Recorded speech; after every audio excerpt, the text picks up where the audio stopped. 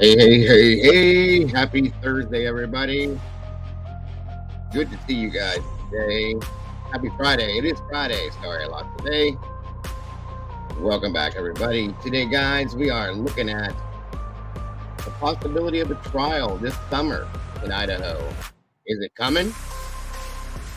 I don't know. You don't know, but there is a possibility. We got new documents to look at. Let's talk about it, guys. Let's get this show on the road. Here we go.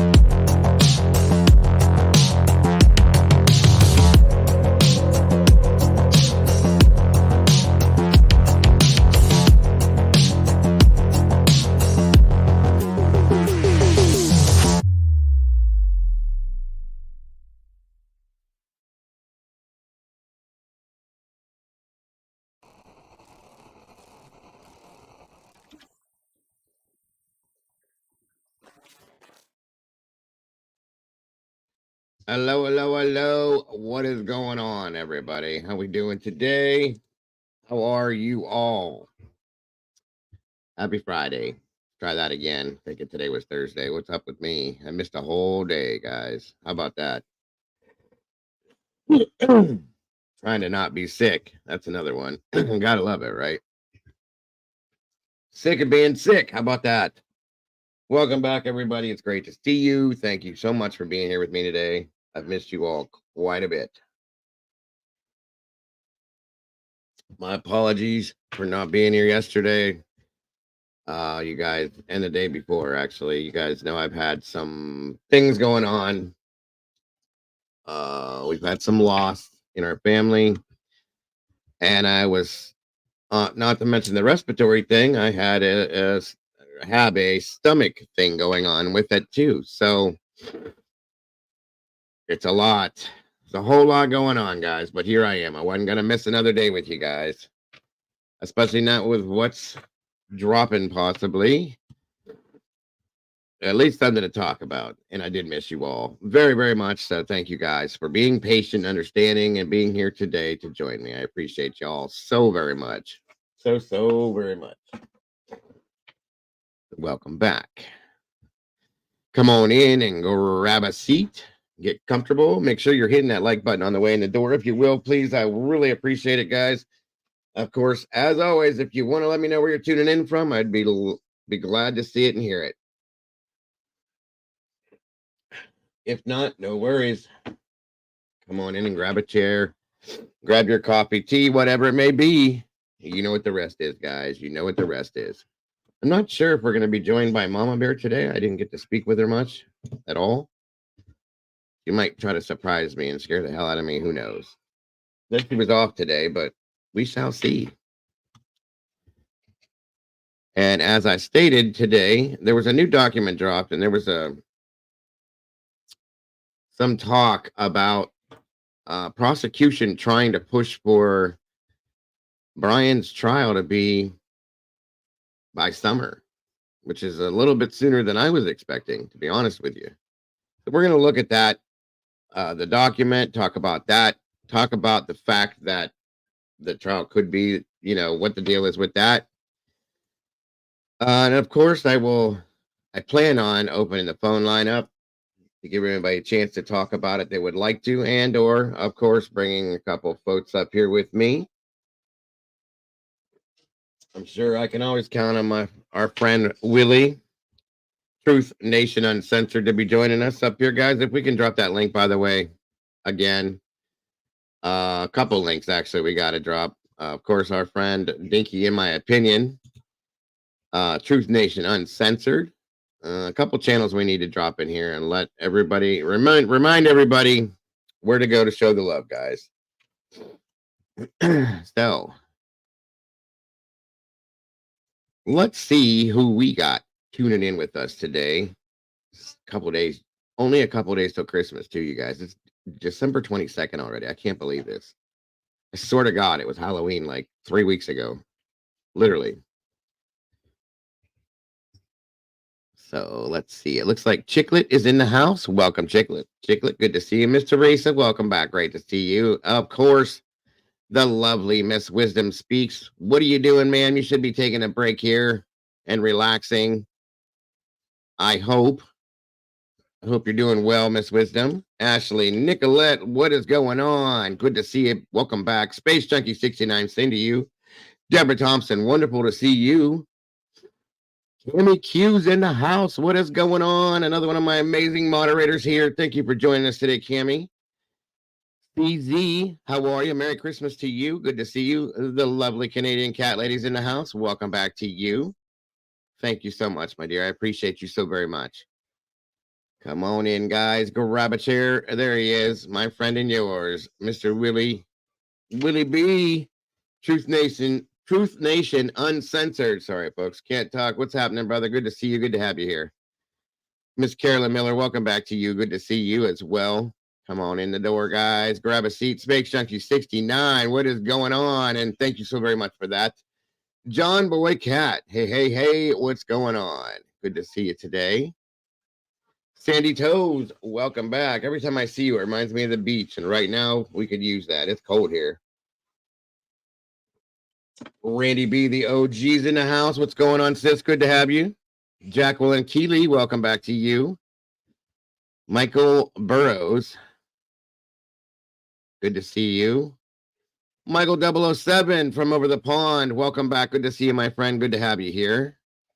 Gaya DeGucci, welcome to you. Good to have you. Crystal, welcome back to you. Bacon buns, that sounds good. Sony in the house. What's going on, my friend and yours, Eddie? What's going on, buddy? One made nut. Good to see you. Out of Minnesota. Welcome back, Eddie. Miss Shelley chiming in from Ohio. Can't talk. Sorry, guys. Deborah Thompson in South Carolina. That's awesome. Good to see you. Good to have you here. Let me see. Make sure I'm not missing. Miss Reverend Cynthia, welcome back to you. Good to see you. Roll Tide, roll to you too, brother. Cluminati's in the house. What's going on, sis? Good to see you today. Good to have you here. What do we got here? Rainy in the Chicago, Miss Crystal said. Ooh. We got the rain too.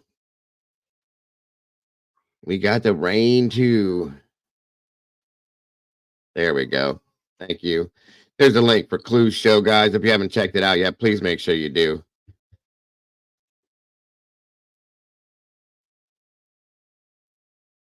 Make sure I'm not missing anybody. Firefly's in the house. Welcome back, Firefly. Great to see you today. Great to have you here. Thank you for joining us. Let me catch up with everybody else up here.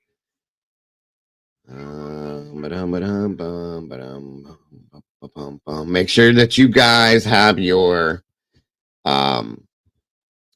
membership your gift acceptance open and welcome for that to accept gifts today, guys. If you will, please, please, please, Salty Sleuth, the true crime time, Salty Sleuth. I'm sorry. Good to see you, Salty. Thank you for joining us. Guys, I've been sick for 2 days. I'm trying to get my head back in order. My apologies. Proud Mary's in the house. Welcome. Good to see you. Good to have you here. The 360 Life. Welcome back to you. Good to see you. Thank you, 360. No worries. MIA in the house. How are you? Good to have you here. Thank you for joining us today. CZ, welcome back to you. Ugh. Making sure I'm not missing anybody up here as they come on in. Guys, grab a seat, grab a chair, hit that like button on the way in the door. We got 60 likes, guys. It doesn't cost a cent to hit that like button. Leave me a little bit of DNA on the way in the door, if you will. Let's get this out in the algorithm and do this the right way. Annie Peterson, welcome back to you. Good to see you today. Thank you for joining us. And you guys are going to have to excuse me. I'm going to be coughing and hacking and all sorts of stuff while I'm in here today. So please excuse me now. Bonnie Bailey, welcome back to you. Great to see you today as well. I'm going to say an early Merry Christmas to all of you guys. Happy holidays. All of that. I hope you guys are having a wonderful holiday season. I wish you nothing at all, but nothing but the best, guys. You guys deserve nothing but the best. Thank you again for joining us today. Eve Lucky, welcome back to you as well. I'm getting up there. Miss Pebbles is in the house. Welcome, Pebbles. Good to see you again. Thank you for joining us. Nat Cat, welcome back to you. Debbie Ann, same goes for you. SRB's in the house. Our Miss Cass is in the air right now, going to see her mom and dad for the holidays. Keep your hands together. Say some prayers for them during their trip. That they stay, have a nice, safe, and happy trip. I bet SRB's excited. Can't wait. Get to see them babies. Mooch Stroud, welcome back to you. Good to see you. Thank you for joining us. Can you help me with something, please? It's for my pet. What can I help you with, Michael Burrows? I have a feeling this is a troll. If it is, it is. So be it. Julie Dunn, thank you for joining us today. Good to see you. Got me stumped. Welcome back. Great to see you as well. DS, same to you. Josie Joe's in the house, licking the like button. I love it. I love it. Welcome back, Josie. Good to see you. Annie Ruler, hola to you. There's our link for our Mr. Willie. Check out the channel, guys. Make sure you subscribe. Show the love. As deserved. No shoveling rain. That ain't no lie, Shelly. I'm proud of that one, too. What kind of socks am I wearing? I am wearing slippers, Michael. The slippers that the Reverend Cynthia made for me, as I always am. MIA, great to see you. Miss Rach is in the house. Welcome back, Rach. Great to have you here. We got 112 peeps here, guys, with 69 likes. We can do better than that. Come on now. Please, please, please. Let's make it match. Absolutely, brother. Appreciate you very much.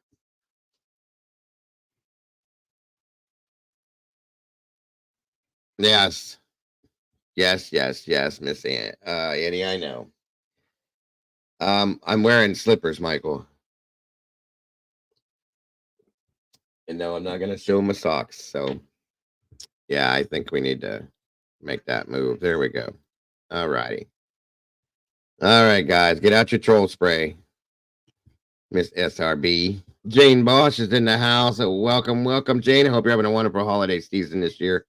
And thank you for joining us, Miss Bernice Rivera. Welcome back to you as well. Thank you for being here.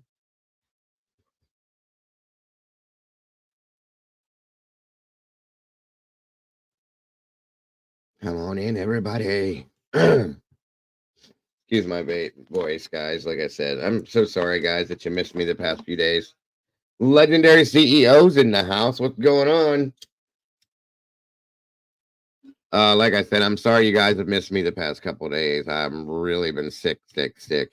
And then we had, like I said, we had some family loss over the past few days too. Well, last week, I'm sorry, not the past few days. And it was It was actually an interesting couple weeks here. It'd be cooler if I showed the toes. Yes, ma'am. Beyonce in the house with us. Love it when Clue and Beyonce's in the house. I love it, love it. Shanae, hello, hello, my dear. Thank you for joining us. Thank you, SRB. I appreciate you very much. And for those of you that would send the well wishes and all that, thank you all so very much. I appreciate you. My whole family does. Brandy, Mrs. Dago, Mr. Caden, everybody. They all appreciate you very, very much. Thank you, Miss Brandy, for that again, guys. Anybody that has donated to that, thank you so very much to that. Keeps the show going. It pays the bills. Those 3 little cash apps right there help with everything. And I do appreciate you all so very much. It keeps me coming out here every single day to do this with you guys. So thank you, thank you. Somebody's got a foot fetish. That's right. That's awesome. Oh my goodness gracious. Thank you so much, MIA. I appreciate you. You as well, Mary. No worries, guys. I appreciate you all. Every one of you guys. More than you know. Welcome, Miss Kyra. Thank you for joining us. Carolyn Miller, good to see you. Thanks for joining us, dear.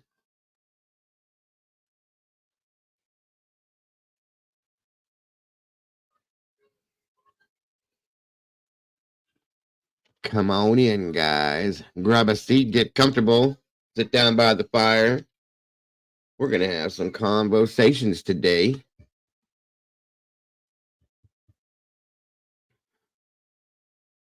Let me see here. I don't think I missed anybody. We got 102 people in here with 77 likes. Let's say we can do a little bit better than that. Come on now. A little bit better than that. I know we can.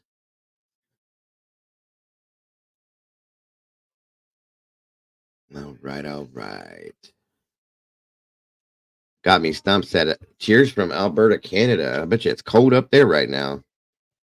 All of you guys that are more north than me, I feel sorry for you. Because I'm pretty north. It's always good to have you here, Carolyn. Always. So, as I was saying, there was another. Did you drop that again, Brandy?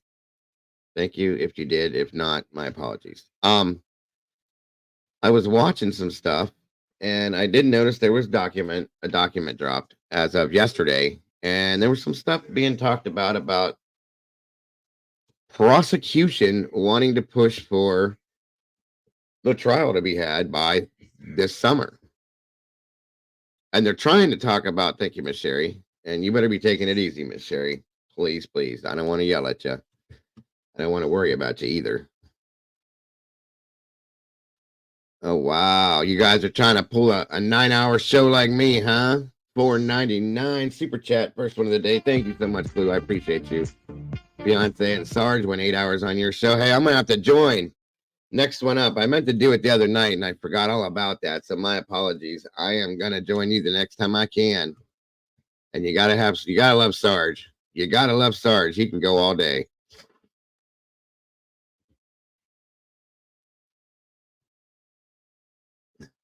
Oh, let me see here. Yes, we do appreciate that support so very much, Clue. More than you know. Thank you so much for that. Like I said, guys, make sure that you have your gifting available, if you will, please, because you never know when gifts are going to be coming. The memberships are out there floating around, and we got a few people that are not meatballs yet, and the more meatballs, the better. Oh, yeah, that's little Milo running around back there doing his thing. What is he doing back here? What are you doing, bud? He always creeps up behind me, but then he won't. When I try to grab him and bring him up in here, he won't come up in here. Come here, buddy. Come here. Come on. He hates this chair. It has something to do with this chair. He gets weirded out by this chair. Come here. Come on. You want it? You want it? Where'd it go? Here, I'll get him over here. Hold on. Shanae, Brandy, can you drop the PayPal link by itself? Or one of you guys, please. Sometimes people get confused when they're all grouped together that way. I don't want to cause any confusion. Come here, buddy.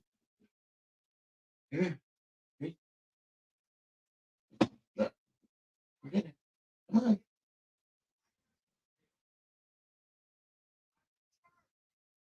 Come on. Come on. I'll get him over here. There's here they are right there.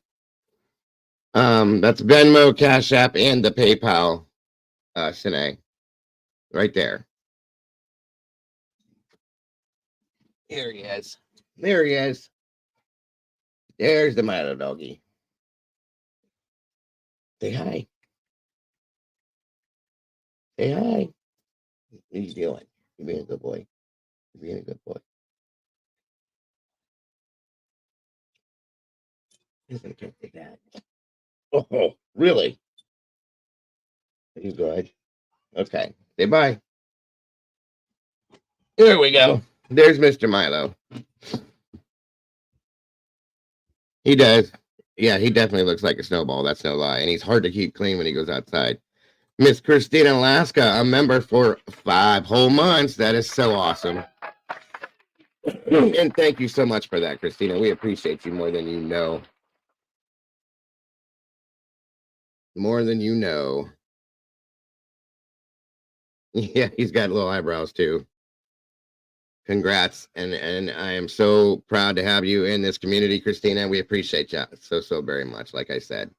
Yep, those are his pajamas, Josie. His mother, my wife, likes to dress him in whatever she can. He has plenty of outfits. We have a whole bunch that she had left over that we never actually even got to give to Oscar. So he gets them now. He inherited them. He's like the Taco Bell Doug and the Spuds McKenzie. Yeah. Spuds McTaco Bell. That's right. Hold on, guys. Let me get this rolling here for you, too. Yes, congrats, Christina. Marina girl, welcome back to you. Great to see you today. Like I said, guys, make sure that your gifting is available to receive memberships if they go out. My wife does that too, Clue. No worries. Justice Jane, welcome. Good to see you today. Thank you for joining us today. Love seeing the new faces. I was told that we gained some peeps in here, so that's always good. I am excited to see new faces on a regular, guys. I love it, love it, love it. Let's see what we got here. All right.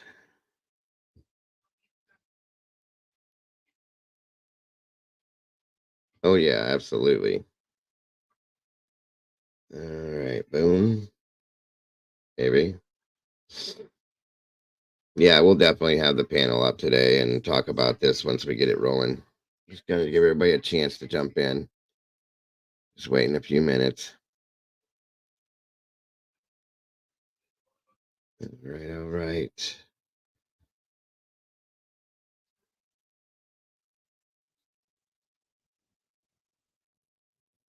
Natalie B, welcome. Good to see you. Thank you for joining us. It's been a while.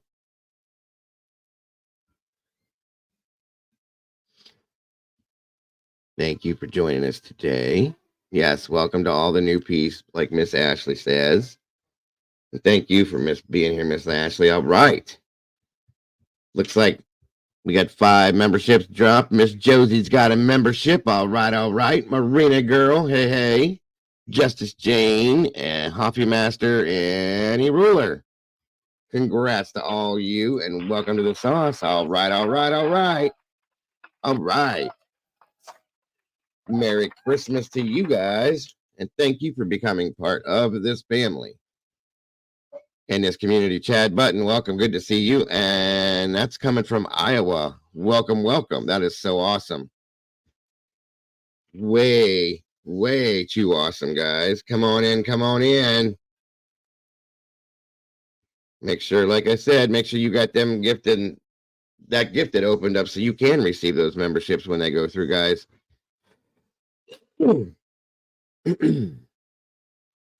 Congrats, Josie. Thank you for being part of this community. We appreciate and love you very much, dear. And that goes for all you guys. Little something from me, guys, because I appreciate you guys so very much. Can't do a lot, guys, but that is what I can do. Looks like we got 5 more going out to Proud Mary, the Reverend Cynthia, Dara Johnson, Lisa G, and Jessica Dahlgren. Congrats and welcome to the sauce to all of you. That is so very awesome. We want everybody dressed in green. That's right. So Merry Christmas from me to you guys. I appreciate you guys so very much. So very much. And thank you all for being part of this amazing community. We love you guys more than you guys know. All the support that you guys have given, you're very much welcome, Proud Mary. All the support you guys give to this channel, regardless of all the things that go on, you have no idea how appreciated that is. And if that's the least I can do, it really is. Yeah, there you go, Carolyn. Absolutely. Happy Hoffy Master. You as well, my friend. You as well. Great to have you guys in the sauce with us. And now we got Firefly dropping 5 of them. That was awesome. Thank you so very much, Firefly. Looks like Kelly Coker, Trip Kaiser, Lindsay Rose, Jaded Empath, and Pink Peony just got gifted as well. That is amazing. Amazing, Firefly. Thank you so very much for that. You are so very appreciated. And welcome to all of you. That's awesome. Very awesome. Holy heck.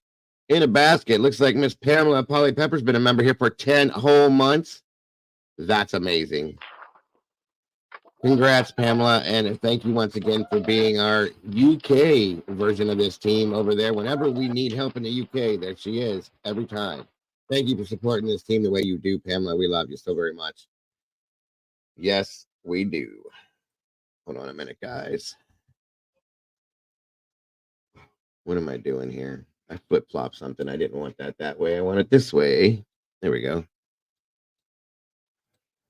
Sometimes it gets hard when you got a couple screens. Okay, there we go. Let me see here.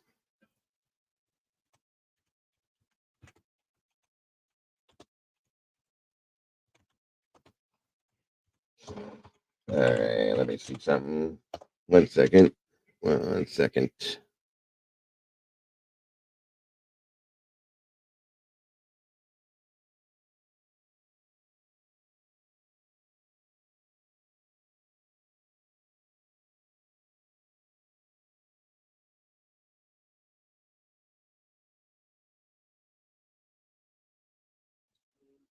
That is very, very. No worries, Shanae. No worries at all. And thank you so very much for that. No worries. God knows I appreciate it more than you know. And again, Firefly, God bless. Thank you so much.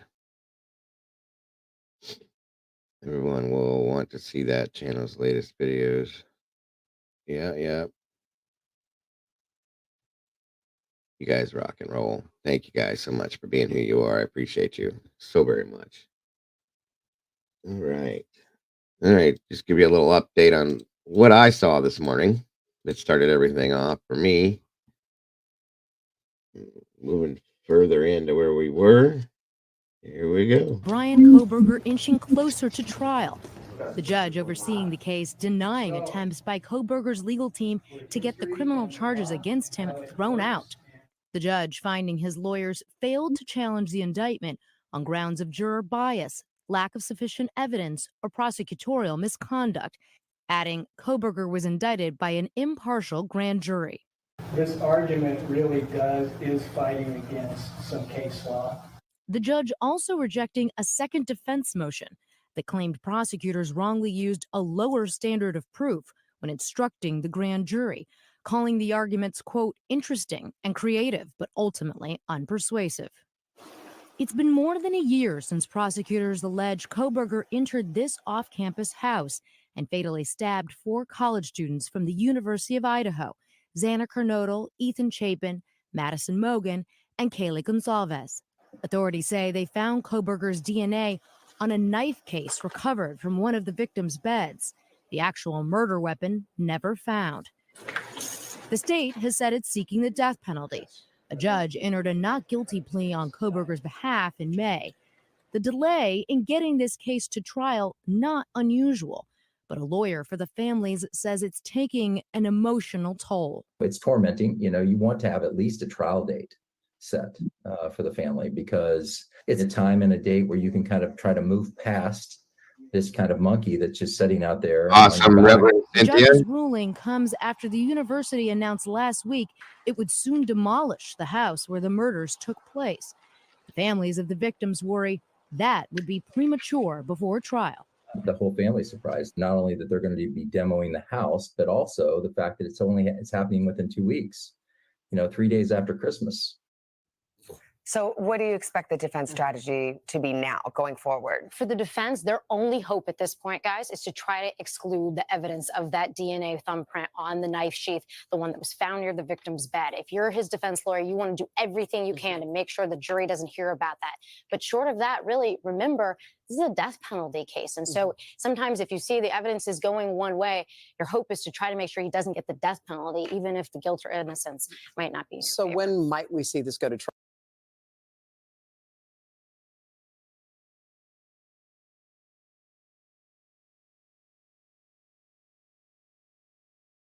You would expect at this point to at least have a scheduling order in place. That's why I think the victims' families are so disappointed, because even if the trial gets pushed for whatever reason, to not at least have a date in place, at least temporarily, is quite unusual. I would expect pretty soon now.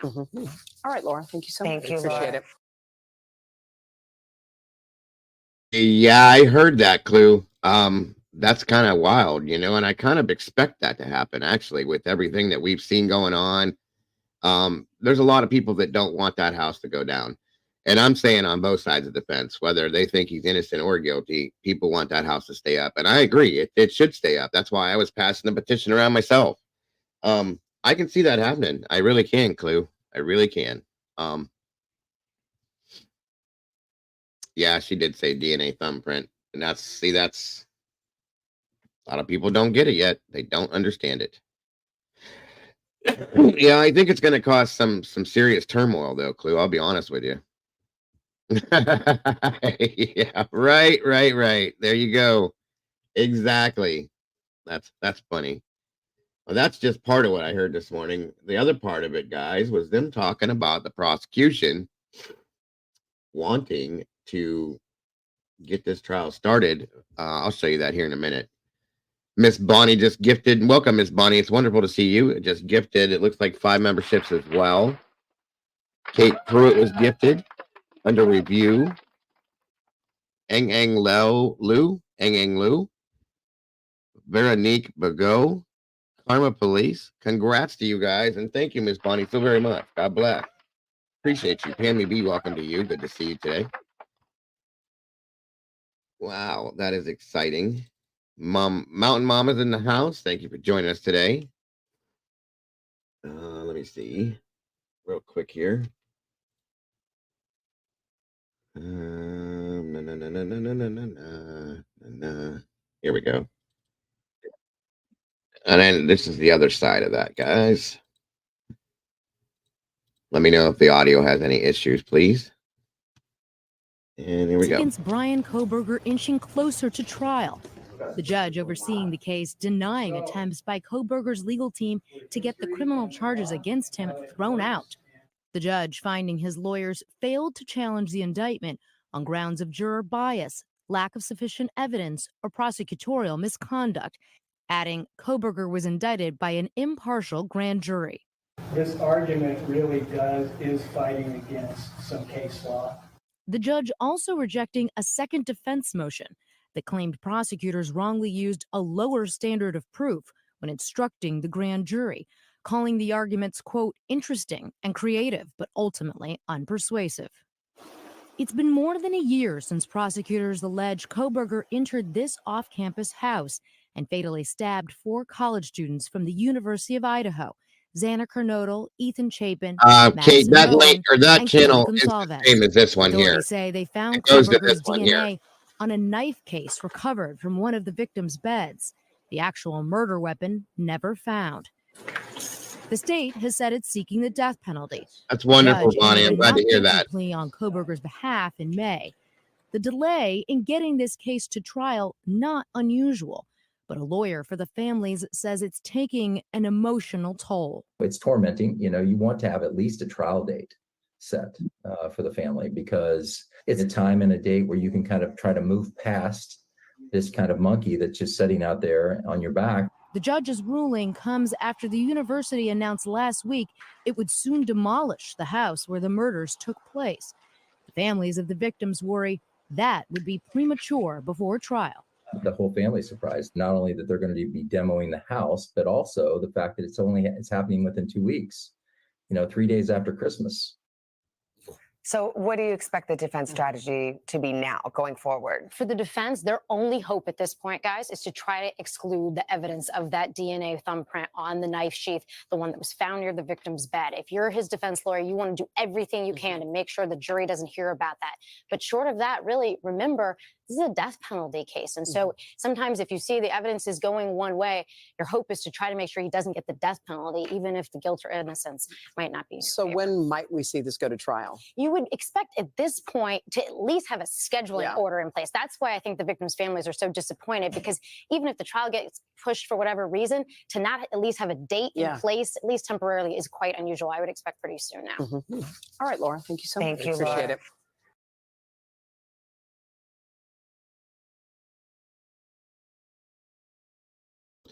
Sorry, guys, I was muted again. Yeah, the prosecution was there again yesterday. I don't know what they're in there looking for, but yeah, what if they would have knocked it down in October? I don't think there's anything hidden in the house, Gaya. I don't think there's anything there. I think they're just trying to get every last bit of what they can get, since the house, they're talking about taking the house down the 28th, guys. That's 7 days. 7 days. That's a week. They're going to take the house down in a week, according to what they're saying. Unless there's an injunction put out against it, that's going down. That's the ruling as of right now, based on what the college wants. So if that's the case, that's something they'll have to deal with, folks. End of story. You know what I mean? That's it. So hold on a minute, guys.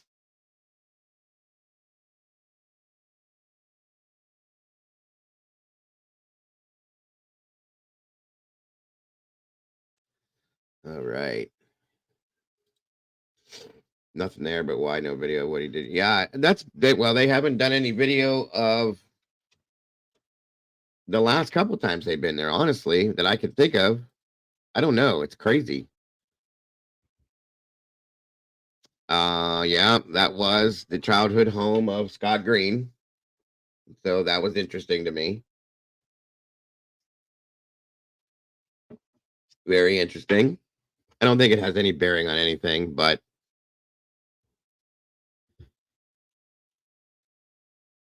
yeah. Yeah. I agree. Like I said, I feel with the families, guys. I think that, it's, if the families want it, then I support that. That's my thought on it, period. That's just how I feel.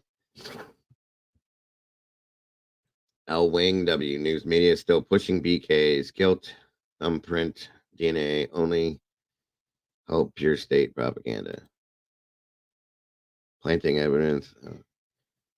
Well, if they found them, I wish they would find a weapon so that they could clarify everything for everybody and say, here we go. You know what I mean? That is my thoughts.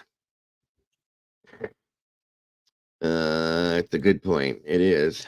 And again, like they're saying, they're pushing to try to have this trial by summer. They want to do it when the school's out, nobody's there. And because they're saying that the courthouse is directly across the street from Moscow High School. So they don't want all that drama going on, which I don't blame them on that one. So, yeah, it's very possible. Anything is possible. Hello, Miss Bonnie. Thank you for being here. I am glad you're doing well after your surgery. Was praying for you, and I'm glad to have you back. I'm glad you're doing well today, Miss Sherry. I hope you're doing well.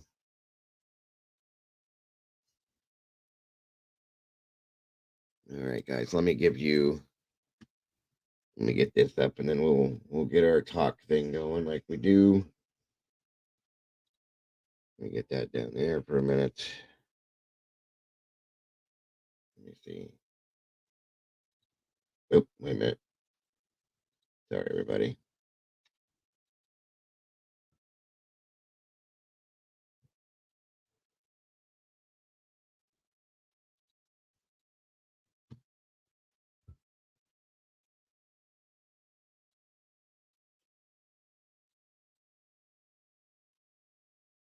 All right, guys, here's the new document dropped as of yesterday. Motion for scheduling order. Okay. Says comes now the state of Idaho by and through the Latah County prosecuting attorney and respectfully moves the court for a scheduling order addressing without limitation the following. Scheduling a jury trial to run for approximately 6 weeks, including penalty phase. The state proposes that the court schedule trial for the summer of 2024 and that the trial date avoid times when Moscow High School and our area universities are in session. As the court is aware, Moscow High School is directly adjacent to the courthouse premises, and already the significantly increased amount of media and other vehicles related to this case has strained available parking as well as safety and conveniences for pedestrians, including students.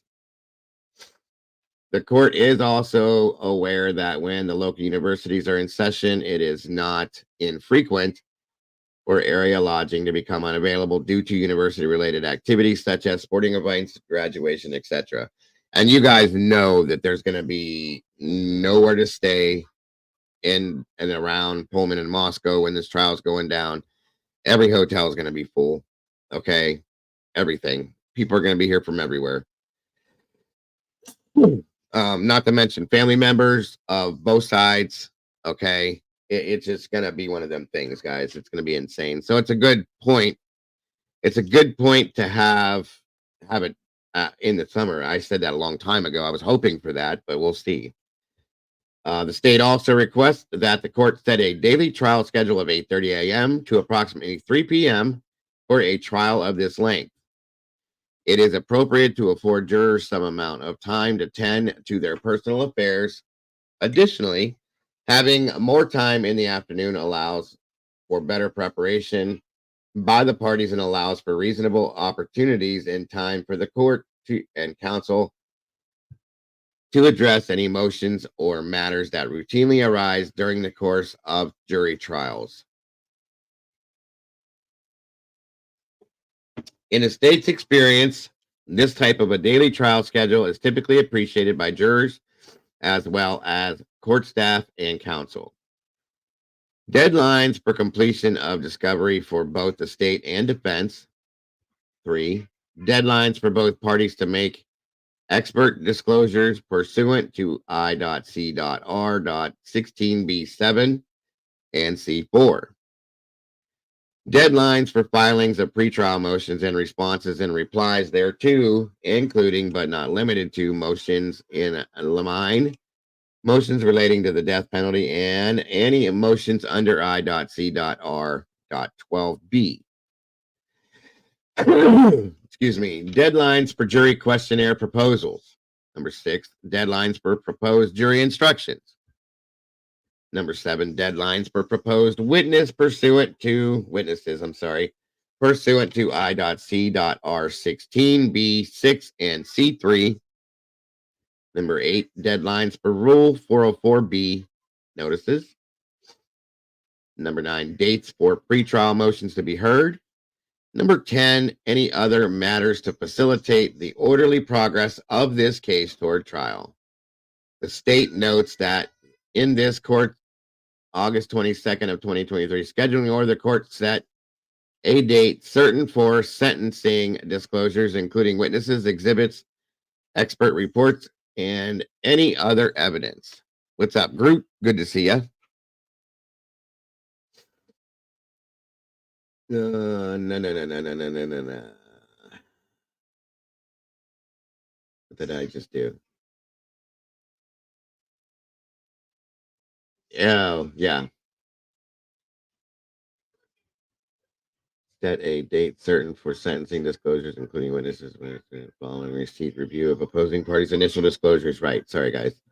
The court's August 22nd, 2023 scheduling order also directed the submission of trial exhibits and names of witnesses. The state again requests that the court afford the parties the opportunity to supplement those responses after they had the opportunity to review and consider the initial submissions of the other party. In its August 22nd of 2023 scheduling order, the court afforded the defendant an additional opportunity to provide notice of alibi in accordance with court rule and statute.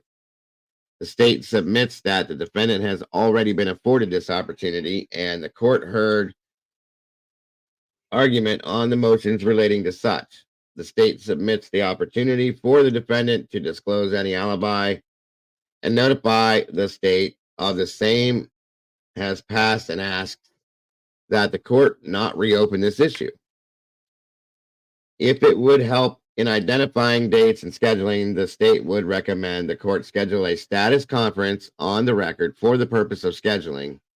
Respectfully submitted on this 21st day of December 2023, Ashley Jennings. And there it is. Boom, boom, boom.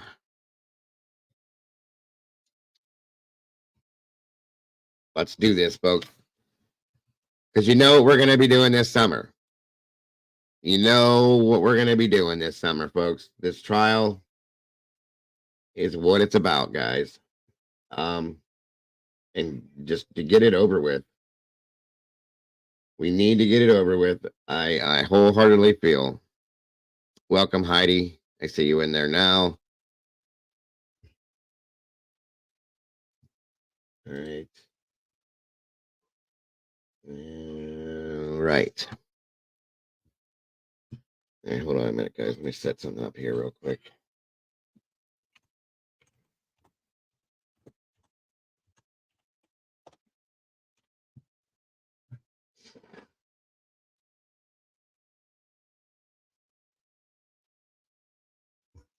All right. Let me make sure we're checking everything in here.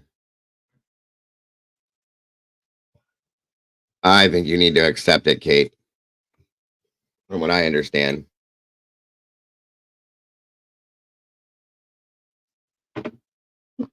Again, welcome to all the new meatballs. I appreciate you guys so very much. Move that down. This. What is going on over here? Come on. One of these needs to go. That needs to go. Here we are. Okay.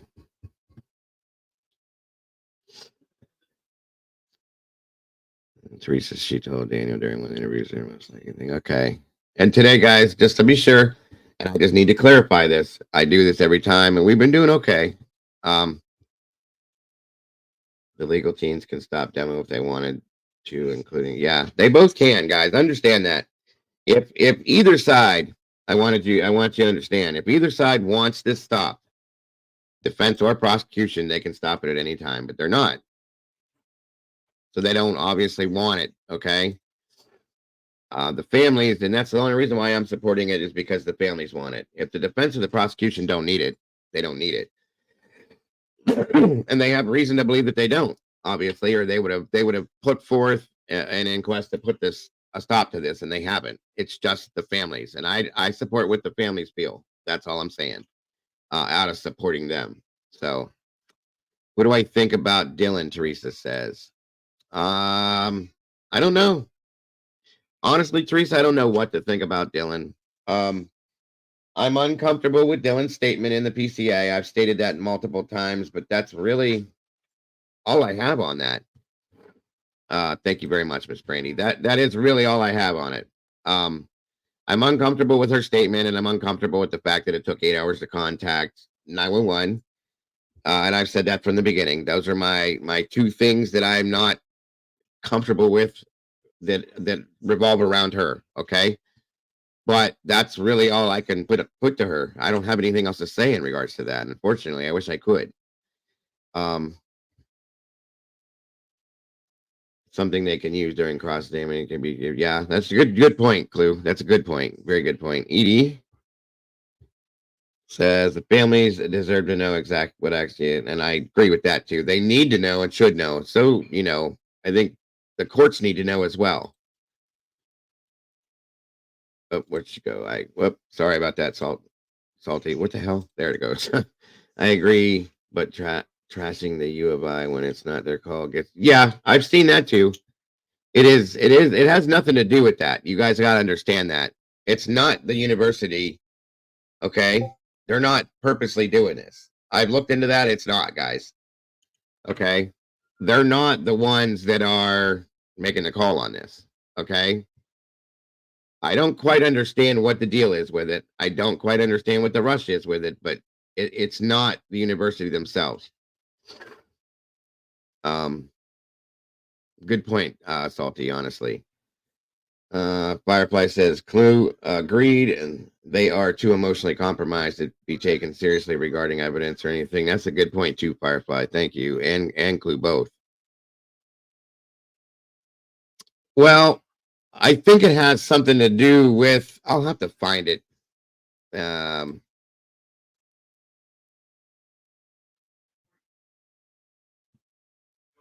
I'll have to find it where I saw, there was a document that I saw that stated that they don't have a choice in it. They own it, but part of the something that had to do with of it exchanging hands there was some kind of, and I don't know how true this is, guys. I read something somebody had sent me a while back that part of the agreement was that it had to be taken down in a certain amount of time. I don't know. And I don't know if it had something to do with the local health department or something like that. Don't quote me. I'm going to have to go find it. Okay. I'm going to have to go digging and see if I can find it. And when I do, I will show you guys immediately.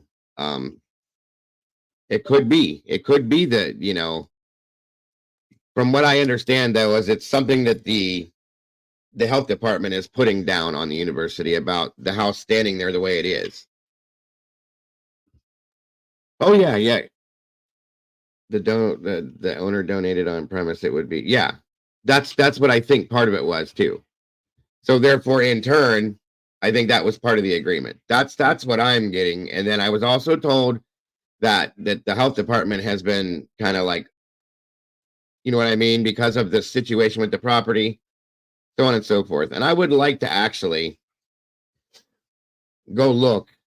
If I could get a hold of somebody at the health department down there, that would be even better to get, like, I'm sure they're not going to tell me, but right. That's why they want to tear it down, I guess. But that's what the whole health department thing is about. And I understand that, but here's the thing though. And there's another thing though, Salty, with it being contaminated and that such, they were talking about, prosecution had been talking about the fact that it was biohazard issues and so on and so forth. Why are these people going in and out of there with no protection on? That's one thing that kind of like took me a little bit sideways with that. You know what I mean? It was just a little off to me that they're not going in with masks and booties and Tyvek suits and all the other stuff. If that is a biohazard issue, they should be going in and out of there a little bit safer than they are, I would think,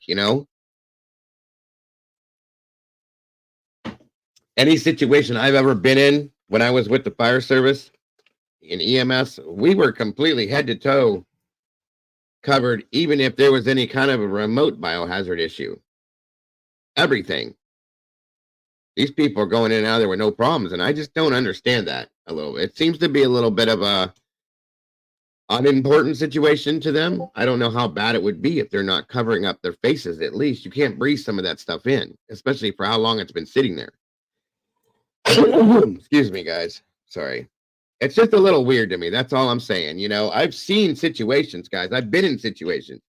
I was in a situation where we had gotten a welfare check on somebody that had passed. The call came to us. It was in July or August. It was August. It was August because it was the hottest month of the summer. The person had passed. It was an upstairs apartment. He had passed in May. Okay. The people that lived downstairs had been gone for the whole summer on vacation. Nobody knew. It was like an upstairs, downstairs duplex type scenario. So they go upstairs, or when they came home vacation, they went into their homes and immediately got this woof of woo. You know what I mean? And so it had been 4 months. This person was deceased. Police got the welfare call. They called us once they got there. And I'm not lying. When we pulled in, there were 2 police officers throwing up over the railing. Okay, when we pulled in. So we knew that we heard over the radio what it was. So we get in, we broke open the smelling salts and took a little whiff of that. And then we put some, we carry Vapo Rub and we put it underneath our noses and stuff. It helps. It didn't help. It didn't help at all. And the bacterial issues that you breathe in from that situation is what's bad. There's a lot of stuff, guys. 4 months, think about that. So we had to go in wearing respirators, full-blown respirators, gloved. We had what they call surgical sleeves on. They came up to here. Gowns that we kept in the back of the squads, this and that. It was bad. The whole thing was bad. I'm not going to go into details about what we saw because I don't want to make anybody sick. I'm just telling you that situation I've seen like that after 4 months. So that's what I'm saying. Like, this should be a little bit more. That's all I'm saying. You know what I mean? I don't know. But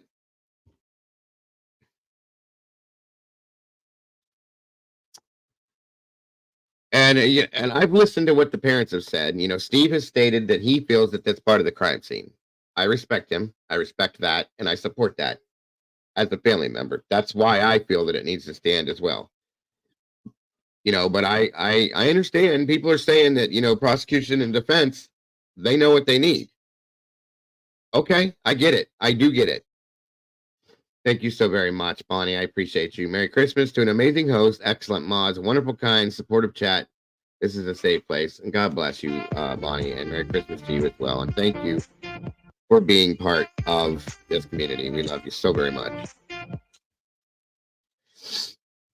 So, and that's why I like having these conversations. I like to remind everybody, as we always do, to make sure that whatever we talk about with this today, first of all, let's not beat a dead horse. Let's not beat a dead horse. Let's talk about what we talk about. But we're not going to beat a dead horse. We're going to be respectful of the families and the victims, 100%, because I'll drop somebody right now. You guys know that already. If there's even remotely somebody being disrespectful to either victims or families, that's it. We're going to use common sense and logic with this as well, guys. That's all I'm asking, and that's what I always ask, and that's all I'm going to keep it at. I respect and appreciate everybody's opinions, thoughts, and theories on everything with those rules in place, which you guys seem to be doing very well with, and I appreciate that. Mr. Hoffey, thank you, sir. Same to you, my friend, and I appreciate you so very much here with another $5 super chat. That is amazing. Thank you, Neil Homestead. Merry Christmas to you, my friend.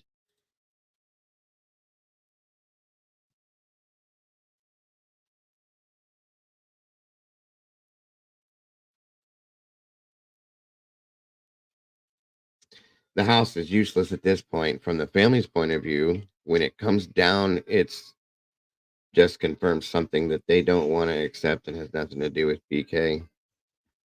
I can see that. I can see that. Thank you, Salty.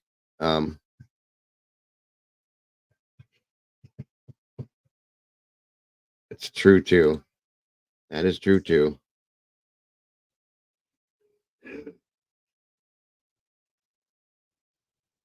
All right, guys. All right, I'm going to go ahead and bring the link in here. Candy Lynn, thank you for joining us today. Miss Salty's been a member here for 7 months. Thank you, Salty. That's awesome.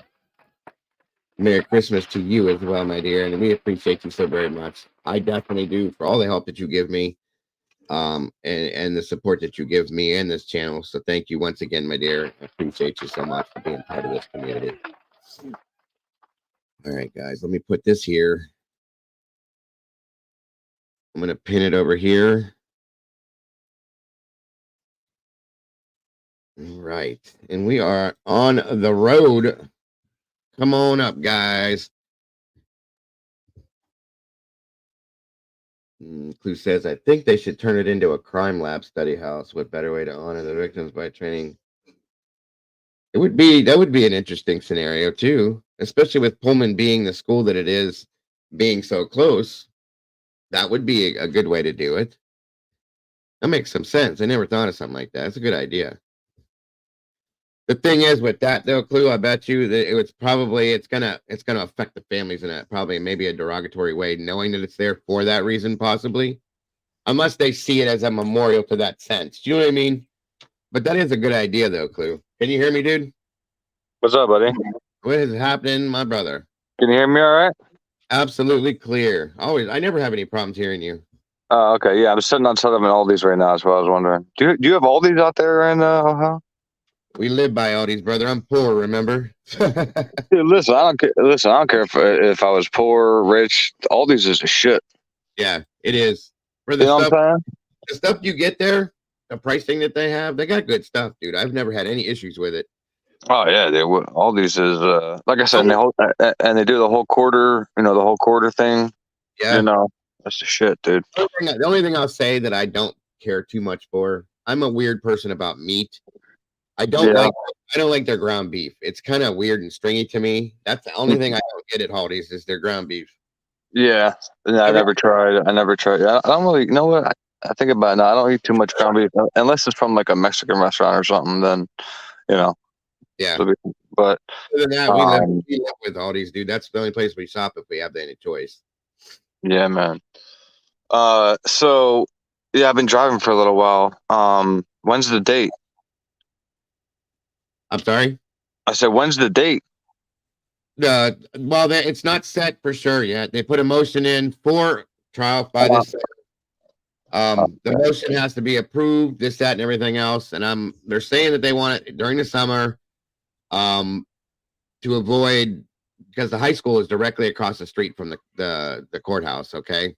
I still think they should have a change of venue. That's my opinion, though. I don't think they should do it right there. That would be my thought, but I mean, it is what that, I'm nobody.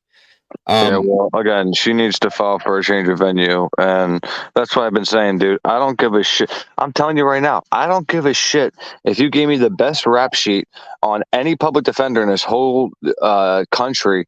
I would take any paid attorney over them every time. You see what I'm like? Because it doesn't matter. I would never trust that. A public defender is going to, no matter what, give it their all rather than a paid attorney, because a paid attorney is going to want their name, big as well. You know what I mean? They're getting paid, so they want to make sure they're making that money for a reason. And then they get, but then they get the notoriety, and then they become a paid. She's still going to be a public. I don't know how it works, but in my opinion, if she wins this, she's still going to be a public defender. No. Well, I think she has the ability to break away at any time to do her own thing, obviously. Welcome, Bombshell. Yeah, she doesn't have to stick with that person, working for the state. Okay. They both work for the state. For those of you that don't understand that, I'm sure most people do, but they both work for the government, okay? Yeah. But she has the ability to do her own thing. Now, if she were to win this is just a thought. I don't know what the facts are on this, but there's a grand possibility she's going to become a big time attorney. Okay. And she could go do her own thing and be very popular at that point. Or it could go the complete other direction and people are like, you got a murderer off and it's off. You know what I mean? So, yeah. I heard the same thing. I was getting ready to say that, Sherry. She has political aspirations from what I've understood. So is that good or bad? It depends on who you are. It depends on what you think about politics. I don't know. I hate you know me. I hate both sides, bro. I get it. I do. Yeah. I had heard that she has her own private practice because I've heard that she covered other things and that she just comes in and does the cases for the state as they need. So, that's a lot of like around here. A lot of our public defenders here, they have their own complete own private stuff that they do too. So, Okay. But now I'm sure there's some kind of stipulation like they can't do their own private shit in the middle of, No. I wouldn't think she would do that anyway during a case like this. So well, I'm just wondering how just bullshit, Right. What's up, Clue? I didn't What know up, Blue? about her. What's up, Willie? I What didn't up? know about her having political aspirations. That kind of bothers me because I heard that. it almost makes you wonder, would you be willing to work alongside the prosecution? Yeah, that's exactly. That's a little. But wouldn't you think she'd be pushing harder for him to plead? That's the only thing I've been wondering is like, okay, if they're all in bed, why hasn't he pled if he actually did this? Because you would think like if you actually did this, Anne would be like, yo, like I could get you. Let's talk about that whole thing you just said. Okay, that's interesting to me that she brought that up too. And I want everybody's opinion on this too. I'm glad you jumped up here, by the way, Clue. Thank you. So what do you guys think about that? Like, do you think that she has tried to get Bryan to plead? Do you think that she's pushed for that? Or do you think that she's like, let's take this as far as we can? I'm curious. Like, I thought they had to offer a plea deal. I didn't think you could. Well, she can still sit there and say, hey, if they offer a deal, we need to take it. If they offer a deal, I think with how piss poor, my opinion, the prosecution's cases right now, that if anybody came to them with a plea, they'd be like, shit, yeah, and then they'd take it to the families and say, hey, listen, we can get him life, blah blah blah. He'll plea, we'll have a story or whatever. I don't know what happens. Going along with what Sherry just said about her being that she's the chief public defender, we know that Bill Thompson's retiring in January, supposedly. I don't know if that's going to happen now because of the trial or not. Yeah. What like I told you, I knew, again, Bryan Kohberger was not this tough, like SOB, like bring it on type of person when what I saw of him. So I would just figure if he did this shit, he's in criminology, he'd be smart enough to work something out to where his life's spared and his gig was up because he got caught. But in my opinion, it's telling me a lot that he's not playing, that he especially because he said he was going to be exonerated. And then as soon as the exoneration was brought up with Bethany being involved, bang, grand jury. So, he did everything he said he was going to do. He got on a plane, he flew over. They were like, yo, let's go, bring Bethany, to get him whatever he said. And then they were like, grand jury. So that handcuffed everything. And here we go. Right. Exactly. Heidi says there are articles saying that BK is giving the defense a hard time. I don't believe it. Putting it out there. I've heard that too, but again, we hear a lot of stuff, so I don't know. Thinking about it, what would he give them a hard time about? You know what I'm saying? If he doesn't like the way she's doing things or what, Yeah. And this is the conversation I want to have. We haven't had any conversations at all, you guys, about how everybody thinks the defense is doing with him and or what the prosecution is doing, so on and so forth. It always goes back to the same conversations. I like this, and I'd like to get onto this a little bit if we can. I think if there's political aspirations and politics has anything to do with it, then that's a problem. And I agree. I personally don't. I'm not sold that politics are involved, but I also have to look at the entire situation and see how much influence U of I obviously has in the area, and I cannot rule it out in my mind. And if she's got political aspirations all day, that's a problem, in my opinion, because it's all about perception of the show that they're all putting on. I mean, a lot of times that's what politics is just a show. Yeah. What's up, brother? Good to see you. And I can agree with you on that to an extent. And it's the thing is that gets me is she's an alumni of the university. She's from that area. She's all part of that area. If she wants to, like I said, what if she wants to run for prosecution at some point somebody stated she would like to be a judge, and a lot of these attorneys do. Yeah, exactly. And what if, and like you said, what if it backfires and she's known as a person that got off a killer in that town and caused immediate panic again? So that's what I'm saying, dude. I would take any paid attorney over her. I'm sorry. I'd call my parents every day and say, listen, like I told you, find out what the public opinion is, and if the public opinion is swaying my way at all, I mean, if the needle is even, slightly tilted, get some kind of GoFundMe out there to get me some kind of legal representation. And I don't see any, I don't see it being done. Let me ask you this: how many attorneys do you think would take this case? A lot. Okay. Big money. I'm telling you right now, a whole lot. So. I mean, some might even be like, listen, dude, and I know the rate would be crazy high, but I think some would even take it on pro bono just because of the amount of holes that, one can listen. If we can see holes, imagine what like a defense attorney sitting there, like, salivating from the mouth, just, looking at all this. So name out there, like in broad letters on Hollywood, I was the attorney that defended Bryan Kohberger. I mean, come on. Oh, yeah. You can't pay for that kind of publicity. Look at OJ. Like that yeah. That's Johnny Cochran and all them. That's how they became who they were. I mean, they were good attorneys to begin with, but once their name went through that case, it was that's all we needed. That was it. So welcome, baby. Good to see you, Bombshell. Thank you guys for joining us, Joanne. Now again, unless he comes out and says, change of venue right now, then okay, then I can see her starting to, but there needs to be a change of venue ASAP. I got a thought on that, though. We were talking about this. Hell, we've been on 3 nights this week, and I don't know what night, but I was thinking about that. And even with a change of venue, right, and this whole political aspect, if they're even with a change of venue, if it's still Ann Taylor and Bill Thompson, and but there is the potential that U of I is influencing them or that community, would that even really benefit anything? I don't know. That's a good point. That is a good point. I just know that there's so many people, employed or, that have to do with the university. It's absurd. I mean, it's like, what, 13,000 people, I think, if you, break down the population.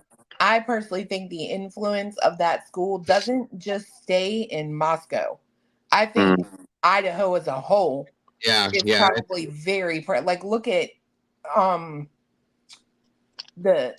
when you look at pictures in like Coeur d'Alene, right? Everyone has on U of I gear. Oh yeah. Idaho is very proud of that college. Period. There's no two ways about it. So where the hell does he get a fair trial? That's a great question, right? Where could he? And that's one of the problems I have with the media and just the bum rush of he's presumed guilty until somebody proves him innocent, is because it would be hard to get a fair trial anywhere in a high-profile case like that, in my opinion. I said that months and months ago, and I call it, not everybody has to call it that, but I call it the propaganda campaign against Kohberger, because it was automatic, guys. There was no Bryan spent summers with his family. Bryan did that. It was Bryan did this. So, it was a smear campaign as far as I was concerned. But anyway, my God, yeah. For the longest time. And like I said, that's what I walked into, and that's what proned me to speak up and say something, because I was like, this is not the person that, like, this dude was back in the day. Where are people getting all this shit? Cannibalism, he used to kill animals, he was this, he was that. So that's why I tried to put that to rest right away. But no idea. It's just it comes so fast. So right. I will say, until the other night when I saw that video that I played on there, I thought that too, that there's no chance of anybody out in the world thinking that he could be innocent, until that one college student they interviewed, and she was talking about the safety and security feeling around there. Right. And she was like, but I mean, it's a little better because they have someone in custody, but then again, they haven't had the trial yet, so we don't know if he's really guilty. Yeah, that blew my mind. It shocked me. Yeah, and plus, everybody also forgets that Bryan Kohberger saved somebody's life. Like, if Bryan Kohberger was just infatuated with death, he would have never ran to get that. I forget what the correct medical terminology. Yeah, defibrillator. To save. He would have took his time, come back to appreciate the corpse or something like that. He ran, got that, brought it back, and then they saved somebody's life. And I think that, if anything, that speaks something about somebody's character at one point in their life. I don't know what year that was, but still, There's got to be something in there that is human, okay, to be able to do that. That's me thinking that. I'm not saying that you couldn't do that and still have that thought process somewhere down the road too, because you never know. I know. I'm just like trying to. He could have just him somehow. Yeah. He could have been a great person and a good person, and then something snapped. You know what I mean? Yeah. But that's the thing. Like something.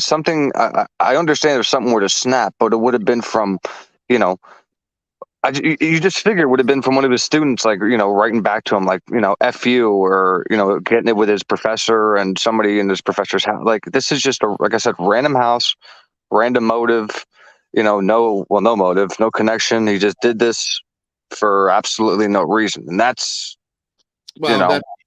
that's where the issue with the motive, where it lies with the motive not being there, and everybody struggles because what is the possible motive? And we've all struggled with that from the beginning. So, welcome, Shanae. Hiya. Good evening or good afternoon. How are you? I'm fine. I just wanted to call in. Happy Christmas to everyone. Thank you. Same to you. Love you, Diego. Love you so much. You as well, dear. And your family. Thank you so much. But I've been listening, and you have to remember, we're talking about one man here. One man. Right. Okay? Yes, ma'am. And there is, and we're talking about 4, in my opinion, 4 children, young adults. Absolutely. Should I say? Yeah, it's fine. There is no way in God's earth we've went through this up and down and round and everywhere that we can go. And these children, young adults knew what was going on. They knew something was going to happen. The rumors were that something was going to happen. And I think we have found, like, come on. It's been a year. God rest them. And I actually, as you know, Diego, didn't believe that had passed. Yeah, I know. It's okay. I thought it was the 4 running in the background into a car, and they were trying to get someone else, but you told me exactly, no. I know. It's okay. And it broke my heart. But all I can say is that there is something completely not right about this. Mm-hmm. And I think that's why we're all talking about it. And I have strong feelings. Am I allowed to say what I think? I'm sorry? Am I allowed to say what I think? Well, what I try to do here is I try to make sure that everything that we talk about is based on facts that have come from the PCA, that's logical, commonsensical based, and that has no disrespect towards the families or the victims. So as long as it fits into that category, then we're absolutely okay with that. Okay, then all I can say is that these kids knew exactly what was going to happen. They had a feeling. They knew. They told their friends. They knew something was going to happen. That's your opinion? That's No, what your no, opinion is? no. It's actually been reported that Maddie said what she said, and then they were afraid, and they were ringing Jack. Is that not right? That they were calling him, yeah. So I see what you're saying. That you you believe that they thought something was going to happen, which is why. Because Maddie told. I'm not going to say any names. As if anybody's going to come to Ireland and kill me. I'm not worried. All I can say is, I believe there's a hush. There's a complete and utter. These police, whoever they were, are, and have gone now. They've actually gone. You look up, they're not there anymore. And I am wanting to know if this house gets torn down and a jury, like, say I lived in Idaho, are you gonna try to kid me? No way. You can kid a kidder, but come on. This is absolutely disgraceful and a stain on the place. Oh, I'm sure it is. That's why they don't want to talk about it, and they don't want it brought up around there anymore. They want to move on from it, is what they've said. So yeah, I agree with that. Can you imagine we want to move on from this if you were a mother or a father of these kids? I mean, I would want justice, of course. I would want to know the facts. I would want to know the truth. There is part of the family that does want to move on from this. I know her. I can't even watch her. Don't like her. That's my opinion. Okay. I love the father. I think the father is genuine, and he's doing what he's told. Okay. Her, I'm really so sorry. I cannot abide that woman. Well, I think there's a lot more. And I'm not taking that away from that young lad. I'm not taking that away from that young lad. I think there's a lot of people that have made statements like that, and I don't take this offensively, because I adore you. But I think that people misunderstand that family and why they have the feelings that they do. I think they misunderstand the reasonings why they're doing that and why they've said why they're so happy. Why it's not that they're happy, hon. It's not that they're happy. They have a lot of people misunderstand this, in my opinion. This is what I think it is.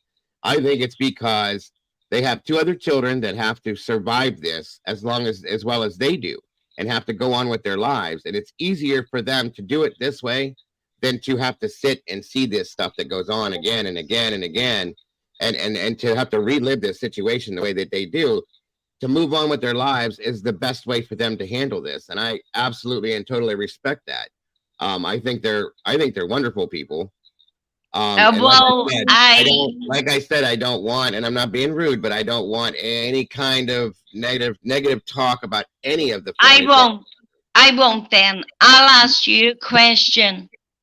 If this happened to any, God forbid, happened to any of your children, would you be on TV laughing and I can't say over. that.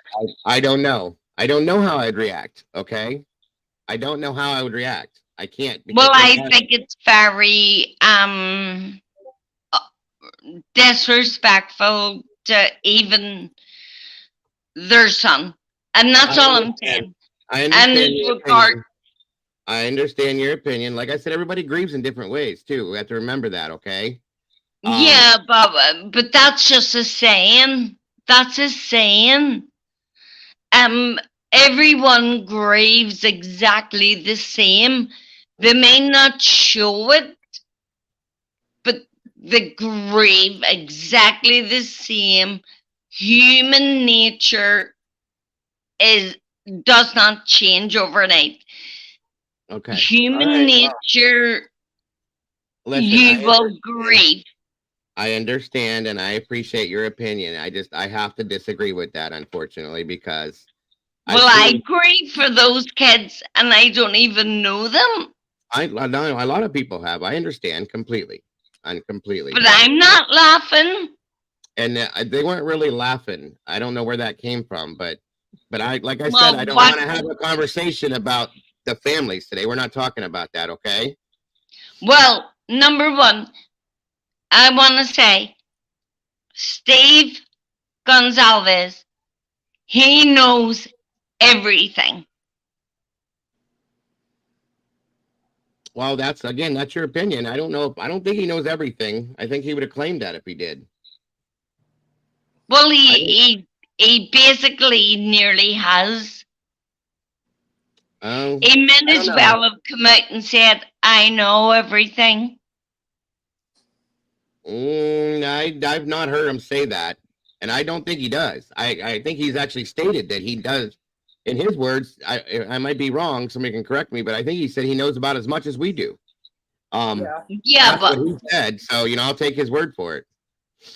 Yeah, but I get very emotional regarding the kids because I know you do, and like I said, I appreciate your thoughts and your opinion. I really do.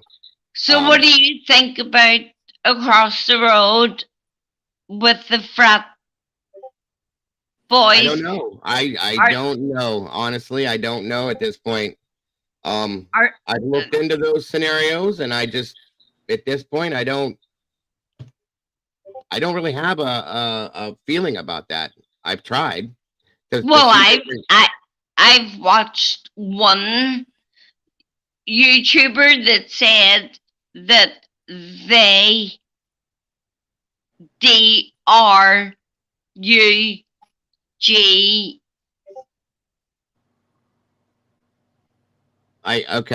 Ethan that night, and that's where Linda Lane footage comes in, because they were trying to get him somewhere, and Zana wouldn't let them. Okay. Well, listen.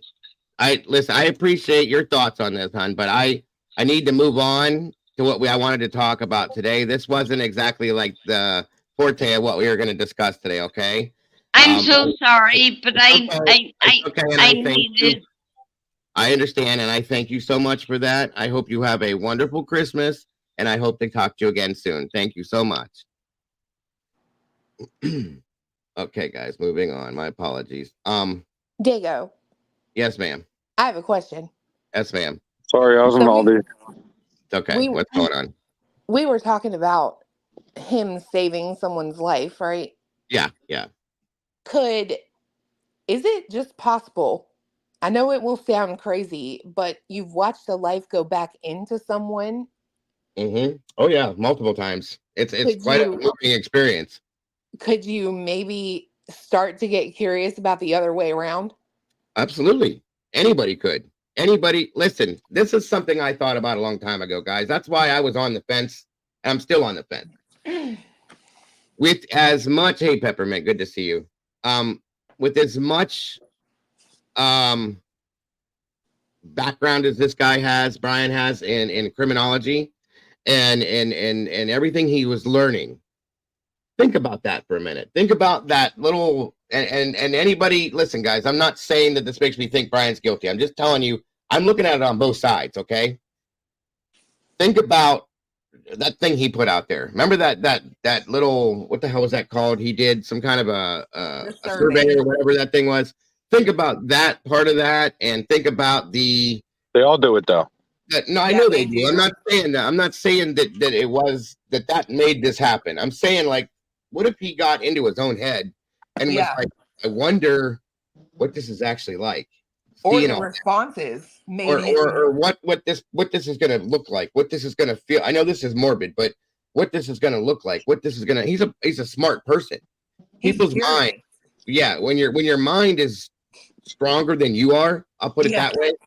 It takes you into depths, into levels that we don't normally go to, and it makes you want to learn more. If you're a smart person, and you learn everything you can learn, you want to keep going. You want to keep learning. You want to keep experiencing. Okay, so at that point, it makes you wonder. It's something I thought about, talked with somebody else about. Like, what if he really just wanted to see what would happen?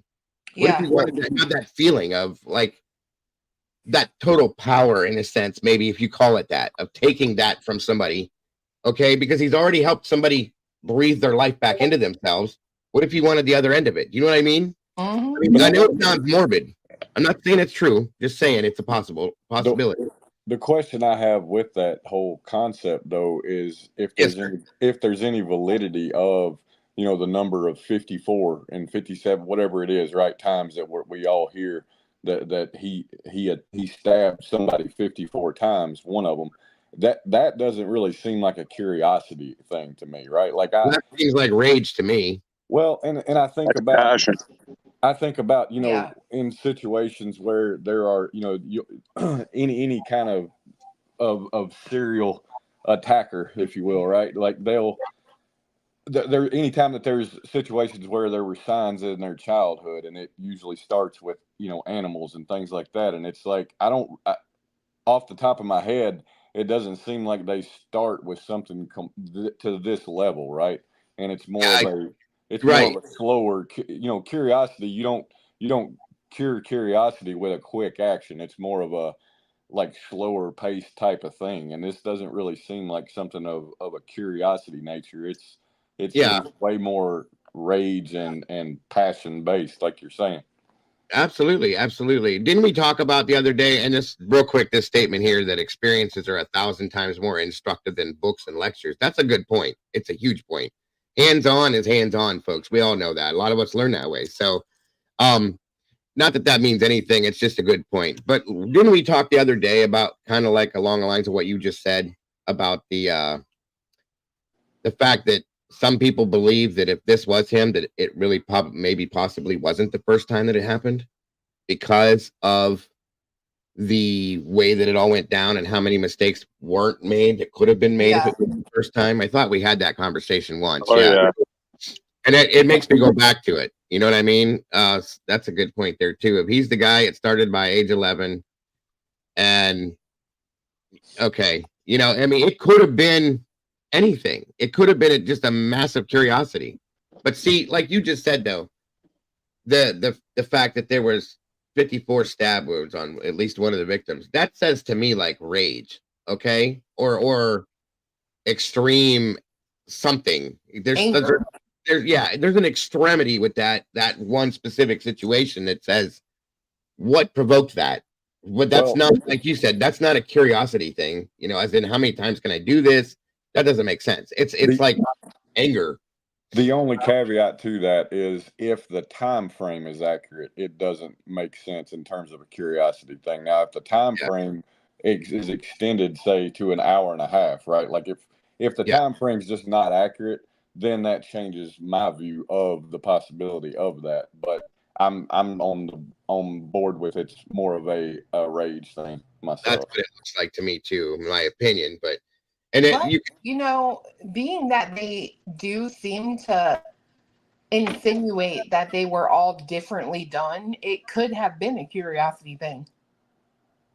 I mean, like an experimental type situation, yeah. Like how I'm gonna do this like this with this person. Right. I'm going to do it this way with that person, see what the outcome is. I'm going to do it like, no, I see what you're saying. And that does make some sense.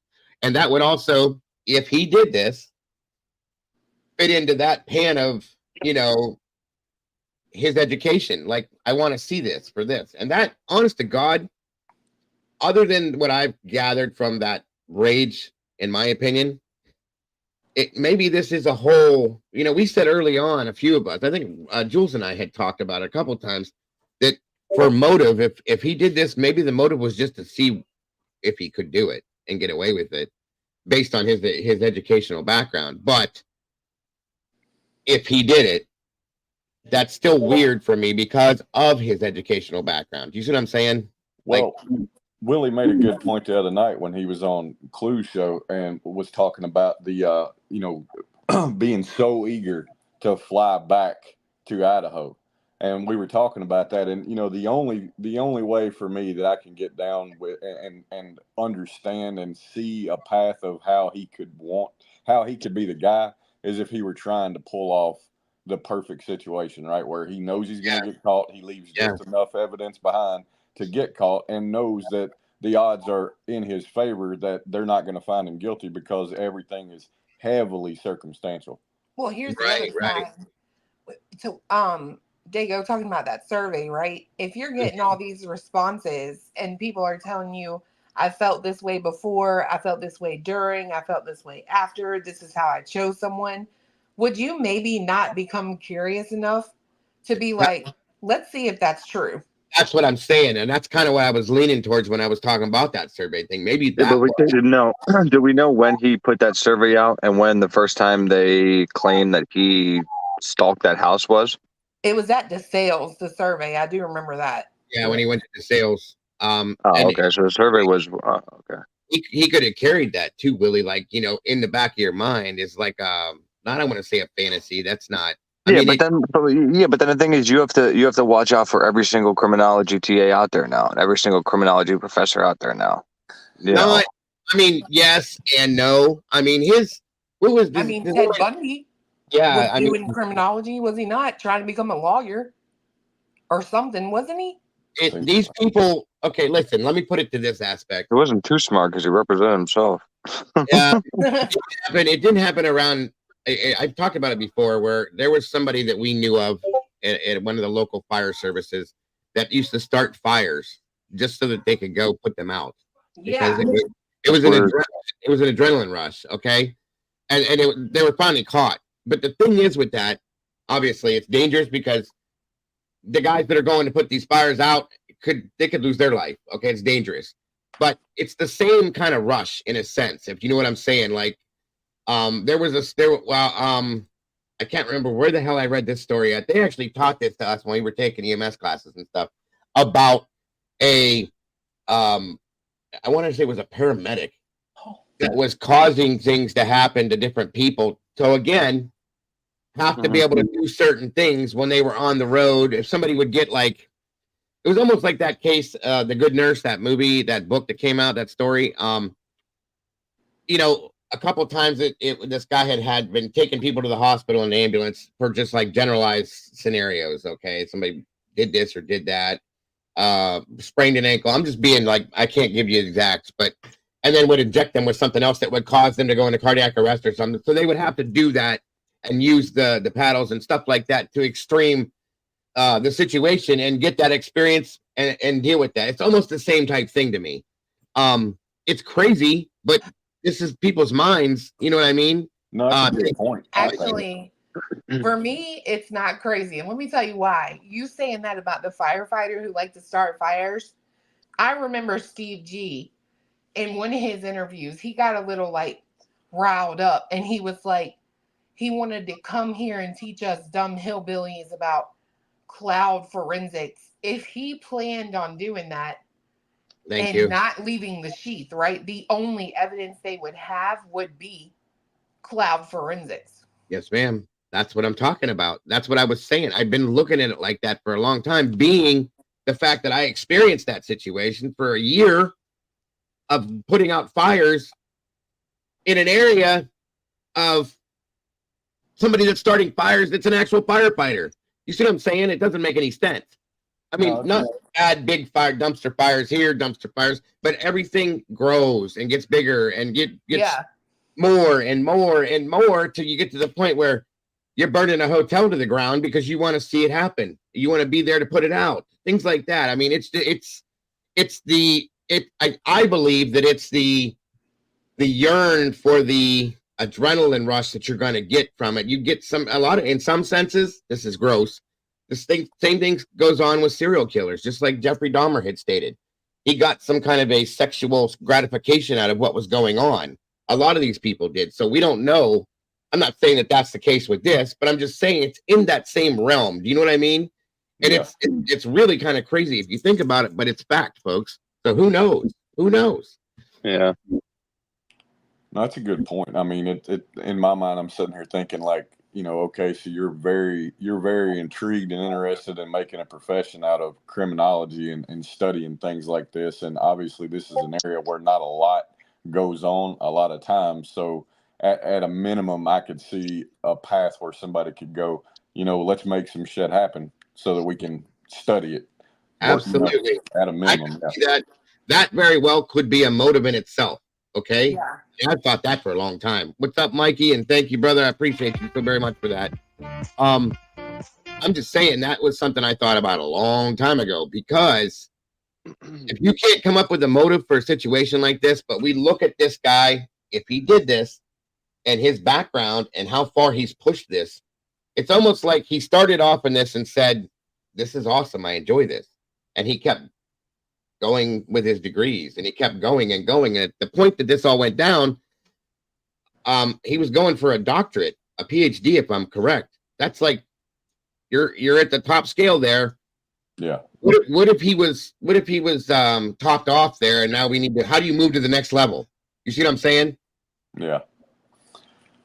Yeah. I don't know what's got me thinking. Well, I will say this. I don't think the motivation was anything like sexual, in my opinion, because to be fair, why would you leave one of the best looking girls in the house alive, Bethany? You know what I mean? I can agree with that. He never saw her. He's oblivious. No, I'm not talking about Dylan. I'm talking about Bethany. Oh, because yeah, her too. Maybe he never saw her either, though. Right, maybe but if it was true that he was stalking the place, he didn't live there.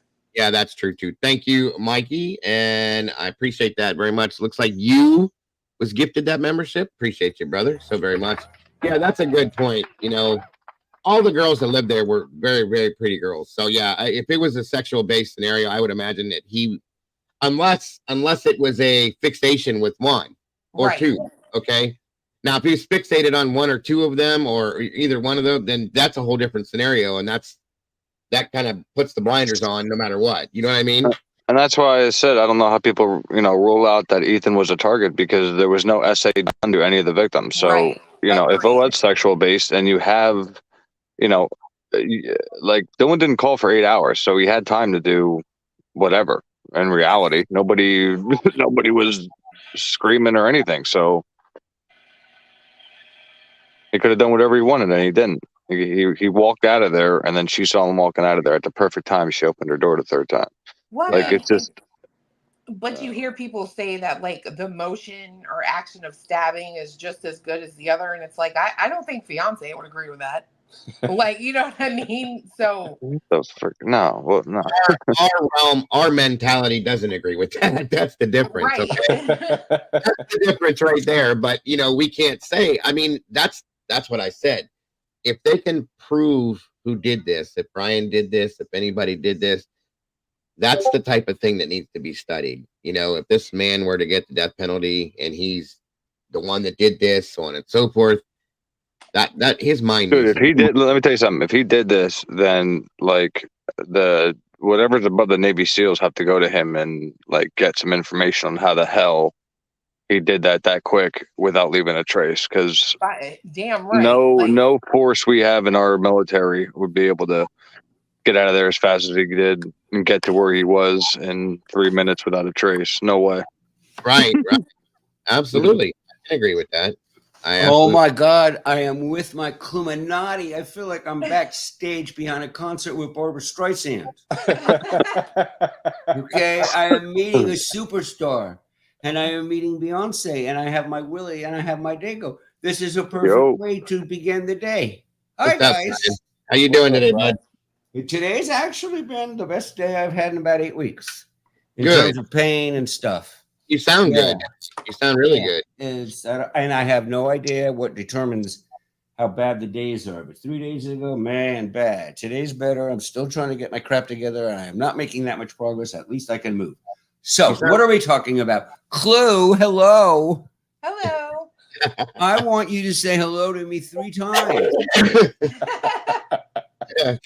Go. Hello, Bryan. Hello, Bryan. Hello, Bryan. There you go. Thank you. All right. Thank you, Shelly Steer. Real quick, 5 memberships gifted. Looks like Crafty Crime Sleuth. Never seen that one.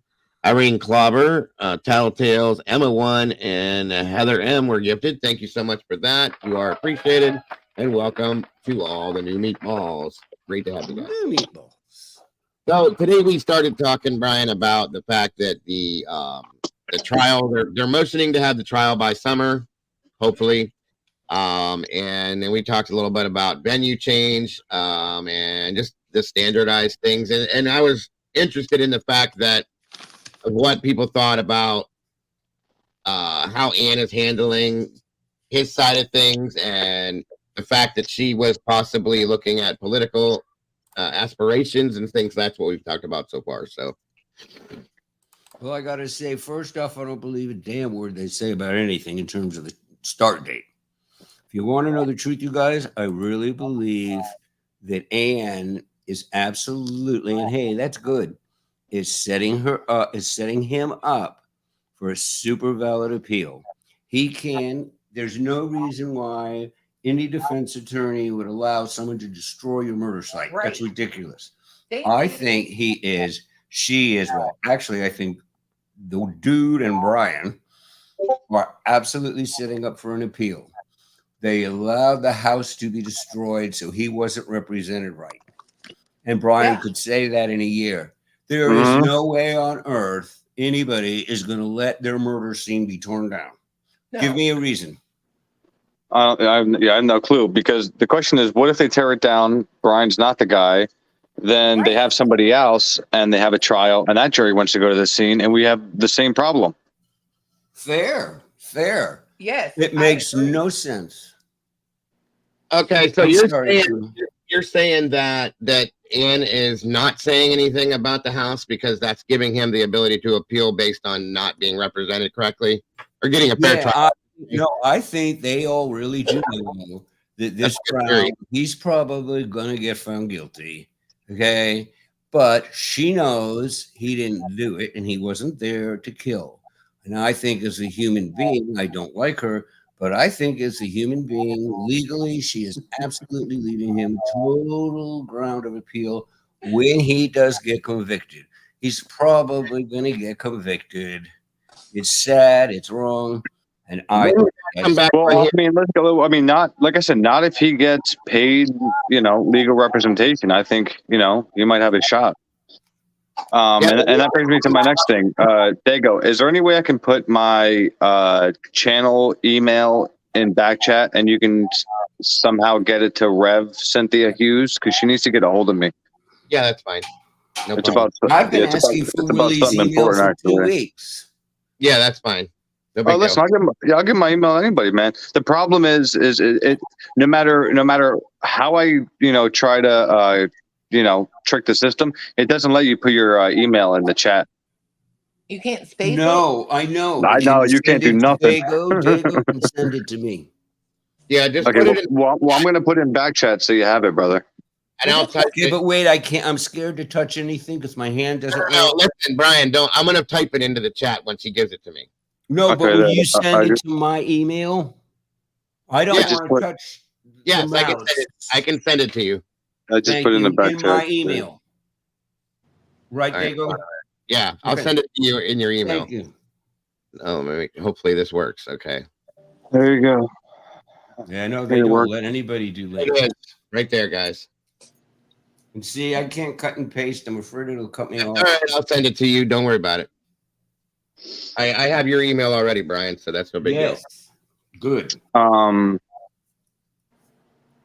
Yeah. Oh, I interrupted. I'm sorry. It's all right. I completely forgot what I was saying anyway. Oh, we were talking about Anne. Oh yeah, and the house being torn down, and it's just like, I just think it's like sleazy. Now I don't know whether some of this is because I haven't had a good couple of weeks, so maybe I missed it, but it truly feels like to me that you guys behind the scenes just said, "Screw the world. We're just going to announce this, and we're going to say, screw you. We're knocking it down in a week. Shut up. We don't care." Because when did they announce this? It seems like it's just way too quick. Well, they've been talking about it for a long time, though. No, but I mean, when did they announce a date? And they are doing a bulldozer. So that drone shit is bullshit. Why can't a drone go over the site, Willie, if you have bulldozers on the ground? I could see if it was a demolition. If you have bulldozer on the ground, why are you people refusing drones? I don't understand the whole thing. I don't understand how the prosecution and defense keep going in and out if it's such a biohazard. What's the difference in bringing in a jury for, a couple hours or whatever they need? Why is there no drones allowed? I would get that if they were like blowing it up. They're not. This is going to be, I think, like a bulldozer, which makes it even sadder, honestly. Kind of might have been easier to just blow it up. But why, Willie, you're technical, why can't a drone fly over there while they're doing it? They specifically, Willie, they specifically stated no drones. Really? Yes, they put it out all over. No drones above the site. Like, you guys are so sneaky. But they use one. Right. They don't want them taking, I guess, more pictures. But that doesn't make sense, though. Well, I think what's sad is, this house is where, these people's children spent the last, part of their lives. And, for them just to bulldoze it down like that without any kind of consideration of their feelings, it's, to me, disgusting. Absolutely. I mean, aside from hurting the case. 100% on that one. Yeah, like if I'm a parent, hi, Beyonce. What's up, Brian? Thank you, Kim, very much. And salty stand because OSHA will not allow for it because it's a safety concern. Oh, that's what it does, and which that does make sense. OSHA is pretty. Yeah, it does. Okay. I just couldn't imagine being one of the parents of these victims and legitimately having to worry in the back of my mind at all, can I afford an attorney to keep this house standing? Like, that's crazy. The fact that they are not giving a crap whatsoever about how these people feel bothers me. Mm-hmm. Well, it's disgusting. It says, I do agree with the fact that they're just kind of disregarding the family's wishes. That part I agree with. But I gotta know, there's gotta be some form of, other than the fact that it was part of the agreement when the university got the home, I don't know if there was a deadline put on that, or what the scenario was about the donation. But hey, JC, good to see you. I don't know. I don't know about that. Obviously, none of us are going to know about that. But I just, it does upset me that they're not listening to what the families are saying on that aspect of it. Well, in fairness to everybody involved, right? Like it doesn't take much to go and file a motion. Now, you may not win that motion, but the families absolutely could go file it. And if they have a problem with it, in my opinion, if it were me, I think I would file a motion to at least make sure that we have our day in court to talk about it if you're going to just decide to do this and not talk to me about it first, right? Like it just, so if they don't file anything, I don't really know how much I can get down with them being against it going away. Mm-hmm. This kind of just feels to me as gross and disgusting as the mattresses in the pickup. It's like they just don't care. Why didn't you find black plastic? And second off, why didn't you put them in face down?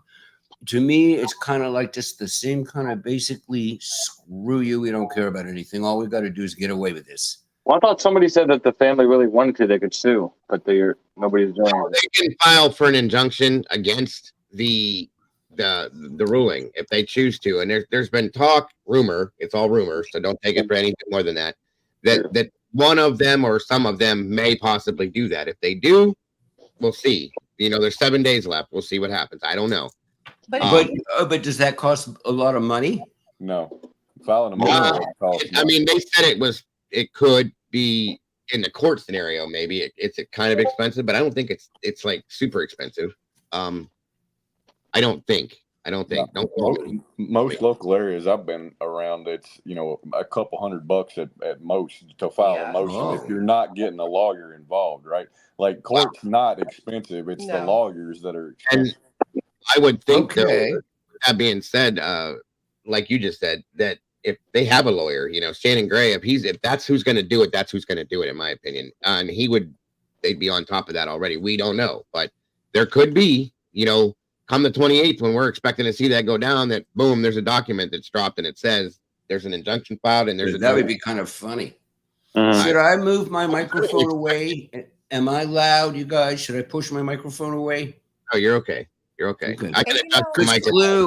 Clue, you're low. Oh, you're hard to hear. Oh, hold on. Let me fix it.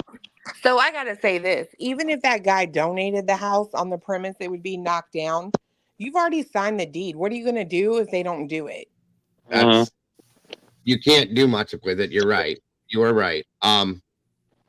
I don't know what the agreement was that was pending, though. That's the thing. Is it a pending agreement? No. Is it something that I do know because we looked at it and it is in their name at this point. So who knows what would happen? That's a good point. That's a good question. What are you going to do? They could file a lawsuit against it, possibly. You're not going to win, though. What stress did it cause you that the house stayed up? Yeah, that's a good point. Okay, ask your question again, Clue. What did you say? I'm not understanding what you're saying. So the guy donated this house on the premise that it would be torn down. And my question is, what is he going to do if they don't do that? Also, the other night on the channel, a very interesting point came up, and it was, can you even donate or get rid of a house that's considered a crime scene? And somebody said, if there's a crime that happens in my car, can I sell that car while it's still evidence? That's been brought up a long time ago and quite a few times, and that I don't know. I've had people look for that and said they can't find anything on it. I can't find anything on it. It's a good question, though. It really is. Is that legal? I mean, it sure is, and it seems like it wouldn't be legal. Common sense. It's happening, and nobody's saying anything about it. So everything is happening, and then nobody is paying attention. They're like getting away with it, just like Truckee.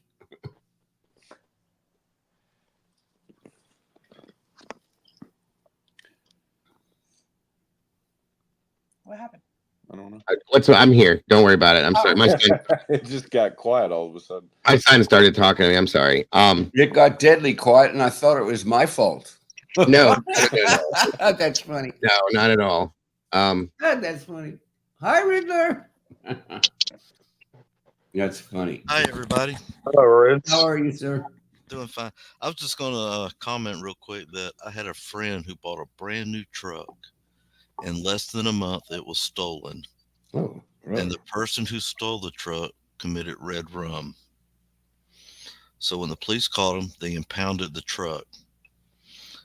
My friend wanted to know, could he get his truck back? And they told him, absolutely not. It'll probably be over a year until we start the case. Yes. So they kept it in there. He said, what am I supposed to do? He said, get in touch with your bank.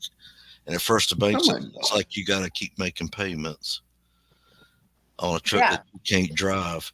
Finally, they worked out a deal where the car company and the bank got together, and they gave a guy almost identical truck to what he bought, and he made payments on that.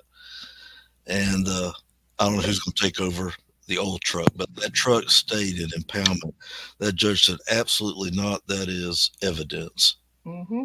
It does not get destroyed or tampered with. Now, same thing happened in Gainesville. We lost the students down there. They didn't tear down the apartments till after the trial. And every time that that's happened around here that I've seen any cases that I've had, it's the same thing. That you talking about the Gainesville Ripper, Riddler? Oh yeah. And they had a wrong person in that case, didn't they? Yeah. Initially, a really ugly, scarred up dude. Huh. I mean, I live right by there. Okay, that was somebody really who fit the profile. Scary. Imagine that. No, it was really scary, you guys, because it was every single day.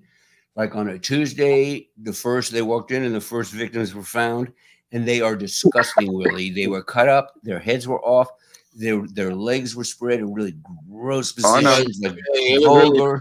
That's the first. And then the next day, 2 more people, and then the next day, 3 people. So it got really, really, really scary. I did a because show it was about going on and on and on. I did a show about that months and months ago. That was the first show, or the first case that I said was parallel with this one. Yes, very parallel with this. Yes. And Scream was based on it. Yeah, the movie Scream was based. Yeah. That's the whole And I mean, I live right by there. Okay. It was scary stuff because every day it kept coming. They kept killing. Right. And one of them was like a dispatcher for the sheriff. Oh, it was awful. And it was very scary. But that's what I mean. So like this is a similar situation, with one less victim, and everybody's like, oh, they can't have the wrong guy. What do you mean? It's happened before. This is a perfect example. Well, Willie, I see why you keep bringing up that guy. What's up? Now, Willie? To the contrary, though, it also shuts a lot of people down that say one person couldn't have done this. I believe you, and that's why, like I said before, even if you don't want to get on the boat of one of these other 3 DNAs could have done this and Bryan be innocent. What if one of these 3 other DNAs helped Bryan do this, and they were just like, screw it, we're not gonna build the trees that we build for Bryan? Like, how does that make any sense? I mean, especially as the families knowing that there could be somebody else potentially involved. And I think that's why Kara, again, I don't know, everybody did interviews with Kara. I don't know none of that stuff. I'm just saying, I heard her say that she thought that, there might be more than one. And I don't blame her, because I would think the same thing if you told me there were multiple DNAs that you didn't look into. I kind of think they were kind of belong to cops, because the way the cops danced all this crap along with everything else was, we haven't tested them. So unless I'm confused and DNA comes in blue and pink, you can't be sitting here telling the world male DNA while you're saying you didn't test.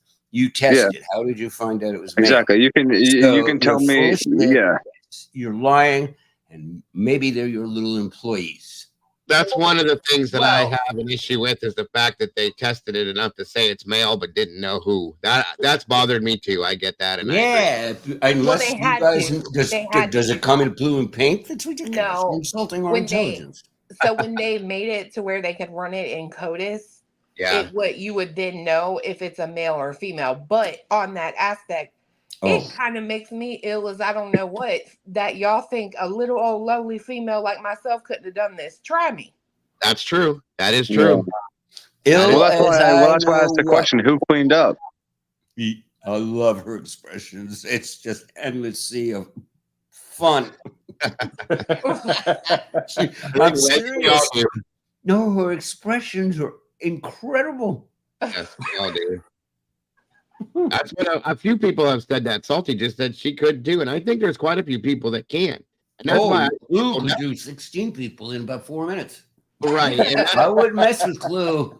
I wouldn't mess with Clue at all. On her chat, I wouldn't mess with Clue. One of the biggest issues I had with the statement in there when they stated that not only did they not, because Clue brought this up, and I really enjoyed her saying that, the fact that, one, they didn't say whether this was a black or a white male. They said none of that, or the fact that they absolutely that the statement stated it was male. How do you know that in the dark, with somebody clad in black, whether it's male or female? You don't know that, and that's one of the parts of that statement that really hammered me. So, let me ask you. Let me also ask you this, because here's what I would do as a defense. I would try to get some kind of because I'm sure there were pictures taken at that party they had on Friday. And I would want to see who was awake around like 4 a.m. during that party, and just see if the girls are usually awake at 4 a.m. And then ask Dylan what made her feel threatened by that person walking out of the house if she didn't see a weapon. Well, what frightened her? We talked about that before, though, because again, and Salty just said manly looking lady, and we found one, Salty, that definitely looked like a dude. If you would have masked him up, I'm just saying. But you don't have to see a weapon. I mean, honestly, if you're a young girl and you see somebody that is all in black come walking towards you in the middle of the night. It's a Saturday night. Where basically she makes it seem like the guy was walking out. But if he's wearing a mask and stuff like that, that's a little more intimidating. You're just seeing like. But I thought we were, but I thought we were talking about a COVID mask, and not, around that time, Yeah, like that. I can see it both sides. I can absolutely. You know what I mean? So Dago, that part about them her not saying like the skin color, skin tone, ethnicity, what just honestly pisses me off is when they read on later in the affidavit, they say his license picture showed a white male, 6 foot with bushy eyebrows, which matches the description Dylan gave. No, she didn't. She never told you this guy was white. No. Well, damn. At the end of the day, right? In terms of the defense, I think a fair question that would be asked right out the gate: what did you do in terms of investigating any females, right? And I think that's a setup question that makes it really hard on the prosecution, because they got to dance around that real careful to not basically just incriminate themselves for completely overlooking potential. Well, watch how many times Dylan's story changes. Watch how many times it changed.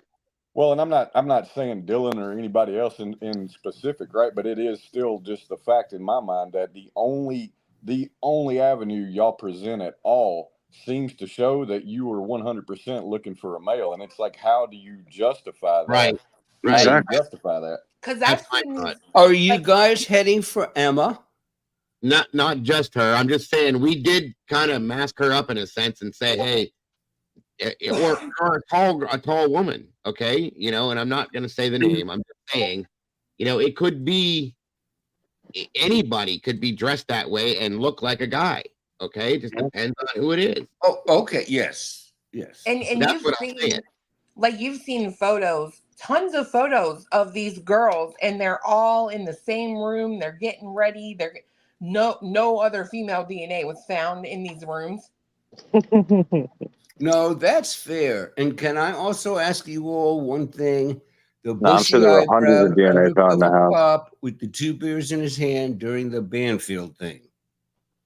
Okay, and you all have been talking about this for ages, and for the first time, like last week, I saw it. What do you guys make of that dude's cell phone? Where it was a picture on the bottom of his phone with a person with a white mask on. Okay, and you guys all talked about it, and then above it looked like someone on a bed with blood all around them. Do you guys know what I'm talking about? I can't make out what's on that phone. Me either. Okay, because I can make out the mask, the white mask with the 2 eyes cut out. I can't really make on the top, but to me, the white mask totally freaked me out, Clue. Because you guys have been talking about it, and all of a sudden last week it was like, oh my God, that's what they all have been talking about. I will say, oh, sorry, Dana. No, go ahead. I was just going to say, I looked at that about 3,000 times, and I zoomed on it, blew it up, flipped it, turned it upside down, filtered it. I can't see anything, Brian. I'm sorry, but I can't.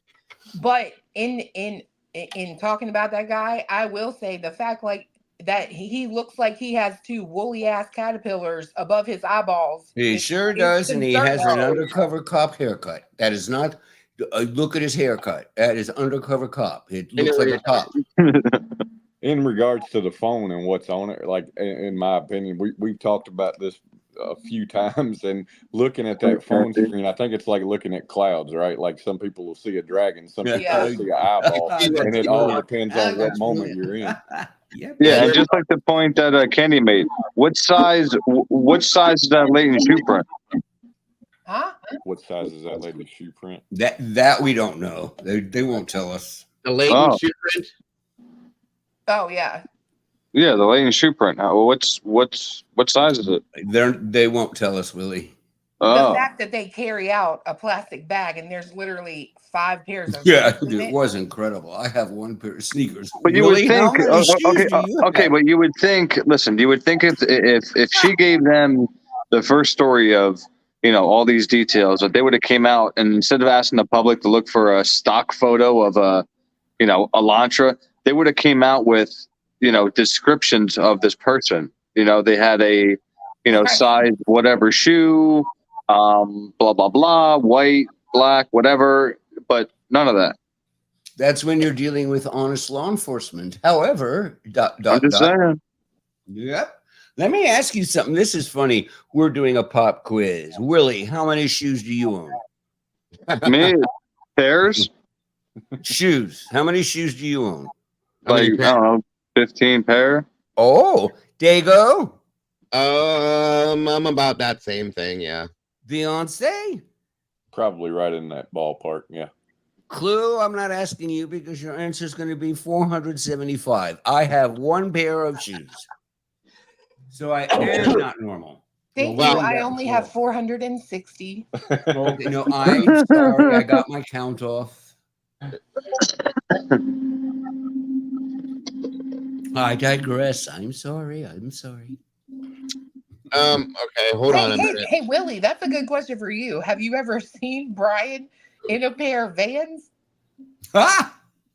I can't remember what. No, nobody wore. I don't think nobody wore Vans like that back in my time.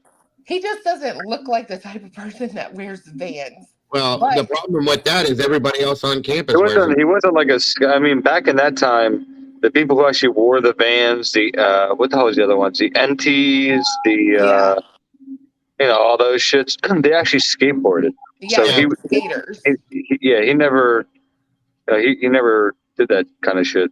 But at the same time, he does run, and then like the older style, what is it, Nikes? They have a diamond type pattern. They do. Yes, they don't say it was exactly a Van shoe. They say a diamond pattern like a Van shoe. Nike makes a pair. Because I used to be a skater. That's reasonable doubt right there. Then they make a pair of skater shoes that they call them. They're the same thing as Vans, the same thing as Chucks, the same thing as Vision Streetwear. They're the same type of shoe. So it could be that same pattern. You never know. It's amazing that you all know this, but you know what, you guys? And the same thing applies for me with Ethan. Is like the generalized notion with Bryan is he runs. That was like 15 years ago. Okay, and that one video we have of him jogging is, I don't think it's him, whatever. And the same thing with Ethan. I mean, yes, Ethan was an athlete in high school. Let's just be honest. The minute Ethan started in Idaho College, he started drinking. He wasn't exercising. He wasn't going to the gym. He was drinking beer, laying around. Bryan. Well, hold on, because his neighbor says he ran into him hiking in Moscow. Yeah. Hey, wait, say it again. I can't hear you. His neighbor says that he ran into him on a hiking trail in Moscow.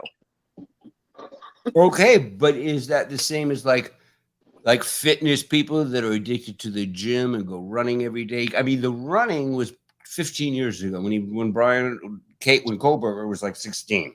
Well, when he was doing the exercise and slimming down. Like I couldn't climb a damn mountain right now.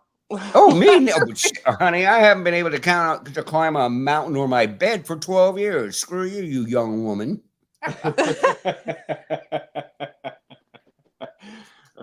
But what I'm saying is, I think all of us is like image, like especially with Ethan. Yeah, he was a star athlete before he could drink. And when he was living at home, he probably snuck out and did shit. He gets there. God, I can't say this on the air, but he's not exercise. He's drinking beer. I don't know.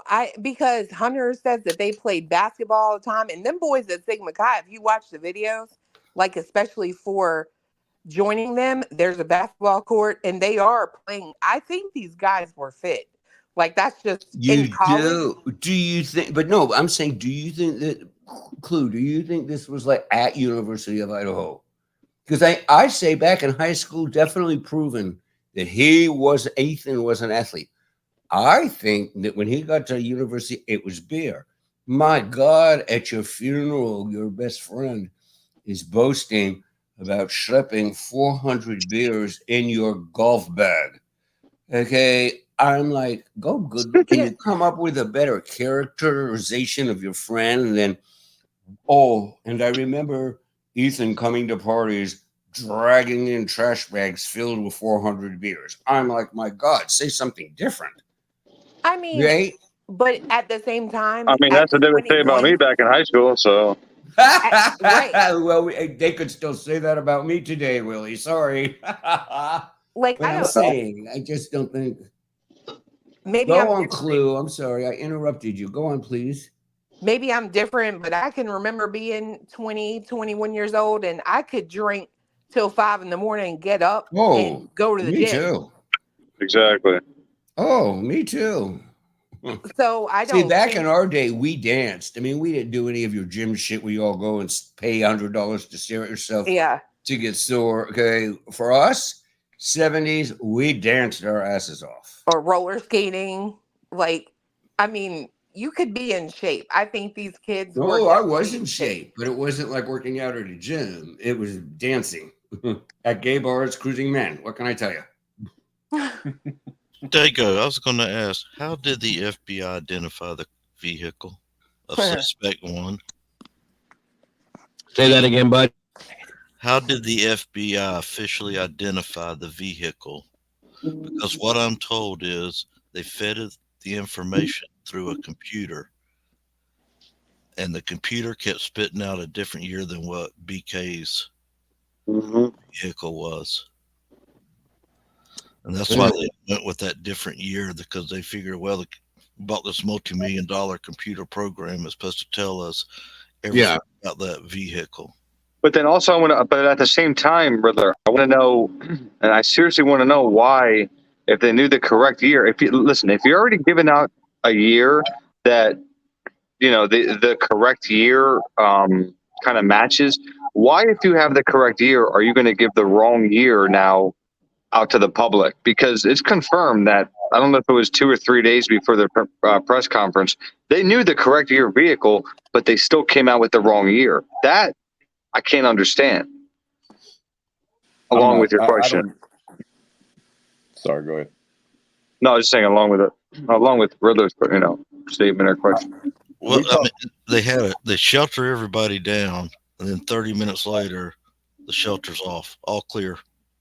We talked about that car late last night, and it's like, to me, I can't understand how they released this 2011 2013 and are definitive enough to come out and say that year model, and knowing that there's very, very small differences in a 2014 and 2016 to the 2011 to 2013, why they didn't just come out and give the entire range. That's the problem I've got with it right now, because it's just such a minimal difference, and on a shitty camera quality image, I can't imagine that you can 100% say, oh yeah, we got to stop at 2013 because 2014's had this, or we're missing this. Yeah. It's really hard for me to see that. And why wait to give that info to the public? That means you guys released it to the cops early, and none of them found it. And then you wasted our time, but then you're mad at us because we're asking questions about this case. You brought us into this shit, so excuse us for asking them questions. But you know what? I'm sorry, Willie. No, I'm done. I was just saying. But you know what, guys? It's so neat to me. It feels like the WSU Police Department that morning at an 8 o'clock little get-together meeting, the chiefs came in and said, you guys, we have decided we are proceeding. We are going to go find his car and label it. Because we have 2 of those cops within an hour and a half finding the car. I think what it is they decided we are going to go for Bryan. And what happened was the second dude that found the car didn't know that the first dude found it. But to me, it sounds like permission or an order to start the Bryan Kohberger accusation cycle. Okay, because 2 of them within an hour and a half, it is the same thing as the pullovers. I think the second pullover on the way to PA was an accident, in that the second guy, it all hadn't communicated yet. Yeah, but both of them were planned. That's what I'm saying. Yeah. Yeah. Okay. I think it was like a little fuck up. And it came out. They have decided their morning meeting. They said, we're going to go for Kohberger. Let's go do the car, blah, blah, blah. So they do it. He found it. Oh, little mystery, good cop. But the message that it was already done, same like they on the way over to the Pennsylvania thing twice. I think it's the same thing. I think they made a decision that we are going to start this. And that's why it happened twice at WSU. But Brian, can I ask you a question? Please do. Okay. So if they pulled him over, right, and they were watching him all this time, blah, blah, blah, blah, and why would they not arrest him or at that point with, I don't know, some bullshit? Make up something. If this is your guy and you think he did this, why would you risk him then, letting him go? And say, the second time they pulled him over, his dad was sitting in the passenger seat, stabbed to death. You know what I mean? Like, why? That shows me that they didn't have enough until they got that trash. I agree. I don't think they had the IGG back at the point he was driving. They didn't. I don't think they did either. I agree with you guys on that. See, so they weren't watching him as far back as they're saying. What I think happened was that they kept trying to submit stuff for a PCA search warrant, but I kind of think it went to our first female judge. Okay, I think that that judge was the one that got fucked over with Stickergate. So I think that judge in her head is like, I ain't signing off anything from MPD. Okay, because I kind of think that would be the judge that would do it, not the male guy now. I think it was a lower level.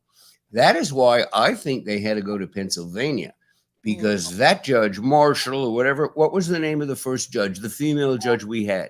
Megan Marshall. Megan Marshall. Okay. Well, that's why I asked. Who signed off on this at the end? She had Stickergate. She had MPD lying in her face in her courtroom for over 13 months. I don't think that woman is signing off on jack crap. And I think that's why they had to end up doing all this other crazy stuff. When you guys are saying, why didn't they pull him in? I don't think they would pull him in. She's not signing off. Would you? You sat in my courtroom but wouldn't they still 13 months and lied to my face? Yeah, but I thought people said that they would help. They would still have to sign off in Idaho, even if they arrested him in PA. Okay, that part I don't know. What I'm saying is, I think the reason why they did all the stupidity in Pennsylvania is because what was her? Say her name again. What was her name again? Megan Marshall. Yeah.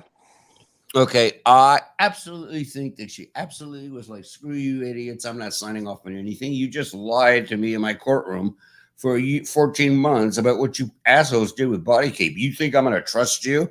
I'm serious. Think about it. How would you feel? I think that's also why they did the grand jury, because then it transferred to John Judge. Yes. And think about it, you guys. Would you be okay signing off on anything from a police department that in your courtroom, in your house, in your space, to be respected, lied to you for 13 months to your face? I don't blame you for not signing off on anything from those assholes. Do you? But they did sign off on it, right? I mean, unless I'm mistaken. That's what I'm trying to figure out. Yeah, no, no. I think it was the other people. No, it came from Idaho. It came from Idaho. I'm almost positive at the bottom of the arrest warrant, it's signed by a judge in Moscow. Because it happened in Idaho. What? Because No, but how far after?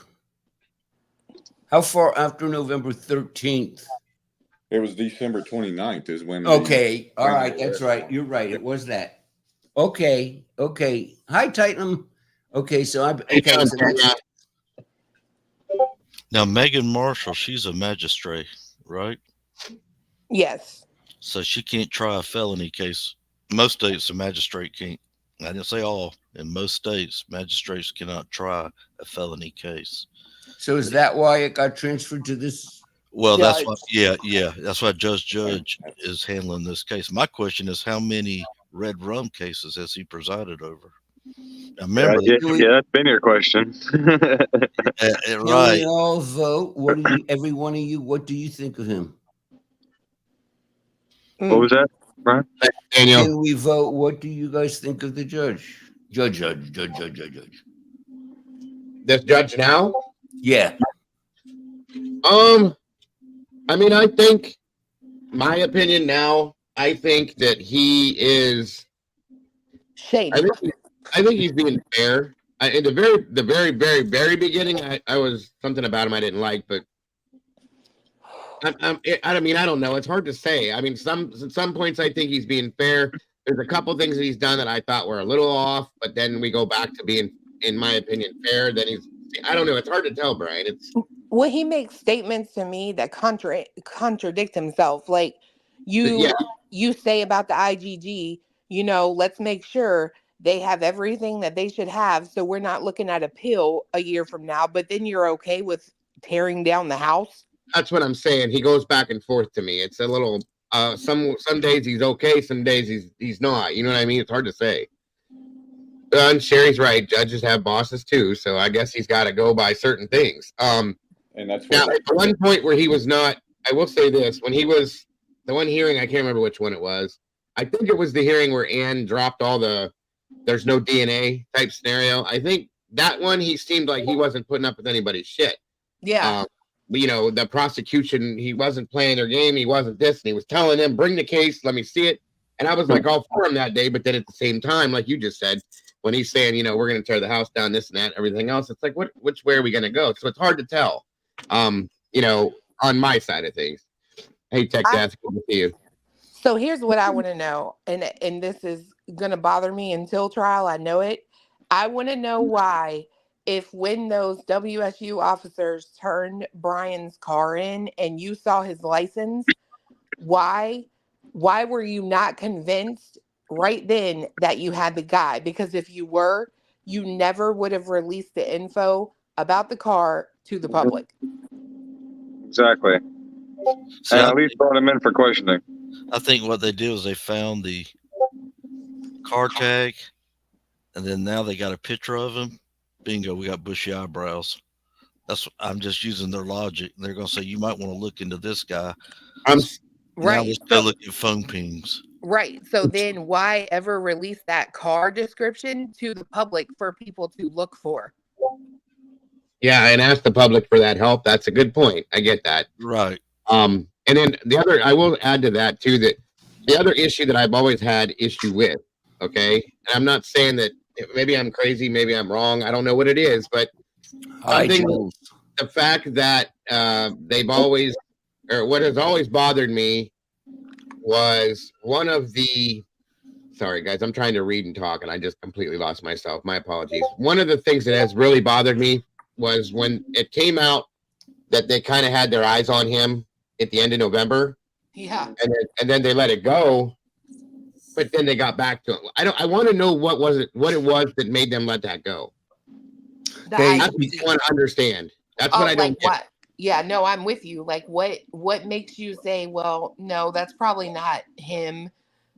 But then you go back to it. You know what I mean? That's what I'm saying. Especially when you have his DNA on a knife. Mm-hmm.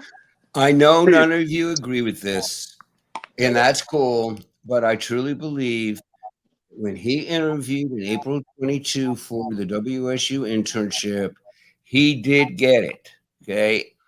But they were overtly asked who got it. There is no reason on earth for anybody not to say we have awarded the WSU internship at Pullman Police Department to Bryan K. Unless he was done undercover. And I know nobody likes that. I think he got the internship undercover. He applied in April, I think, and it is part of his semester work. That's how it works. When you start your semester and you get the internship, you get credit for it. Why? But now, what does that mean? He was a narc? When you say undercover, what does that mean? He looks out for shit and then reports back to him? Yes. Probably, I think he's stating that he's an informant, not a narc, but I guess that's no, it's setting up people to do buys and then to bust them. And I think that was all the nonsense with the 13 little things over there. And I think real quick, that explains why they didn't arrest him, because Moscow PD did not know that Pullman hired him until they finally had to say, hey, hey, Panty Bo, he's undercover for us. You cannot be pulling in one of our undercover agents. Yeah, There is no reason for them not to have told us who they awarded the internship to. It's public money. It's grant Wasn't money. there a letter of denial put out there that was seen? No, there was the interview email from Bryan to the guy, and then Chief Jenkins emailed back saying it was a pleasure to meet him. And if we all go to charming behavior when he was pulled over by that female officer, he's a great interview. Well, He's bright. Real quick though, Bryan, with you saying that, real quick, I want to say, if you didn't see this, that Daniel says that the next court document says a lot. It's not out yet, but coming out maybe Monday. And then over here on the same token, he said to that there's no way that he got it with his background, and that he was forced to resign as a security guard at his old school, and probably found his history of drug addiction through background, and he applied again in the fall, which would explain why he didn't get it if he didn't, because of the drug addiction. Because drunk. That's neat. Okay, good. That's good. I like that. I don't know That's that he good. was. I'd have to see where he was forced to resign, because they did this huge Yeah, I write don't up in think the so paper either, Clue. about No, I haven't heard that people either. quitting. I don't know. I don't know anything about that, but that's all perfect timing. That would make Oh, sense. come Though. on, I mean, guys. as to why if he didn't get it, because I never thought about that at that point. Just you all tell me why you would refuse to release who got it. I know who was in the position that he applied for. It was a female. And you know what her semester job was? Working on traffic cams on WSU campus. If they're working, why do I know that? And no one will tell us what they did with Bryan. If they're working as an informant or undercover, why would they release that though? And that's what I'm saying. I have a question about his background. Like, so if his background kept him from getting an internship, why in the hell are you staying in a criminology field where you're never going to get to work? They expunged his background. I mean, Drunkity has a good point, but they expunged the record. I mean, we have no criminal real record. I don't know how we found out, but for months it was reported he had no criminal. Oh, the thing with the phone and the sister was the criminal thing. Okay, there's no documentation of heroin use. I mean, drunk show. You have a good point, but let's be real. We don't know heroin confirmed, so it's not like I cannot hire you because I know you did heroin. You have to be arrested for heroin, and then I'm not going to hire you. We know about heroin from Reddit. That's what we know about heroin. Well, hold on. I mean, Willie, is that something that you can verify or clarify that was he definitely did heroin in 2013 all year. I mean, that's what everybody has said so far, Bryan, is that it was a whole year long. So yeah, people have said that if it's not on your record, right, then what Drunky's point can be invalid. And for months, all we all heard in the world was he has no criminal background. We only heard about it. On paper, on paper he doesn't. But if he went to rehabs and stuff like that, which he probably did, wouldn't that be on his background? I'm responding to Drunky though. Okay, he's right. He's saying. Well, I'm just wondering. No, he's saying they wouldn't give him an internship, and they wouldn't if any of that was legally documented. However, it doesn't mean God, police can see expungement.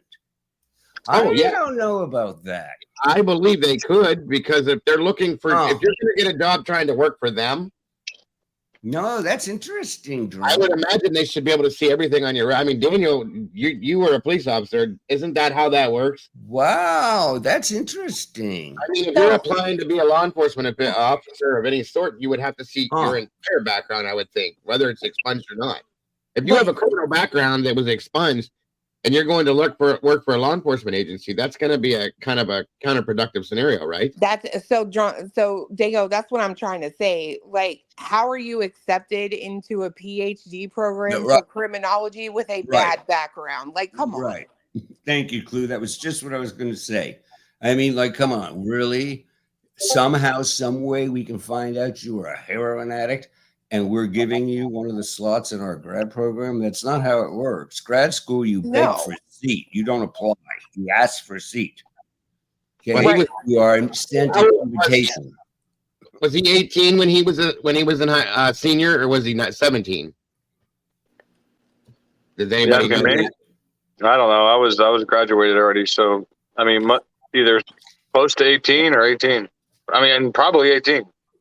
Okay, Tanya said that the school doesn't check your background. Oh no. They check your background for grad school. You're out of your mind. Absolutely. They check your credit score. You have to go interview with every professor. It's you are asking for to get one of the 12 seats. Daniel just said the same thing, that they won't pull for a grad program. It's illegal. Oh, drunk. I would disagree with you. And now in this day and age, no. They would check your credit, they would check your criminal, they would check I disagree. We can look that up though. Totally disagree. Well, so I can agree they may not do that for you to get in school, but if you're a TA, isn't that kind of a job? As a teacher. No, it's not. It's part of your degree requirements. Okay, it's the same thing as taking class 407, and everybody thinks that. Yeah, but he was on. So what did he get? Just credits or what? Yes, absolutely. That's the most important part of it. I was pretty sure he was on payroll for that. Wasn't he? That's what I thought too. No, I thought he you was don't. No, paid. you don't. I don't think you don't get a check, but they help you with your apartment and stuff. But it's an honor to get a TA position, and it does help reduce some of your financials. But it is not like everybody thinks it's like a job. It's not like a job. Well, if that's the case, can somebody tell me where he was working? Because it doesn't seem like his parents come for money. How is he going to school there, not working and surviving? I thought because he was doing the internship. But it's not like, okay, how do I say it? In grad school, it's not like getting fired like everybody thinks with the TA thing when he was having so much trouble with his professors. Grad school is totally different than undergrad. It is, you are interviewing, and there's 12 seats you can get, and you have to go. It takes a year to get in, and you have to go meet with all the professors, and then you have to meet them all together, and they interview you. I mean, it is a huge process. It is not like undergraduate where you apply and you pay. Grad school is basically you kind of are trying to get one of the vacancies at the Oscar table. And the reason why you can or you can't is based on what they think of you, evaluating you before the next semester. But I'm sure he was given money to use on campus, like food, all kinds of shit that they could. So I got to say this. Most colleges do run background checks on prospective students. One study shows 66.4% of colleges collect criminal background information on Totally. If you were teaching or working at a middle school or a high school or an elementary school, you have to have some sort of a background check done to make sure that you're not some kind of drunk took it too far.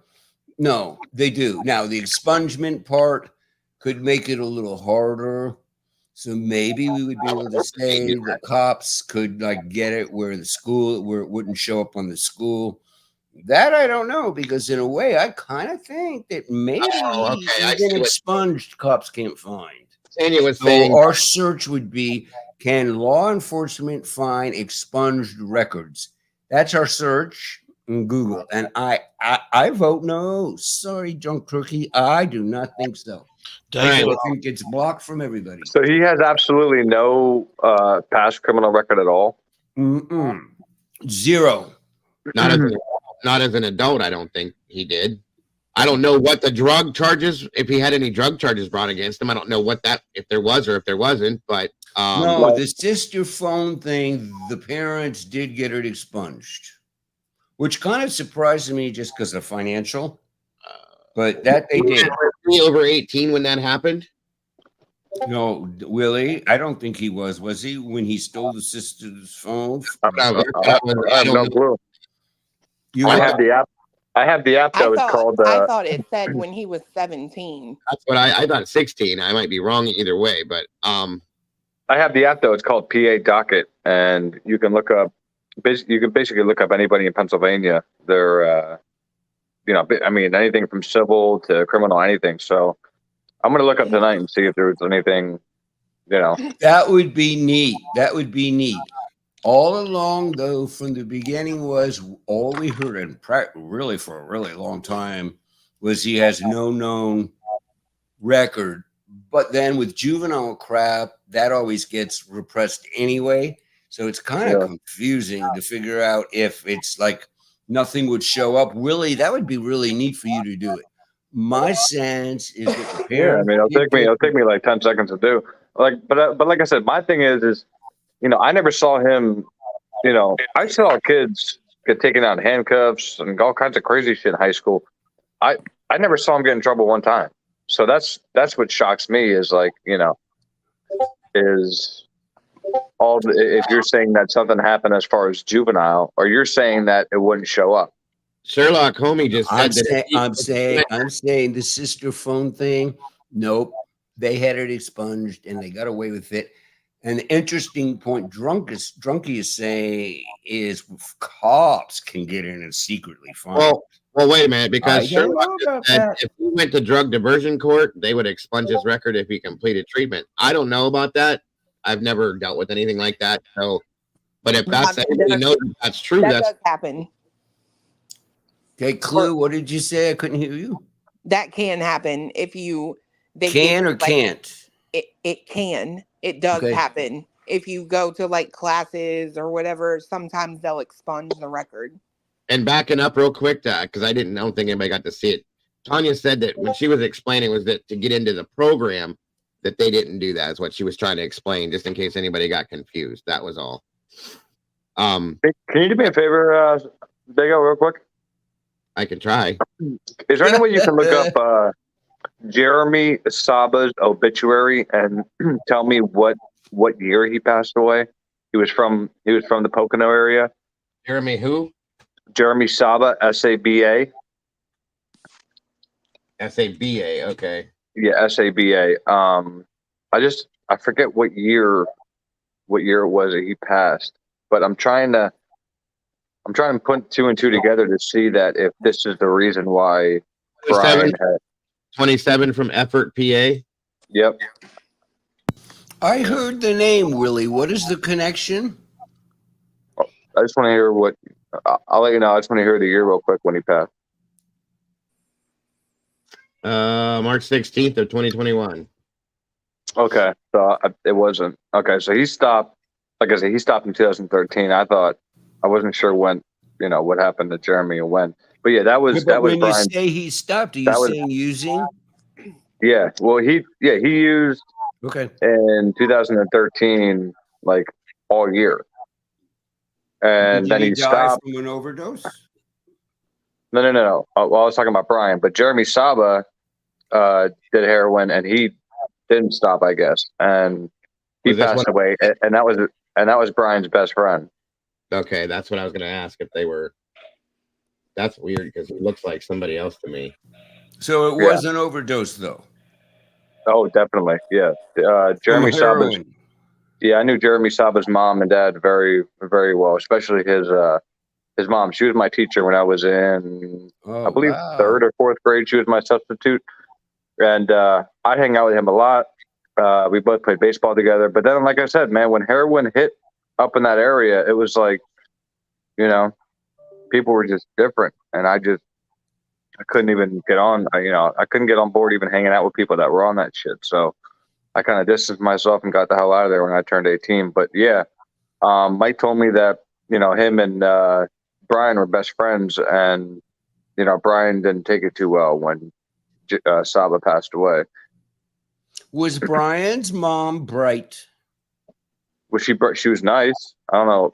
I mean, about bright. You mean like smart? No, smart is different than bright. But I'm saying, okay. Now, was she bright? Well, okay. He's not gonna. Was he bright?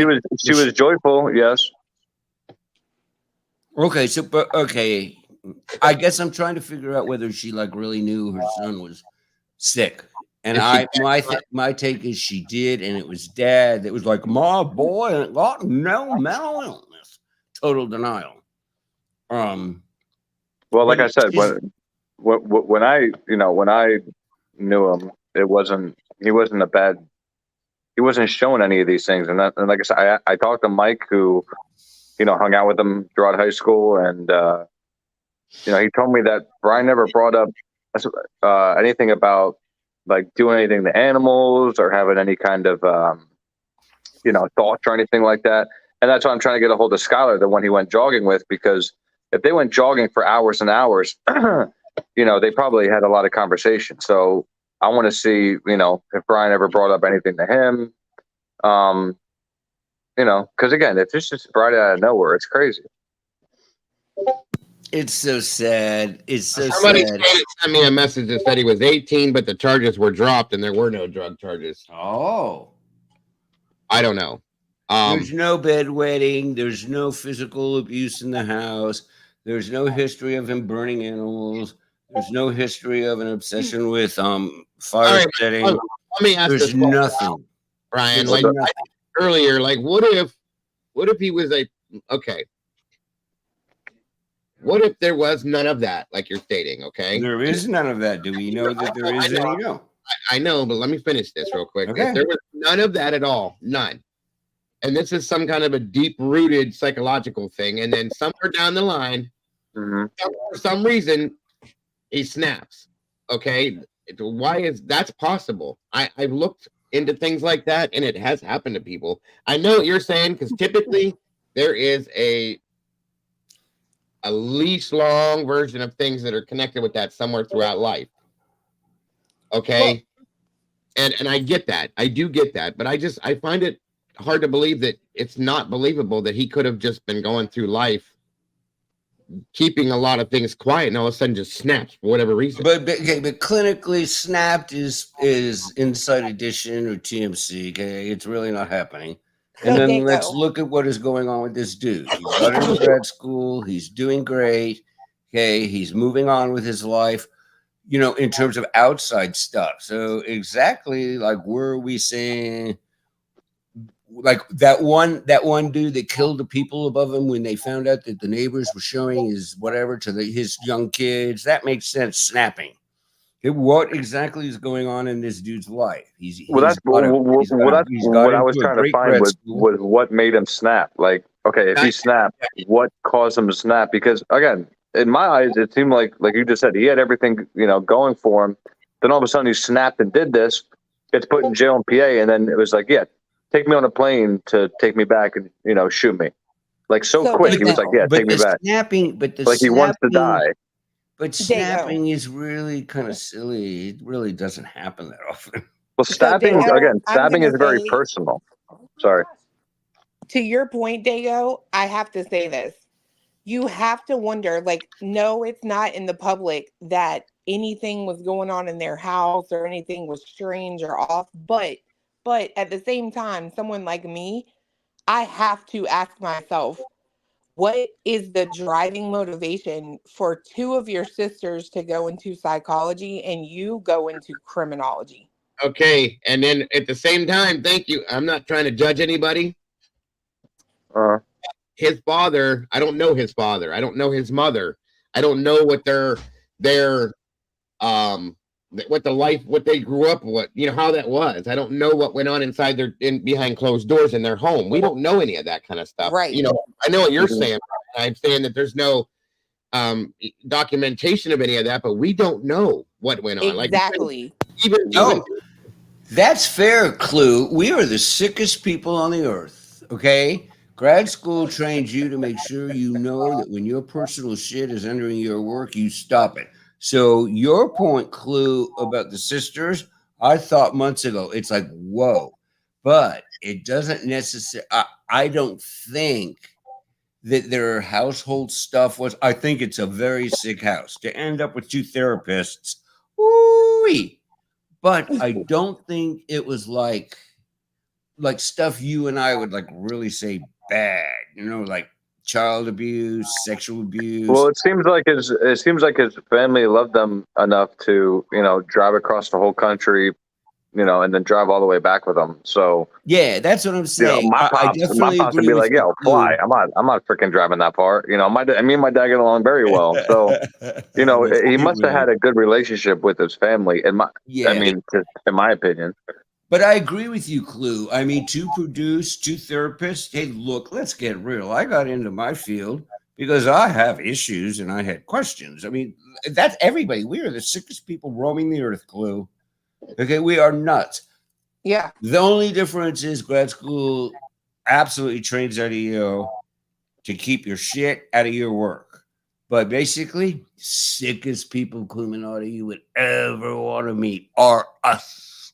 Well, I mean, going back to what Clue said in the beginning of the stream about, the motive, again, to say that word again, about what if he just got to the point where as he was going through his schooling, he got to the top. He's at the top. Where do you go from there? Maybe his mind overtook him with the fact that maybe he wanted to know, what's this like? What's that like? How does this happen? What goes on with this? What's this feel like? You know what I mean? What if it was possible thing? He could have also been like, how do so many people get caught? It doesn't seem that hard. I mean, yeah, that's what I'm saying. Like I'm like I said, I'm trying to play devil's advocate on both sides of the tracks, guys. I'm just saying there's things. No, it's fine, Dago. There's things that have made me wonder the same question, like who is Bryan? And I'd like to know. And I do have to say, though, that I was really kind of shocked that he started getting in trouble in September. Like, I started to think, God, maybe he relapsed and was using drugs. You do in grad school, you do not start yelling at one of your professors. You are out of your mind. He knew after he got that first call in that he would never have a seat the next semester. That's what they're screening people for, is they're making professionals. You cannot be sitting here screaming at your professors 3 or 4 times. He knew, you guys. Okay, and I'm thinking maybe he relapsed and started using again and was having problems. So, Clue, maybe we could take your snapped. I don't like snapped. I don't. But okay. He was getting in trouble. Okay, he was getting called in by his faculty and being told, you are not behaving like a professional we are trying to create. Even said that. Maybe that's why he was going to that area. If he had started using again, possibly, maybe he was going to that area for that reason. Those 12 pings or whatever you want to call it was because he found somebody that was selling him stuff in that area over there, maybe. In fairness to Bryan, in regards to the teacher and the conflict there, right? There's always 2 sides to a story. And I look at it and consider the possibility that it's more of, it could be spun to fit into the whole propaganda that was put out there in the beginning about him. And also, But if you think about it, if he didn't use his GPS, maybe that's really the route he takes for all of his drives. And that's why he pinged 11, 12 other times in that area. Because, like I said, he's not a native to that area. So for him to know that route and not use his GPS, he must have taken it a lot, maybe 10, 11 times. So I want to say, oh, sorry, I thought you were done, Willie. I'm done. No, go ahead. I want to say, like, I'm watching the comments too that you're putting up there, and like how he was kicked out of these programs in the high school. You have to ask yourself, to be fair, you really have to sit back and ask yourself, what kind of Mickey Mouse operation school y'all running? If you hire someone as an adult that could not stay formed and fitting to any of your programs, what are you doing? Yeah. Is fair, Clue. Is fair. That's a good point. Very good point. But then what do we say if you can't cut a fish? I mean, I knew that was coming eventually. I'm just saying, it seems like a legal thing, right? If you know this guy had problems when he went to school there, the staff didn't change. Why would you hire him as a security guard? No. Oh, come on. The guy had problems. The guy had problems. Absolutely. I think it's money. It takes money to get help. Hey, these people were in bankruptcy. I think mom absolutely knew her son was struggling. I think the two sisters absolutely knew their brother was struggling, but they don't have money to get help. And I think dad was the one that was like, Maud, boy, he's just got to get his shit together. Okay. But no, I think mom and the sisters knew Bryan was struggling. Well, just to be clear, mentally ill, and he is. So just so I'm clear, I saw the comment, they're talking about high school. So am I.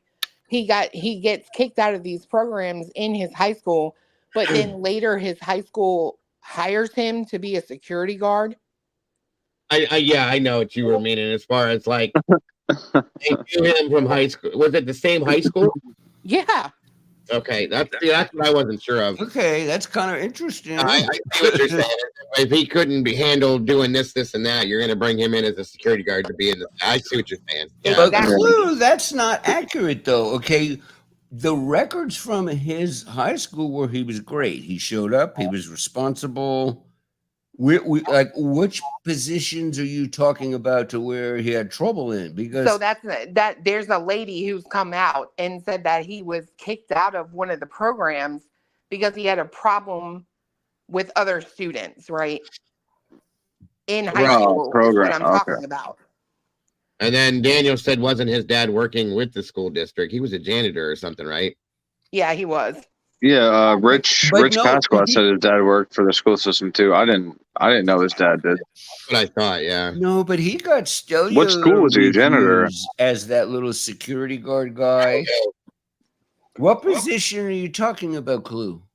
I'm talking about, okay, he goes to this high school, Pleasant Valley High School, right? He gets kicked out of these programs, but then later he's hired as a security guard. How does that make any sense to anybody? Okay, but what programs was he kicked out of? See, because I've never heard that. All I've heard was he was like a security guard, and there was it was something like a garbage man or something. I'll find it and I'll send it to you, Bryan. But I gotta go. I gotta take my daughter to get her braces adjusted. Oh, okay. Lou, I just want you to know I love you so much, Beyonce, my man. When are you guys going to be live again? Too?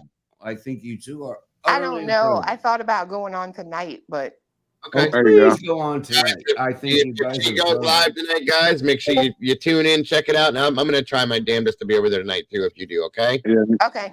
Yeah. All right, guys. We appreciate it. Later. Bye, Clue. Dago, I was going to ask a question. Can you ping off of two towers at the same time? That's a good question. Willie? I don't know. Let me see. Let me see something. What's up? Let me check. Well, I mean, I'm like Willie.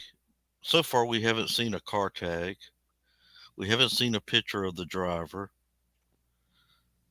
Now we do have that him getting out of a vehicle at I call it a grocery store, Albertsons. Yes, we do. And he's walking into the store, and they claim that's the same vehicle they were tracking in Moscow. Okay, so the answer to your question is when a phone is in use, it can ping off of multiple towers at once. This is because the phone is constantly searching for the strongest signal to maintain a stable connection. When a phone is stationary, it will typically ping the nearest tower. However, when a phone is moving, it will ping multiple towers as it switches between them to maintain a stable connection. So the prosecution is going to give us the towers they want to give us, and the defense is going to give us the towers they want to give us. Well, that's what I mean, and that's why I think again, if I was his defense attorney, I would bring up the point that they made themselves of he pinged off of a tower in one area, but he wasn't physically in that area. Yeah, so right. How the hell can you tell me he's 100% physically in the area of the home? Daniel just said that the towers won't matter in court. They have his GPS locations and we'll know exactly where he's at. When his phone is on, only he can explain his locations. But that's what I mean. How can they have that if his phone's off or airplane mode or whatever? Is that the CAS system you're talking about? That's what I think the cast has to deal with. Okay, with so the cast basically, I mean, say he didn't take his phone inside, the cast would be able to put him directly outside the home, like exact location. No, I don't believe so, Daniel. If you know that, because I don't know anything about this cast stuff or any of that. Me either. Because here's what I'm trying to understand: we still don't know where the hell he parked. I mean, based on their diagrams and routes that they have shown on the news, we don't know where he parked, do we? He didn't park. I don't even know. We don't even know if his car was actually at that. He could have parked somewhere else and ran up there, or whatever. At this point, I don't know. But again, to answer the rest of that, he said the towers don't matter. They have his GPS locations. They didn't. I totally think that's accurate. Yeah, but Diego, what I'm saying is, okay, if they're saying that a car was doing this K-turn and they have all his movements in that general area, they should know where he parked. He didn't park, really. I mean, if that's the case, the only thing we know for that unless whole he's go gadget, he had to park. No, for that duration of 20 minutes, the car was moving. Now, I do have to tell you all something. Bryan Kohberger has 19-foot arms, so he can drive and stab at the same time from 1,000 feet away. It is ludicrous. There is no evidence at all that car stopped. Do we have any evidence that the car stopped? No. But also, there's two things I wanted to bring this to finish this. He said he was referring to when he was traveling through Pullman before turning it off. Percentage, the time, or I don't know if that's what you meant to do, but the 12 times he was stalking, maybe we gonna know exactly how close. Not the FBI stuff, the warrants for his GPS after his arrest. Okay. And then Jules said something up here. I'm sorry, Jules. I was trying to pull that up at the same time. About the car was still moving around when there were noises being heard inside. So absolutely, Jules. Totally. Thank you. Love you to death. To go back to the car thing.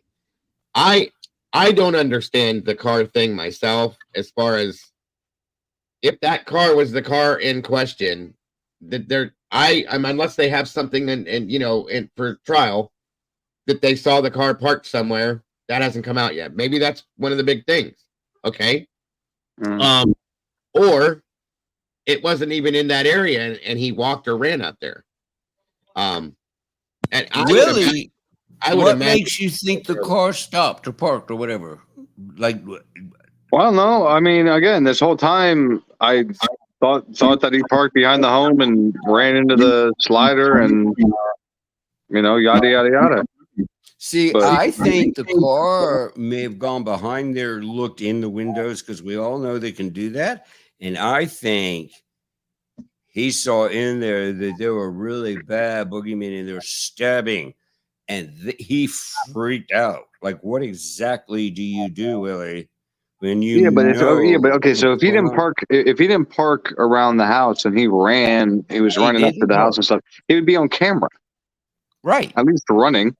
Yes, no, he didn't park. The car went crazy.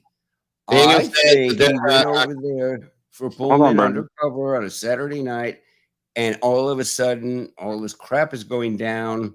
Do I think if you guys will allow me to go Pullman undercover, okay, let's just go there, that he went over there on a huge party night on his undercover run, and he had senses. People all around there knew things were going down. People are getting arrested. Drugs are being seized. I mean, come on, y'all. Supply, demand, prices up. Sorry, we're out of crack today because Bruce got okay. So if he didn't run back to his car and he was running on foot, a bloody mess and all this, then there'd be a trail leading somewhere. Well, I'm sure. No, but he never went in the house, Willie. Again, I'm going by their PCA, man. Sherry said in fine print it says that it was parked in a disclosed area.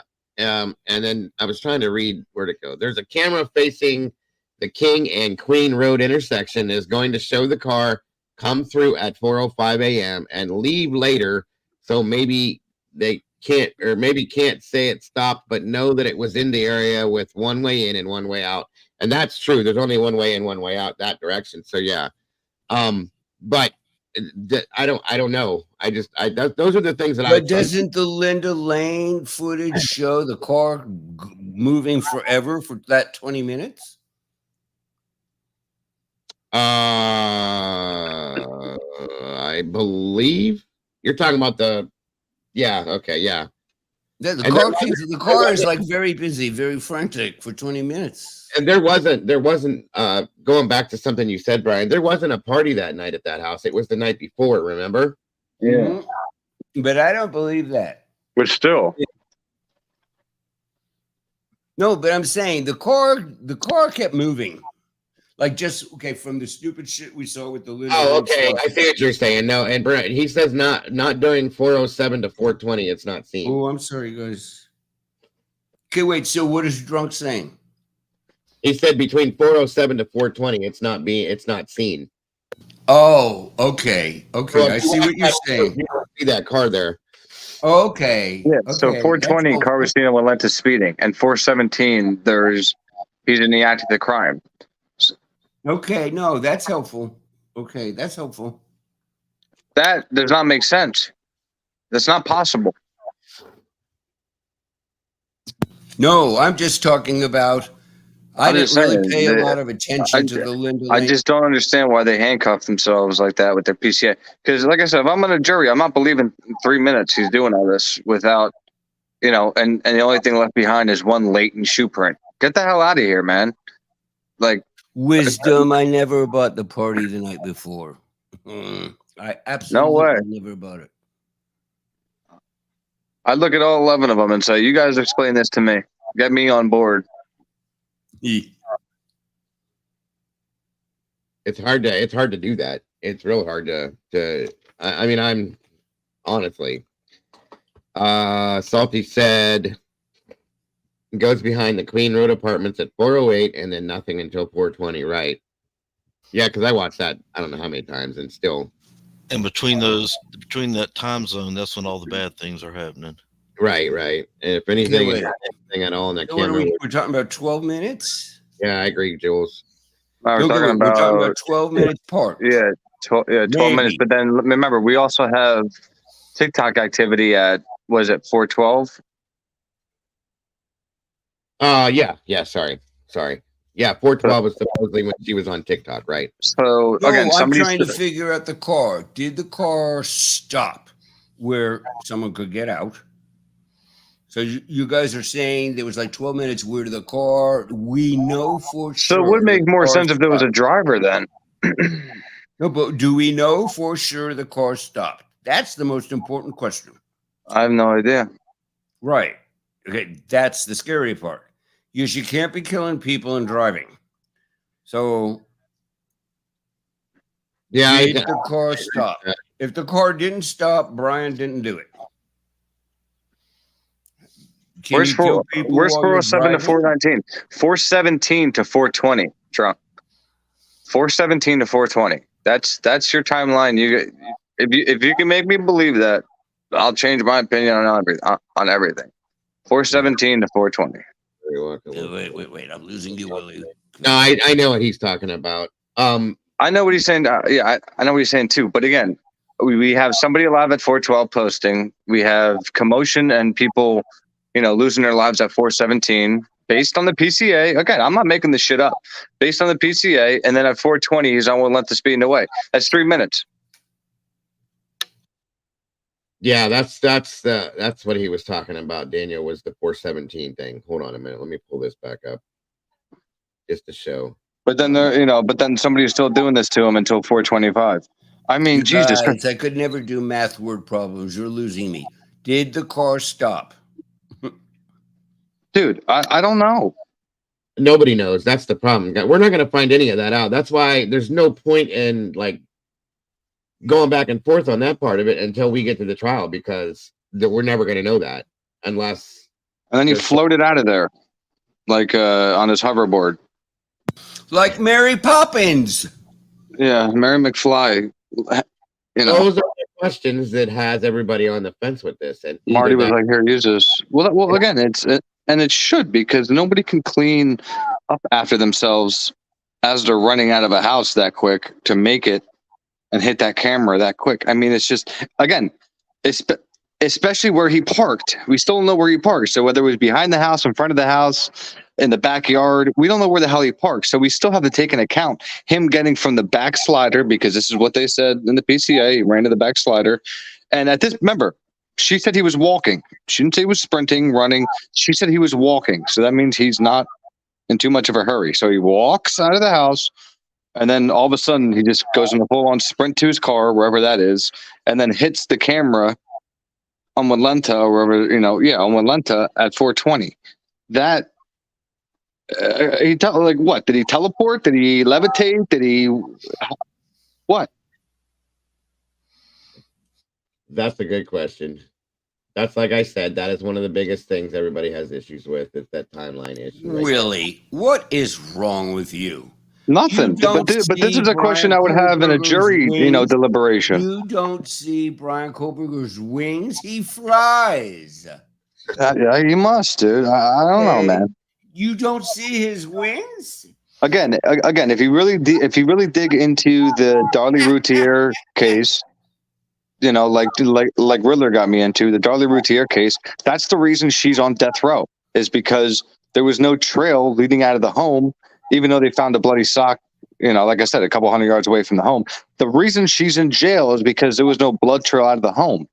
This guy got out of a home in 3 minutes while in the act of a crime at 417 and left nothing. Not in his car, really has never seen Bryan Kohberger fly through the air like Superman.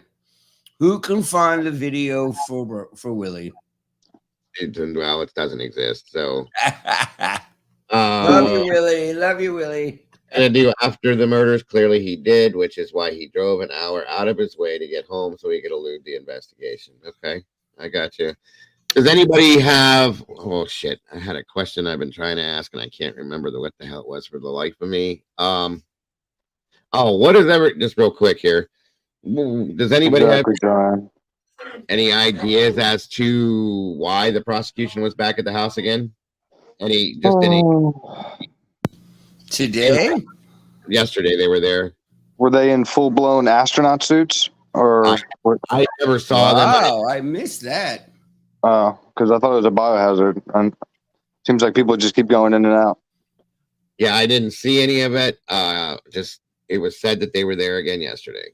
Oh, that's amazing! Is because they've been back there 2 or 3 times, but yet they were going to knock the house down at one point and saying they had everything they needed. Isn't that amazing? It sure is, Willie. I didn't even know they were there. Do you know how long they were there, Dago? I don't. I do not know. Unfortunately, Riddler, do you have a time frame? No, I don't. I do know they went back there. I do not know. Do we have any video of them going in? Like, was it a big crew or was it one person? None that I've seen. All I know is that wow. I know that the 28th is the last. They're tearing it down, so that's probably what I'm guessing. So that's what I mean. So is all this videoed where they can't just come out and be like, "Hey, we found a knife under the floorboard" or something crazy like that? Like, is all this videoed or what? How does that work? Does anybody know? No drones allowed, Willie. Well, no, I mean when they go back in to do whatever the hell they do.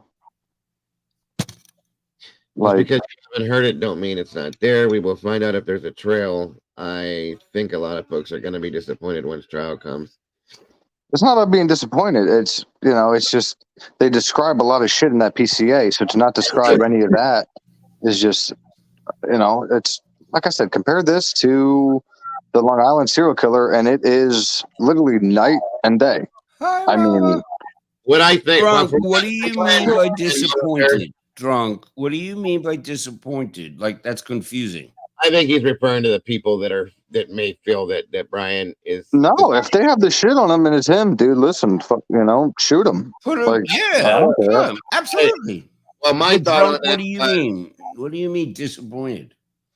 None of us are rooting for an outcome. I think it means for the people that like hope are is extreme. goddamn. Yeah, but there are people out there that are like, to the extreme max, man. Like the groups and shit on Facebook that I've seen, they go nuts. We know that, but I'm saying, drunk. What do you mean when you say disappointed?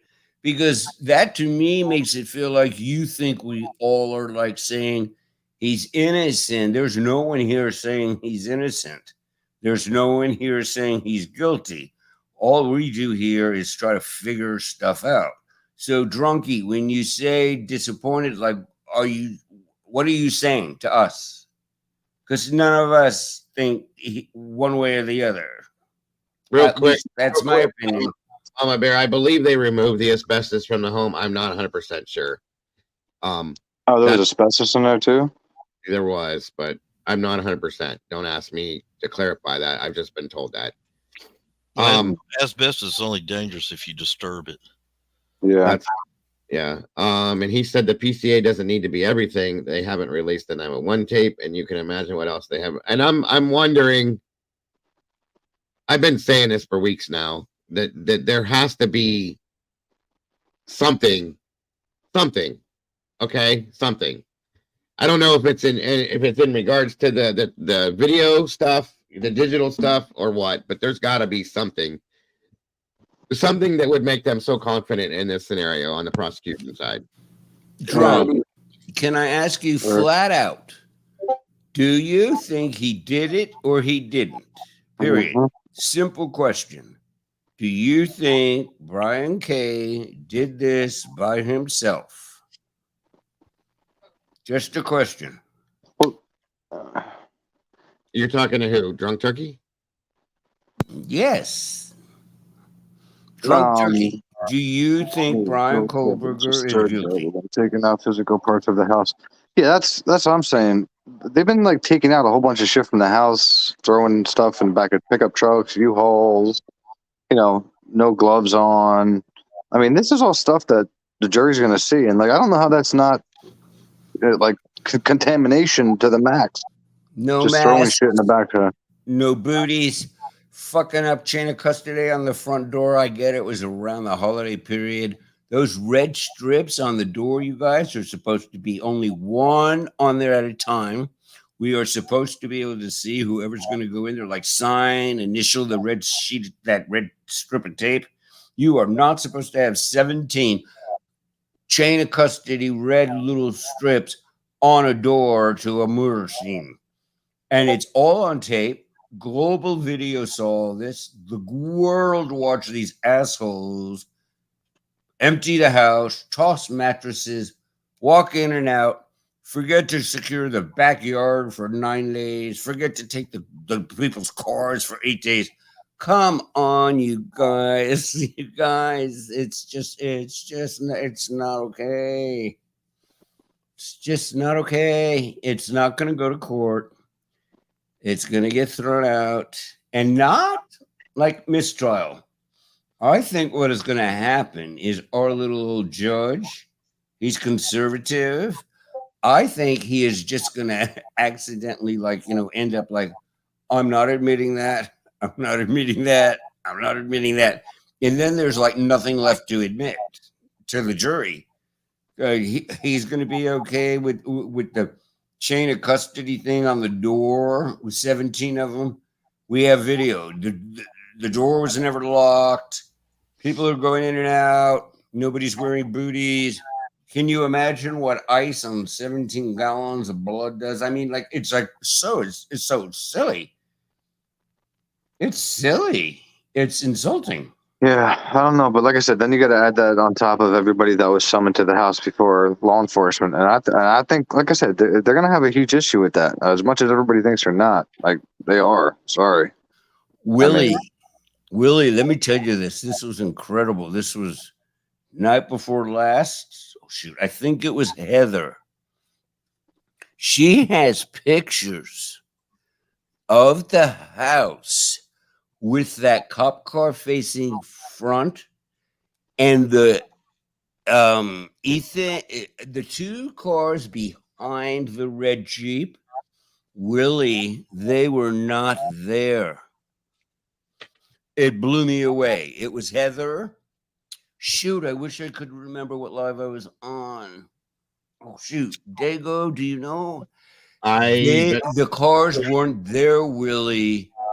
But the cop car was, and the door was open with a cop standing in the doorway. So that means this was after cops got on scene. But the two cars, okay, the ones, oh, come on, you guys help me. The ones behind the Jeep, Hunter. What was the black sedan and the other car behind? The two cars behind Ethan's red Jeep. That was his sibling's vehicle. The black vehicle was. Okay. You get two of them, right? The black one belongs. Oh my God, it's been a long time. I think so. It has. I think so. Somebody correct me. Guys, they weren't there, but the cop was there. So to me, I'm not good at this. So I thought, okay, let's see if this is photoshopped. And this was while the live was going on. So I switch, I go, I look. And guess what, you guys? The cop car was in the perfect position. Okay, so that was important to me. Okay, because that meant it wasn't photoshopped. It was Heather Fitzgerald that did it. Shit, I wish I could remember where it was. And it like blew me away, you guys. Daniel said the cars were not there at daylight. They were in the picture. Dago, this video that the state is going to present to the court of the House, is it actually going to show? Oh, drunk. I would love to join your panel. Sorry, Riddler. Sorry. This is what would bother me. If they just show the house, that's one thing. But are they going to show the victims in the house and a guy coming in that looks like Bryan? That would persuade a jury. I mean, if they have something like that, that's going to persuade the world. That's going to change everybody's mind, and everybody's going to say, "Okay, let's do this." That's my opinion. If they have something like that, and I, in a sense, I almost wish they do. Honest to God, I almost hope they do, because that's going to shut everything down. Okay. And then we can all finally say, okay, let's do this. That's what I've been saying, but I don't know if they have, if that's part of the, the digital stuff. I don't know. I mean, I know that there's got to be a camera that has something on it, at least. Yeah. I just want to say something to Wisdom real quick, because I actually looked into that, Wisdom, and I know you said you were in a justice system, but it doesn't matter how much evidence they have on an individual when it comes to a crime. For the death penalty, it matters how heinous the crime was. So they can have, next to nothing, but because of how heinous the crime is, that is what constitutes to the death penalty. Because I thought it was like, how much they had on somebody, but it's actually just how heinous the crime is. So, I just wanted to respond to that because I saw her comment. Because I thought the opposite, but it's actually, just how bad, the crime actually is what it constitutes them asking for the death penalty. Yeah, right. Absolutely. And I'm looking forward to this other document that the defense is bringing. Like, seriously, I would love to see what this is about. And based on what Daniel said, I'm guessing Monday is going to be the day that we're possibly going to see this. Well, no, because Monday's Christmas. I mean, if it drops by Monday, I'll be real surprised. But maybe Tuesday.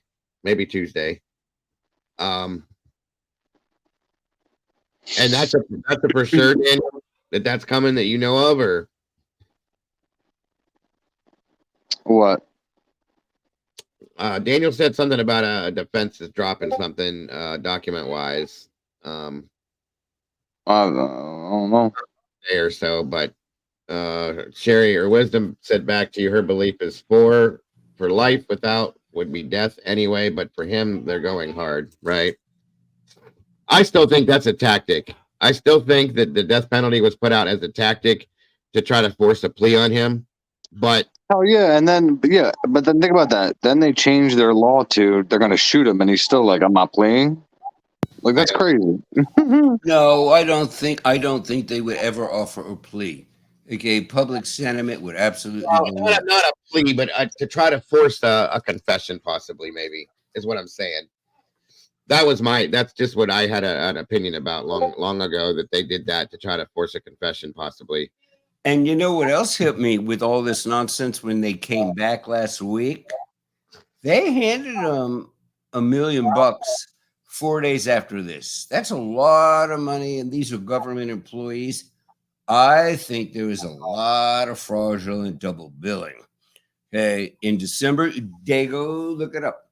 December 22nd, they list that they took 4,000 pictures and a bunch of 3D scans. I think they were just billing it, but they didn't do it. And then fast forward to 2 weeks ago, they realized, shit, we could get caught.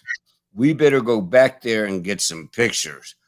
I think there's a lot of false billing. They were handed $1 million, and it would be neat. I don't know who could do it. I'm going to go for Neek Speaks. Hey, I'm going to email Neek. I think Neek Speaks could do it. I think it would be really neat to find a government accounting of what you people did with the $1 million you got 4 days after the killing. I think it was a billing fiesta. I don't think they took any of those pictures, you guys, and that is why they came back. Because they all of a sudden, because of YouTube, they realized, holy shit, we could get caught. We better get back there and take those pictures. And Dago, it was December 12th. Okay, just so you know, or all you, there was the date was when they reported 4,000 pictures and a bunch of 3D scans. Okay. They're double billing. Right. Well, let me ask you guys this question. We're going to have to be closing it up here soon, but I want everybody's opinion on this. Like, okay, we're in a what if situation. If they, what if the prosecution comes with something that's irreputable or irrefutable, that there's no way that you can say he didn't do it, and they have it, and we get to that point, and it's Bryan. Do you think he's going to talk about any of it, or do you think he's going to sit quiet and let them do their job? No, he's not. He's going to sit quiet and hope he gets off in a technicality. Yeah, he's going to sit quiet. If you go back to the Gainesville Ripper, he confessed in court.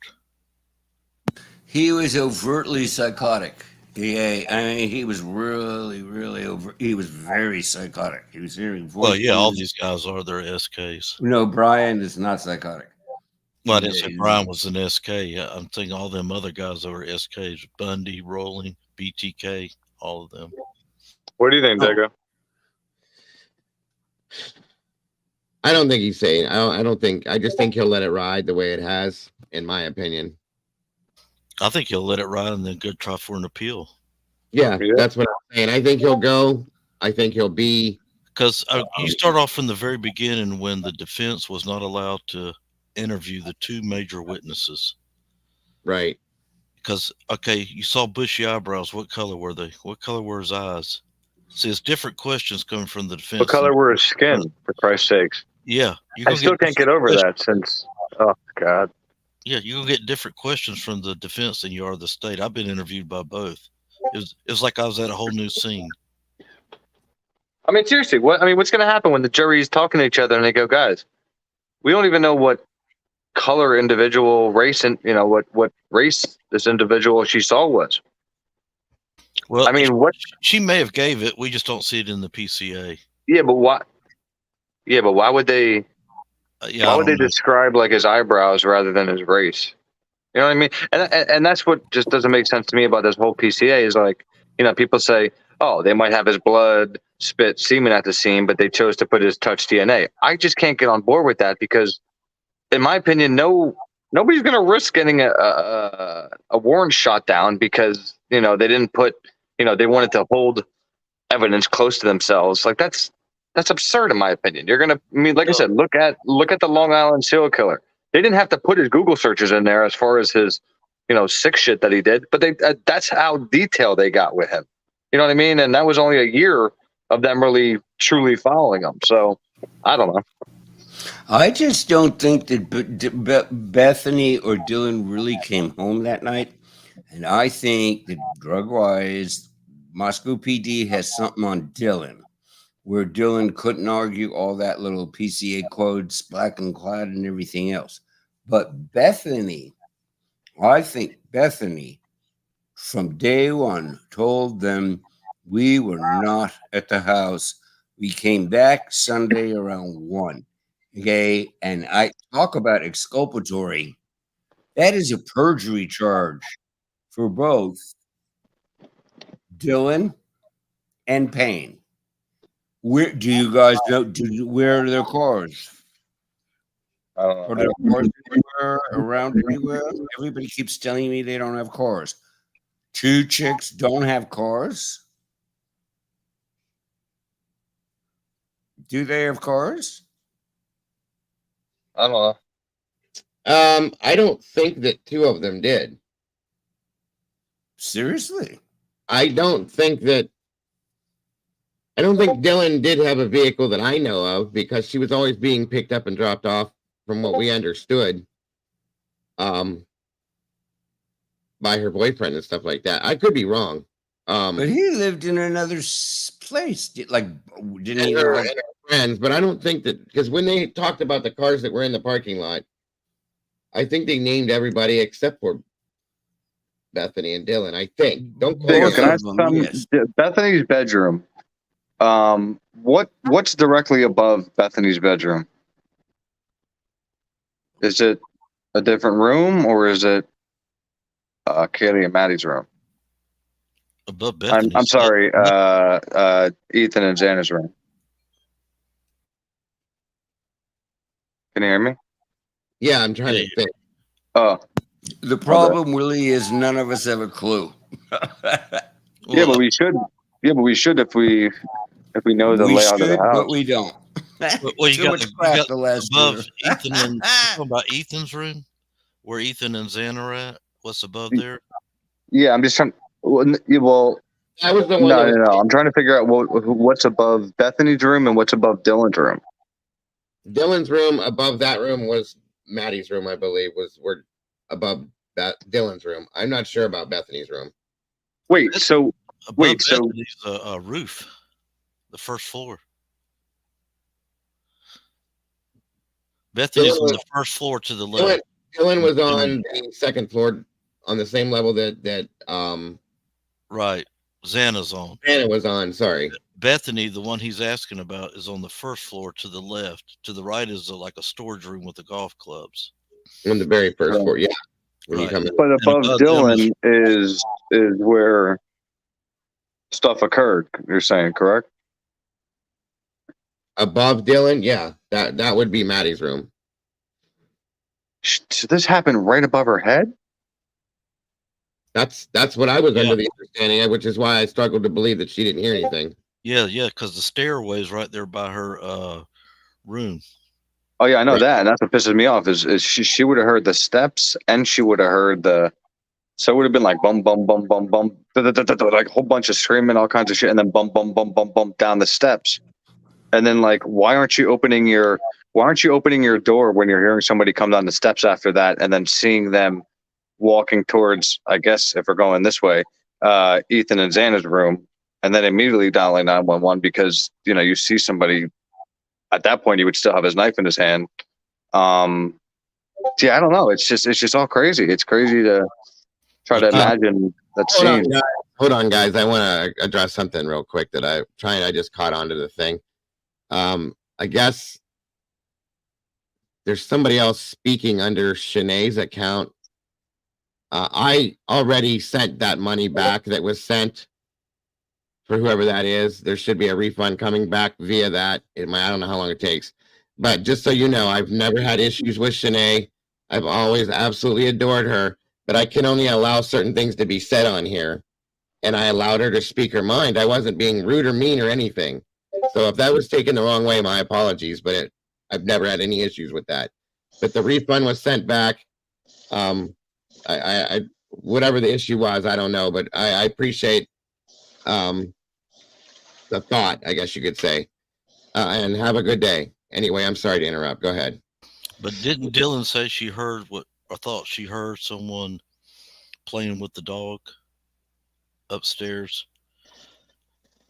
And then she thinks she's heard someone, which she thought was one of the girls saying there's someone in the house, something to that effect, or someone in here. Then later she hears crying. That all came from Dylan, right? Yeah, the part of the statement that she had put out there was that she heard like whimpering and then maybe the different variations of things. Yes. So at that point, and I'm trying to think, I heard, or I'm here. Don't worry, I'm here to help you. Or I'm here. Don't worry, I'm here to help you. The whimpering and what she thought was somebody playing with the dog. Those are the things I can remember. Inside the house. Now, Daniel's talking about the audio from there's the audio 50 feet away that picks up whimpering and didn't pick up screams, and only one thud. So all the screams and noise of fighting back don't exist. I agree, drunk. Yeah, there's no way that if there was audio from the front of the house, the front corner, which is what is her name? Xana's her bedroom, to that house on the corner there. That's where they supposedly heard the thud and the whatever was going on. I don't know what else. And I don't know. That's the only audio that I'm going to say that I'm going to go by. Okay. Whatever the audio that was in the PCA. The other audio, I went back a while back and debunked that myself because, and it was debunked, not myself, but I watched something that said it was debunked. So, and I don't believe me personally, I don't take any of the audio from Linda Lane to be anything coming from the house. If anything, it's anything going on around that area right there. So that's all my thing is. But as far as inside the house is what you were talking about, right, Riddler? What's that now? I said the stuff you were talking about was audio from inside the home. Yeah, everything that Dylan heard. I mean, she's at Grand Central Station. She's between the two unaliving. Grand Central Station. Right. She's right there in the middle of the two unalivings. They're partying now. Well, two sets of unaliving. Murder alley. I personally think she should have heard a lot more from up here. Yeah. I think there should have been a lot more sound coming from up here. And we don't know that she didn't. All we got was what was in that statement.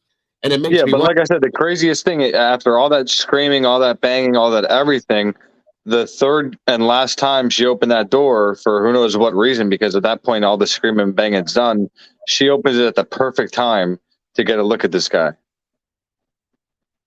What? What was her?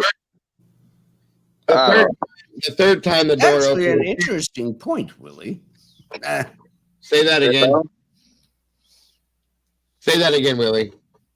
What? What I just said? Yeah.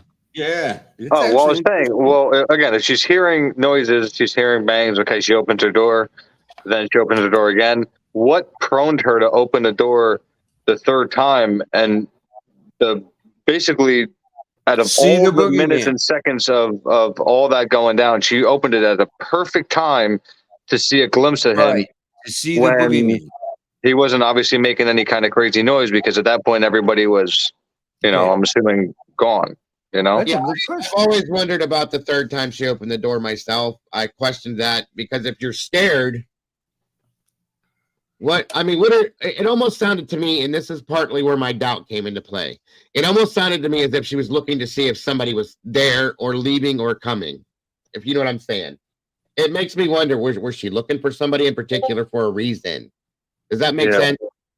No, but guys, we got to remember, though, that for all of us, some boogeyman at 12 o'clock in any of our houses is quite scary. But the reality is, for this house, these people have dudes coming and going at all times. Well, that's why I asked what made her feel, if she just thought that, it was Kaylee upstairs playing with her dog and she didn't, think that the screams were, anything abnormal, which is weird.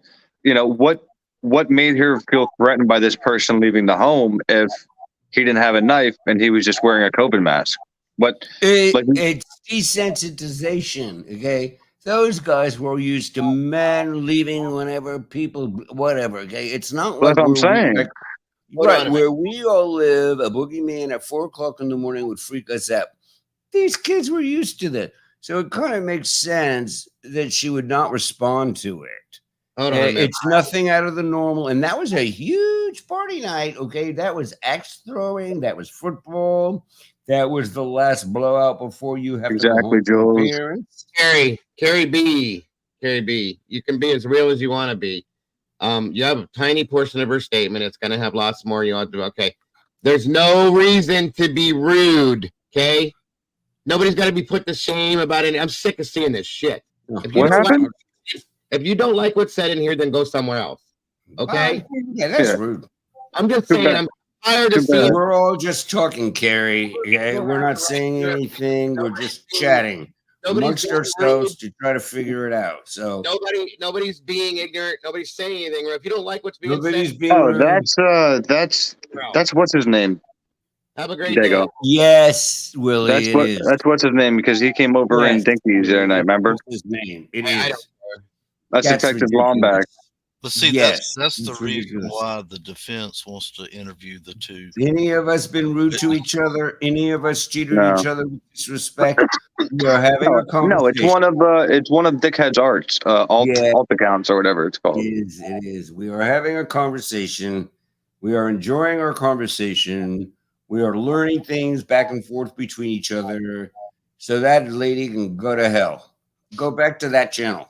Because if I'm the defense, it's a man, so I would want to know, Dylan, did you come all the way out of the room and stand in that little foyer, or did you were behind a cracked door? Well, I think based on the PCA, it states that she opened the door and kind of stood behind the door, like this, and then closed the door. That's what I'm gathering from the PCA. But we don't know, part of what she said, I agree with that there has to be more to her statement, because that little bit of that statement doesn't make that much sense. And I'm hoping that there is, you know what I mean?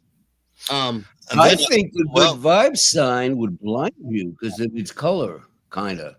Yeah. Well, absolutely. The other thing I would want to ask her is, what time did you wake up in the morning, and did you have to go to the bathroom?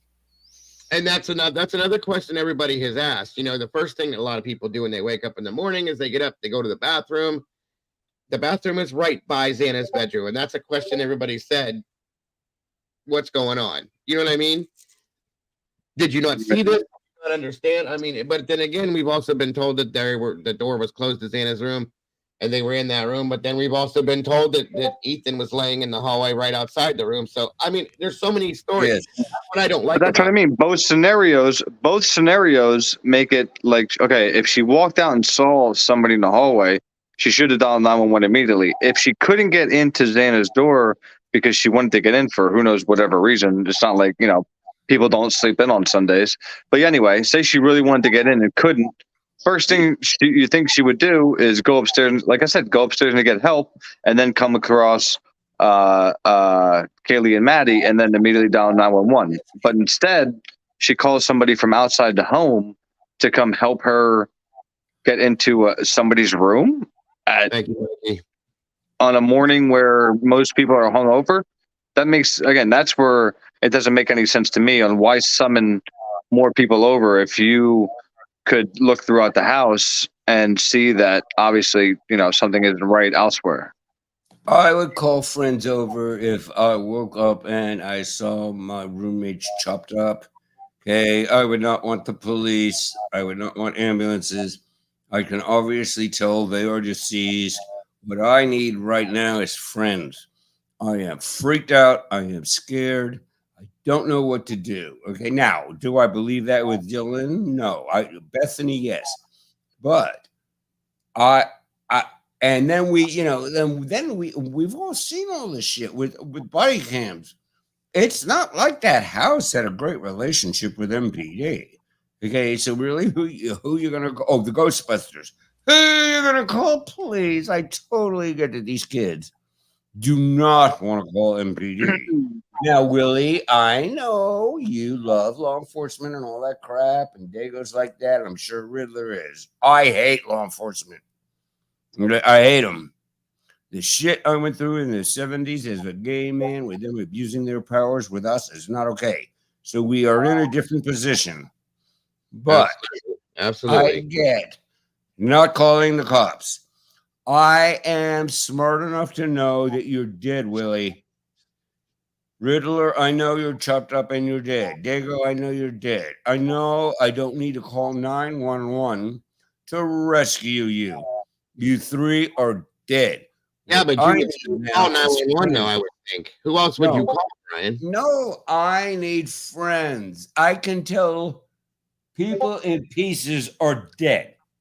It's not So confusing. why would you want to I get your don't friends need involved? EMS. I don't need EMS. I need friends. My 4 roommates are chopped up. I mean, I think I would call. It's an automatic reflex, though. If you see something, let's not go so graphic with it if we can. Okay, Dago, that's fair. That's if we can. No, that's fair. That's fair. But I'm glad I got it out there because it helps with my scenario. Sorry, It's okay. It's okay. But if I walked this into is that, the president of the United States. You know, we throw out. That's right, Kate. I know, and that's what I'm saying. I think I would call 911, even if that was the scenario, only because that's what we're trained to do in that situation. What else do you do? I wouldn't be calling people I know because they're not going to be able to do anything for that either until after the fact. That's when I'm going to call them for a support system. Friends, I just walked in on my 4 roommates. Yeah, but if you call friends, you're going to have the same problem you had with John Benet Ramsey. But that's why I don't think. But that's why I don't think she told her friends. Like, I don't think she came across a whole bloody scene of them stabbed up and told their friends that, because I don't think her friends would have came. I think they would have dialed 911 and been like, "Hey, yeah." So I'm trying to picture her coming out of the room in the morning. Yeah. Does she go over to Xana and Ethan's room and nobody's answering? Now, from that point on, does she go upstairs to check with Maddie and Kaylee? Exactly. So we don't get that in the PCA. Moscow Police Department has been hassling these kids for ages. Hold on, Brian. All right. Yeah. Once again, she comes out of her room sometime in the morning, I'm sure, and she goes over to Xana and Ethan's room. Is she knocking on the door and nobody's answering? So she said, well, let me go upstairs and see what's going on. Is that door locked also? Which we won't know in the PCA because nothing's mentioned there. And then she comes down and now she calls a buddy to come over. That's a good question. Exactly. Did she go upstairs? Did she go to those rooms? Or did she come out of the room and maybe see something on the floor that scared her immediately and ran directly out of the house? Okay. But here's my question with all that, Riddler, and it's a good point. Steve stated that they were communicating back and forth. Did that go on for the whole night until daylight came? And then they both did. See, that doesn't fit with me either, though, because I can't gather that, guys. I can't. Exactly. What are they talking? Exactly. Like, what are they talking about? They never were like, hey, let's meet up and go investigate what's going on. And then they would have seen what happened. Like, what they talk about the whole night. You know what I mean? I don't know. That's a good point. It is. That's one of the things that's hard for me to process. That's all I'm saying. That's why I think it's important that the defense gets to talk to the victims. There could be questions that were not asked, and we don't want to wait till the day of the court. Absolutely, I agree with that. Yeah, but instead they ran to the grand jury, so we'll never know. Exactly. Jules says from how it sounds, the police got there, accessed Xana's room, and then asked if anyone else had lived there, was told about M&K, and then found them, meaning no blood between the 2 rooms. But still... Well, no, it makes sense that there's no blood. Maddie and Kaylee were on a cotton swab. So it makes sense instantly after the killing that the killer would not have anything on her. They're bleeding out on a cotton swab. It doesn't that really make sense to me. That doesn't make sense to me though, Brian, because if the killer came in and went upstairs and had that situation and came from the upstairs to the downstairs and encountered Xana and Ethan, there would be a trail from up to down, I would think. In that situation. Because they both were on a bed. That's a cotton swab. Like when I looked up Brent, I didn't know what infantry was, so I looked up infantry, and it was stunning. It said infantry is trained to jump out of planes with K-bar knives, approach the enemy, slash their necks, and leave. So please, that's Brent. So all the ladies were in their bed. It takes 4 seconds to slash 2 necks and then stab a bunch of. Oh, I'm getting too gross. Okay, and then leave. Why would there be blood on the floor? They're on a cotton swab. We saw the mattress leaking out of the house. So, good. Wait, say what? I said it was leaking out of the house in one of the rooms. Yeah, but that was downstairs, Willie. That was downstairs. That was Firefly has a good point with that, Stan. She said, but they bled out over the 8-hour period, so most of that probably wasn't there as the event happened. So no, I right. get That's what I'm saying, Firefly. I get it. That makes sense. Yes, that's what I'm saying. Clarifying that. That does make sense. Yeah, that's what I'm saying. I wasn't thinking in that sense at that point. So yeah, no, I got you. Right. They went in, they did it 12 seconds, then they came down, and that was a bigger mess. But the top thing wouldn't work. There's no reason to have footprints going down the steps from the 3rd floor because there's no blood on the floor yet. Right. Does that make sense? Like how I'm wording it? Yeah. And we also don't know that there wasn't other people in the house just, throughout the night. Tamara, what is this information like? Unless you have some kind of receipts on that, hun, that's really out there. And I mean, I'm just saying that's kind of, you gotta show some kind of receipts on that kind of stuff to say stuff like that. Honestly, that's a bit. I wish I could figure out how to see the chat and be up here and with my mouse. Are you talking about? Not be funny. That's just. I don't even want to talk about it because it's. Oh, I see it. Anyway, go ahead. Just try to keep it logical, guys. We got to think sensible with these things, and that's just. There's never been anything talked about like that. You know what I mean? No, good. We've all have been good. We have been kind. We have been respectful. Absolutely. Shit. Am I getting thrown out? Something happened. Diego, are you throwing me out? No, you're right here. You're still talking to us. Oh, something just happened. You're here. The only thing God. I see you. Help. Okay, can you guys still see him? Back to that little mini screen StreamYard. Yeah, I can see him. I didn't hear him. Yeah, you're still here, Brian. Unless you bump something, I don't know, but you're still up here. Oh, I would like to get it to where on another screen I can see the chat, but I'm scared to death to touch anything because it's a new mouse. It's a microphone. I'm a mess. When you're in, I am going to try it now because it just did really weird shit. When you're in StreamYard, depending on what you're on, unless you have a secondary screen, it's hard to be able to move off of it, Brian. Do I have a secondary screen? Dago, please. I don't even know about a first screen. Give me a break, my friend. It's hard to move off of StreamYard because it'll boot you sometimes. That's funny. Secondary screen. He thinks I know what he's talking about. No, I'm too scared to do it. I'm just going to go back to this. Continue, guys. I'm sorry. It's okay. You're fine. You are fine. And what time were friends? I mean, even the police chief Frost said people were coming over.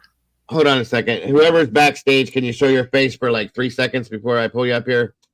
Or not even 3 seconds, just 1 second to make sure it's a. Not saying you do that. I just need to see your face for 1 second. Please present yourself. Or no. Love you. You don't have to leave it on. It's just to prevent some other problems from possibly happening. Yeah. Why they leave? What's really scary is for someone to want to do that on True Crime Channel is even you can take your picture down now, huh? Thank you. Oh, here's why I'll tell you I do that, guys. When I was in there you go. Oh, nope, you just disconnected your camera or something. Go ahead and put it back the way you were and then fix your thing. I'm gonna tell you why I did it. When I was in the other genre, people like to send put pictures back there and then you're bombing the whole world with what they're showing. Just because. Not saying anybody in here would do that, but I learned my lesson doing that before. Yeah. You don't want to be porn bombed. Okay, here we go. There you go. Welcome, Heather. Heather, hi. I love you. Hello, my sweetheart. Hi, Heather. Brian. That's How awesome are you, that honey? you're here. Hey, Nelly. I just wanted to quickly come on because I know chat's been flying, and it's hard for you all to see that. You all have been awesome on panel. I respect everybody. I know some people were a bit confused by some of my comments in chat. I just want to say something really quick. I'm not speaking for Daniel. I can only speak for myself and the people that I know. It's no secret I mod there and else for two very different channels. And I respect them both so much. What I can say is, for myself and a lot of people that I know, it's not about wanting to hang Bryan. Absolutely not. If he's not guilty, he's innocent until proven guilty. I think what comes across a lot of times is people loving Bryan or wanting him to be hung. It is inaccurate. It's more of an innocent man could be put to death because of sloppy police work, and an innocent man could also walk because of not following chain of command. And that's something that everybody, that could be any one of us, any one of our kids or family members or loved ones. And that's, and these families, all of them, that's the scary part. And we don't know. We only know what we've been shown. And I don't know about anybody else, but I could never say one way or another with the information that I've seen, and you all have probably seen more than me. I agree with you. It's so neat to hear you, Heather. You are bright, but typing doesn't work. Okay, but to hear your voice and the way you articulate is neat. I'm thrilled. You're sharp. You're bright. I love you to death. Good for you for coming up. You're very right too, Heather. Thank you. I appreciate you jumping up here. I appreciate the statement too, because that's exactly how I feel about it. And I think most people do. Neither one of us, if you want to put it on, who's on both sides of the fence, want either one of those things to be specifically what it is. We just want the real deal to be what it is, the truth. 100%. To be right. For it to be right. 100% for everybody involved. The families deserve that. Everybody, 100%. So thank you for letting me up. And if I said anything in chat that upset anybody or they felt like I was being rude or going, not at all. I apologize if I came across that way. Not that I wanted to come up. No, let it be triggered, whatever. Puppy, you guys. Puppy.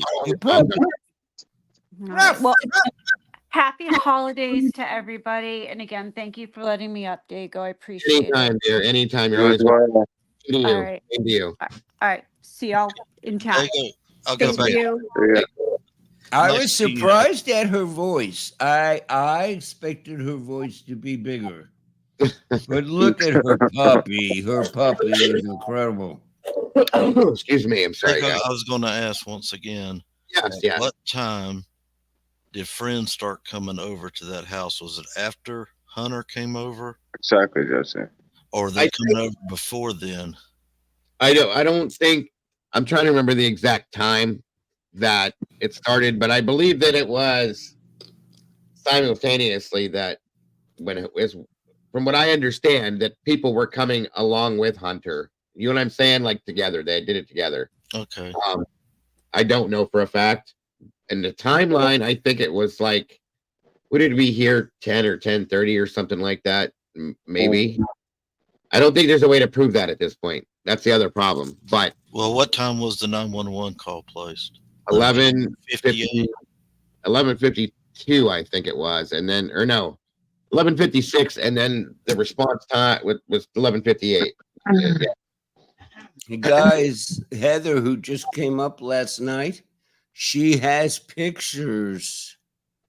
She posted it on Clue that those two cars were not there.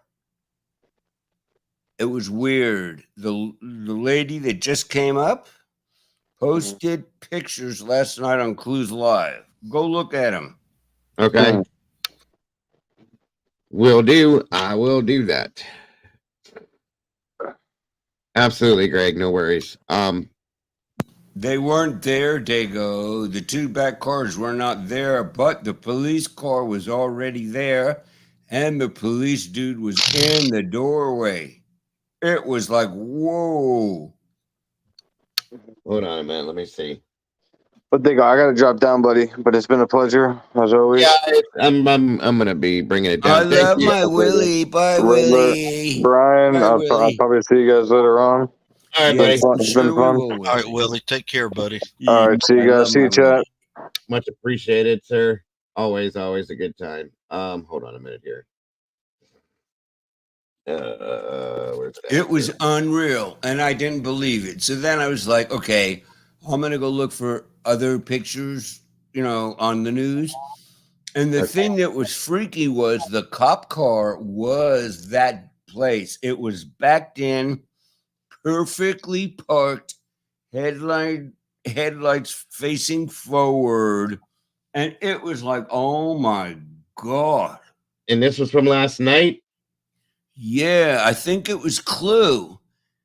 Yeah, but it was, to me, the biggest thing was the cop car was right in that place that Heather's picture was in. And there was no of the two cars behind the red Jeep. But what just totally spun my head around was there was a cop in the doorway, and there was that cop car in the driveway faced forward. Exactly in the same park position. And you guys, you all know I'm not good with this. I'm not technology. It could be photoshopped. I don't know. That's not my thing. I'm not good. Before or after the Cowboys video? Oh, no. This was like day one. No, I mean day like one. last night on the video. Was it before or after that? Those pictures. Oh, J-Ro. Because so far I don't know. Cowboys. I don't know. It was stunning. Maybe that's the wrong video then. No, Okay. oh, Dago, that would be really great if you can find it and show it to them, because it was from Heather, and it was like amazing. It was really scary. But to me, the cop car was parked exactly the way it is in Heather's picture. Yeah, and those other two cars were not there. So the only thing we can say is the fantasy that the other two cars came before cops came is not true. The only thing Heather's picture can mean is that the two cars behind the red Jeep showed up after cops got on scene. That is huge, time frame wise. Oh, Dago, find it. Find it, Dago. It was Cluminati last night. Are you here, Dago? Oh, Dago had a mute. I'm still here with you, Brian. Oh, I would love him to find it and show it to you guys. It was just like, whoa, my God. And last night I did go look to older pictures. And the thing that messed me up was that the cop car was faced that way, because as time went by, the cop cars were coming sideways and everything. Hey, but is the picture legit? Heather's picture. Yeah, is it legit? I don't know. That's why I want him to pull it up. Because I listened to so many videos from the beginning, and I guess we all got burned on it. We go, oh my goodness. And then we get in it 2 days later. Yeah, well, come on, Riddler. I can't figure any of this out. I think the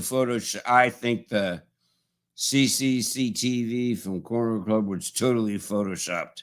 Really? Hot Saturday night? The only thing we have is our top 8 cast members in the bar shot. Give me a break. Go zoom in on Maddie's ponytail and then look behind on the guy with the white shirt. You'll see JD's face on his left tit. Give me a break. I do not know if this, what I'm asking him to do, is photoshopped. But what blew me away was the cop car was backed in, headlights facing forward, And that was exactly the same way when last night I was like, whoa, I want to see.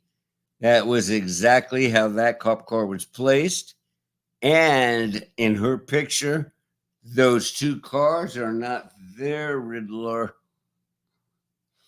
And the lighting was right. Okay, it was the same hue. Go look, Riddler. Go look. It's on the very day this all broke. The first 24 hours. Look at where the cop car is parked. It's backed in very neatly. Diego, did you find it? I'm looking right now. Yeah. It was the cop car is facing perfectly parked. I mean, I remember that. Diego. I hope you find it, Diego. It was really wow. And Heather, who was just up here, is wildly bright. She is totally authentic. Okay, she's not like a troll or anything. No, I know. We all know this. She's really just a neat person, bright and on the case. What is that? What is the point behind the pictures, though, that you wanted to make, though? Is what I'm saying. What Heather was saying was the hunter and the other car behind it were not there until after law enforcement showed up. So it's not like Hunter or the other Hunter were there cleaning up or doing anything. It was like they showed up after it broke wide because the cops were there. Am I expressing that right? So whose vehicles are they? One of them was the Ethan's siblings' vehicle, from what I understand. And that's would imagine that they showed up after the fact. I can't find it on Clue's video, either one of her videos from last night. See, and I always heard it that they arrived before cops showed up. But in the picture, those two cars were not there, but the cop car, Diego, you can find the video. The cop car with the two headlights facing forward, like this is on November 13th or November 14th. The cop car was totally backed in perfect. And that is what is in Heather's photograph. That cop car was parked that way. But the other two cars weren't there. So that means if the cops are already on scene and then the hunters and his brothers and the other guy drive up, that is after cops were on scene. Okay. That's kind of big. No, am I nuts? No, I don't. Compared to the lies we've been told. You sure it was from last night and it was Illuminati? Oh, okay, wait. Yeah, no, it was Illuminati. And it was last night. And it was Heather. And it was unbelievable. I'm looking. I'm glad you're looking, Diego, because I really would love to hear what you all see. When I saw it, and then I went to another tab, and it was like, oh my God. And it was like, holy shit, that cop car. The cop car was the thing that freaked me out. It's facing exactly the same way. And in the pictures I saw, the cop car was facing that way, but those other two cars were there. But then with Heather's picture, the cop car was facing exactly, parked perfectly, and the cars weren't there. That's kind of a problem. That means the other two cars showed up after the cops. Okay. No, am I making sense at least? Do you think? Yeah. Do you think? Yeah. Shelley said it's not on Clue from last night either, and I've looked at both her videos. One was from a day ago, and the other one was 14 hours ago, and then the other one was 2 days ago, and I didn't see it on there either, so I can't exactly find it. Okay, Clue will be able to help. Because I guess we can get a date stamp of when she put it. Okay. I do have that bombshell, or I should have that, or I did have that. Hold on a minute. Let me go check. No, she'll be able to tell us because she put it up. It was really bizarre, you guys. And it's like, wow. Which makes sense more than the fantasy they've been giving us, guys. Okay, it makes sense more that tragedy was found, law enforcement is on scene, some close people were called, they rushed to the scene, they parked their cars, they ran in. That makes more sense than the bullshit we've been given. Right. No, I get it. Hold on. Yeah, it makes much more sense in like normal life, not all this crazy bullshit we're going through. Makes a hell of a lot more sense. Okay, so this. Oh, good. I'm glad you're gonna find it. This is not that same video, but this is a different. It's the day after.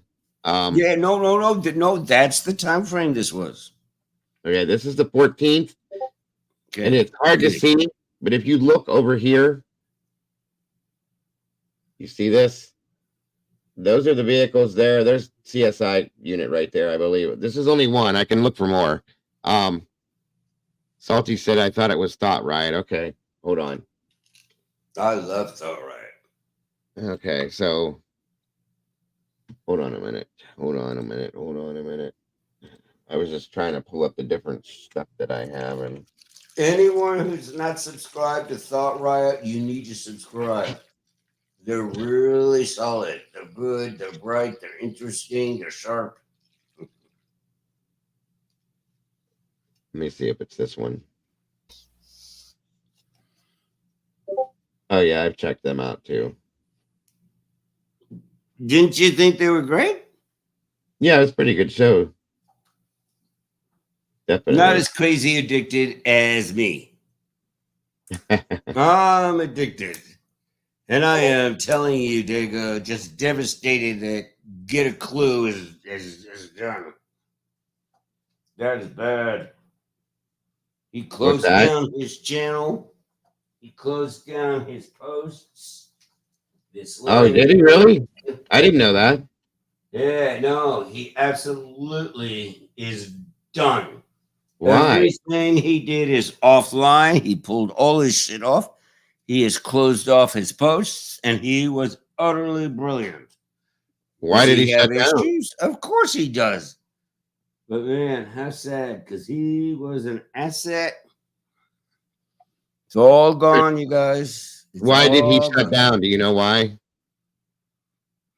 I'm sorry, say again. Why did he shut down? Do you know why? Well, all right. Kind of I do, but I'm allegedly saying this because he's a narcissistic personality disorder that can't respond to criticism. And I am allegedly, I am not diagnosing anybody. He just couldn't handle it, which is stunning to me. He is the brightest person on YouTube, true crime. He was incredible, but he absolutely yanked everything down. And he yanked down his, that other thing he had, which was hard for me to navigate, but it was really good. He is gone. Do I think he'll come back? Probably. When did he go down? I didn't know he was gone. Now this I don't know, Dago. Okay, I was only emailed about it yesterday, so I don't know. Oh, okay. But when it happened, but he yanked all his crap down. Wow.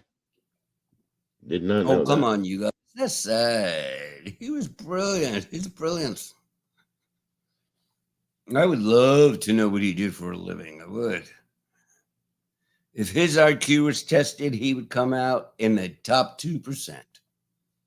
He was brilliant.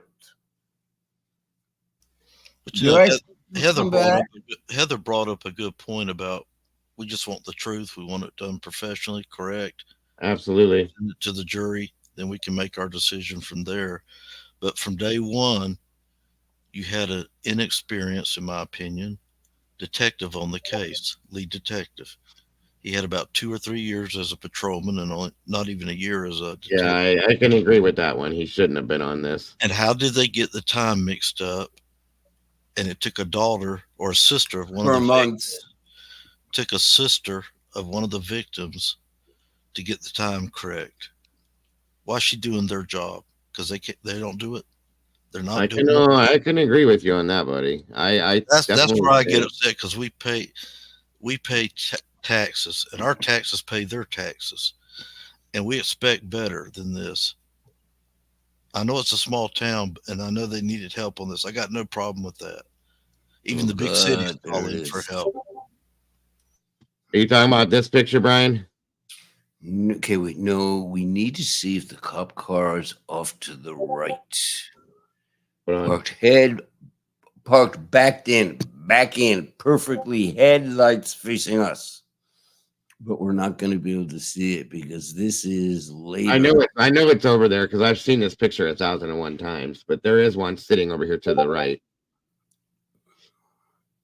Hold on. Yeah, it was amazing, Dago. Okay, keep going. Thank you for doing it. Mm-hmm. Look at the assholes. You're assholes. You're all fucking assholes. You're liars. Well, this is when they were at the neighbor's house talking to them. Yes, and there's the camera. Well, there was right there. One of them. Right. They took it. No, in real time. I would go there and it would be gone, and then it was back. And that thing has got really good resolution. Now there is a cruiser backed in over here. He's walking over to it. Right. That's what she had. But the black car on the left of what we're seeing now. Yeah. In her picture, she's listening tonight. Heather, send Dago the picture you sent Clue. Okay. But the black car on the left was not there in Heather's picture. Okay. But cars were parked like this. Okay. But to me, when I kept clicking around, okay, I was like, okay, let me see if the cars are parked like exactly. Like they were, there's a space between the gray car and the blue car. The doors are there. You know what I mean? Right. And then on the right, that cop car was it for me because I could figure it out. And there was no black car there. Dago. Heather, you're here. Send it to Dago. Let me see something here. Heather will send it to you. It was unreal to me. Oh. It totally changes the entire tale. It does, because that means the hunter, the black car showed up after the police were there. No, that's not it. Okay, that cop car on the right was more closer to the blue car. Like right here? Yeah, no, it was more to the left.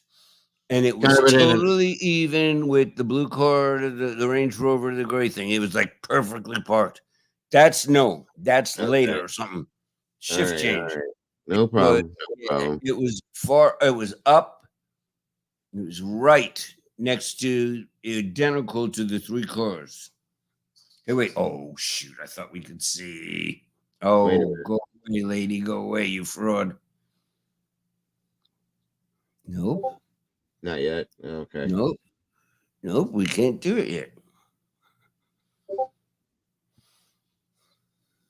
Hold on here. She has it. She'll be able to send it to you. It was brilliant. Okay, wait. No, that's not it. No, that's not it. The one we're looking for is the cop car totally parked in perfect unison with the three victims' cars. Oh, it was side next to it, but okay. Yes, perfect. Like the other one, that cop car was behind last night. No, that's not it. Last night, Heather's picture, it was perfectly. No, that's at an angle. Okay. Isn't it? No, but this is stunning. I thank you for doing this. Because I want you all to see it and you tell me what you think. No, but I'm glad you're showing the pictures because this bottom floor doesn't stick out as far as I thought it did. Right, right. I can see it now. So yeah. Yeah, and just so I don't know if anybody, that's not going to be it either. Hold on. So I stand corrected. When I said above Bethany's room, that would be Dylan's in the living room. Riddler is so cute. He just can't help but being totally analytical.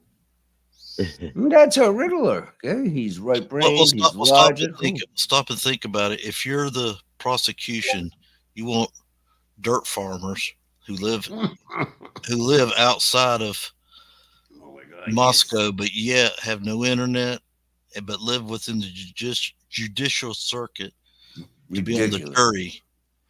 Now, if you're the defense, you want architects and engineers on there because they're going to analyze everything. Yeah. May I ask my Riddler? Yes. Without divulging too much, all I want is a vocational category because I go for very logical, very right brain, very math, very meticulous. Am I close to accurate? Yeah, that's me. Right. So now asking like a specific anything. Vocation. Well, I was military. Okay. For 20 years, but most of my family, they're deeply involved with law and crime. They're in the judicial system. So I get to hear it every time at a Thanksgiving or family gathering, and I always play devil's advocate just to make them mad. But, yeah, just to make them, get them going. But just about all of them are on the prosecution side. You're really orderly. Do you know where your car keys are? Is that better, Brian? Oh, yes. Yes.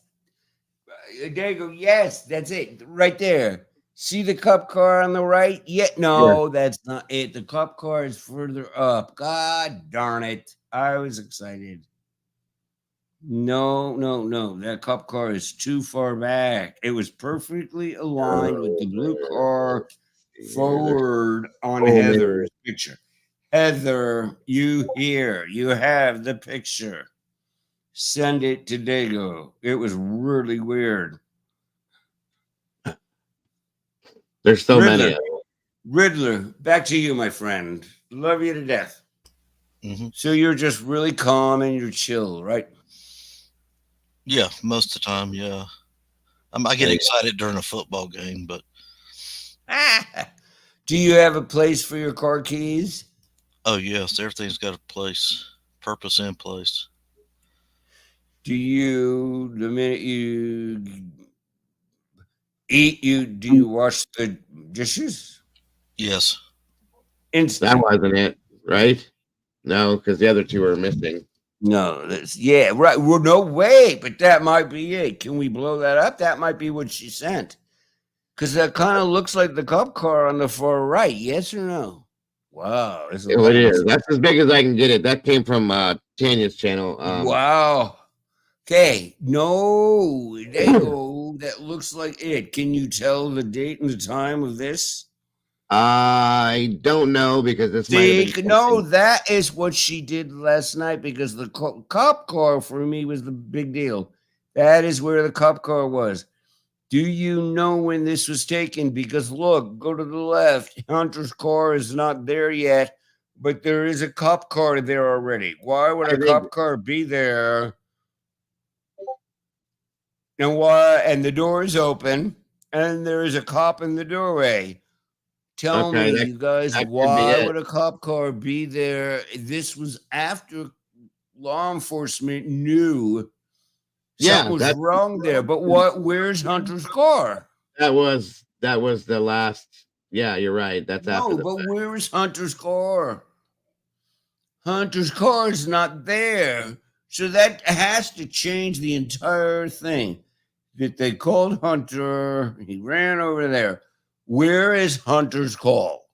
So we have to guess. This was at least at 12:10, whatever, y'all. Cops had already come on the scene.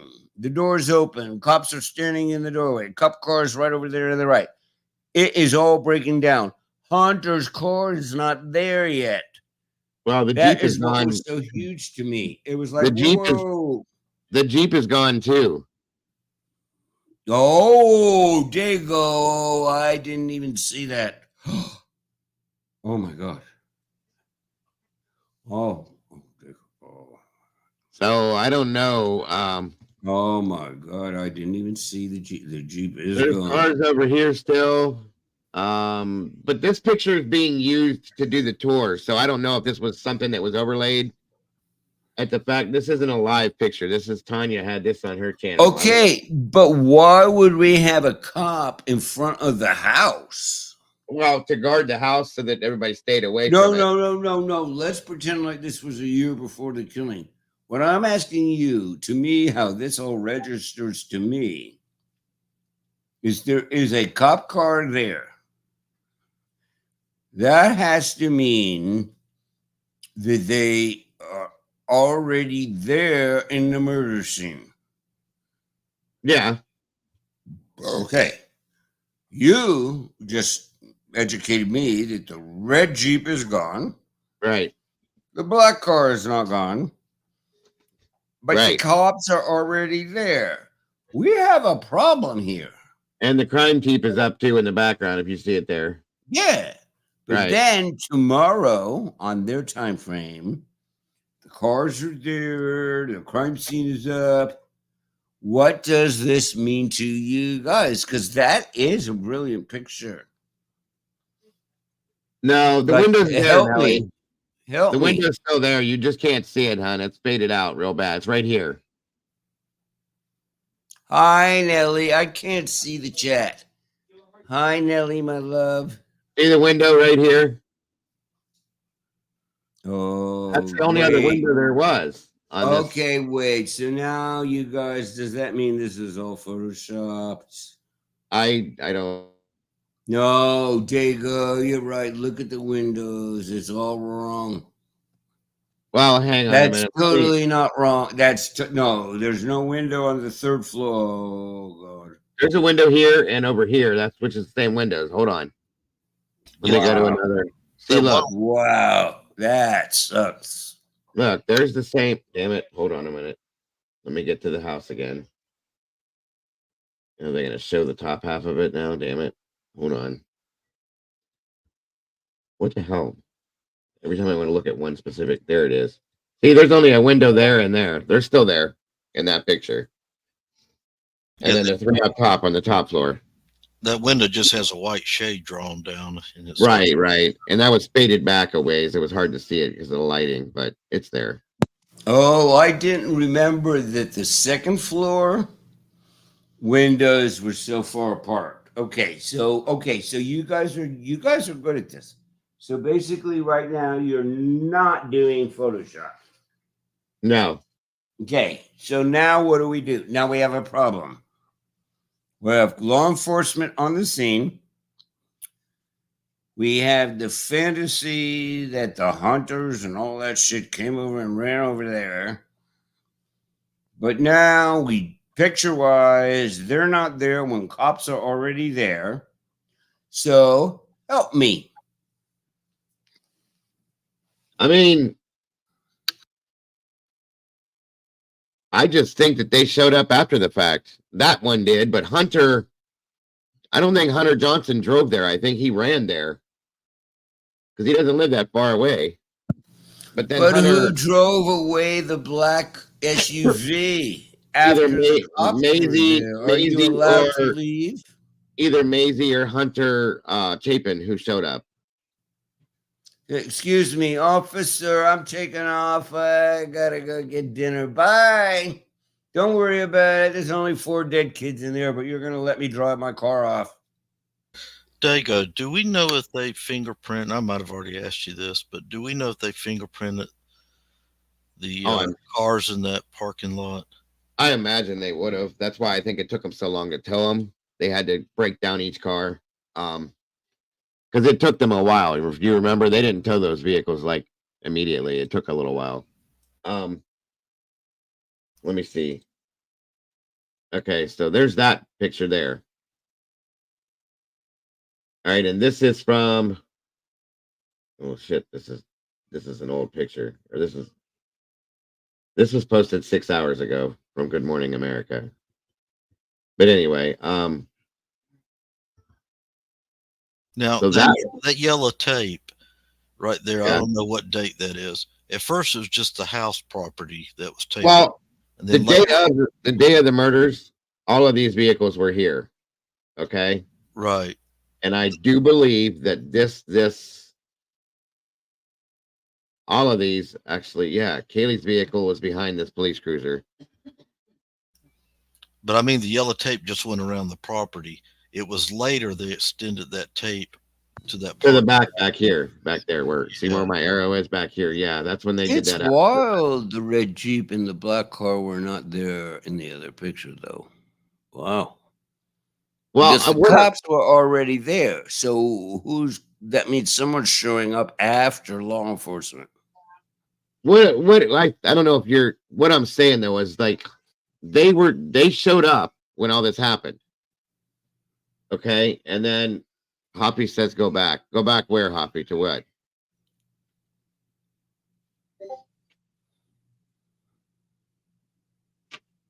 There were 5 cars at one time. So there's 1, 2, 3, 4, 5. Yeah, they were all 5 of these vehicles were there. Right. Okay, that's right. Now this was here. The first video I remember seeing ever of this scene, I remember seeing all 5 of these vehicles. And then Right. So the video you're saying that you saw, the picture you saw is when and I'm gonna venture to say that it was the siblings, Maisie and Hunter, showed up in this vehicle here, or one of them did, the black one, okay? Because I think they shared that vehicle. This one was Ethan's, the red one, and the other 2 shared this one, I believe. Right. I might be wrong. Right. Okay. Now, what I'm gonna venture to say is that they showed up there to. No, the key question is before or after law enforcement, because the picture last night was after cops on scene. That's the big deal to me. On the left, those 2 were not there. The door was open with a cop standing in the doorway, and on the right side was a cop. My thing is before or after law enforcement on the scene, because that would mean that the Ethans and the Hunters showed up after everything broke. Right. Okay. And I'm wrong. We're taught to believe that they were there for hours before cops came. Right. Let me correct myself real quick. This Jeep was shared by the boys, and Maisie drove the black one. I'm sorry.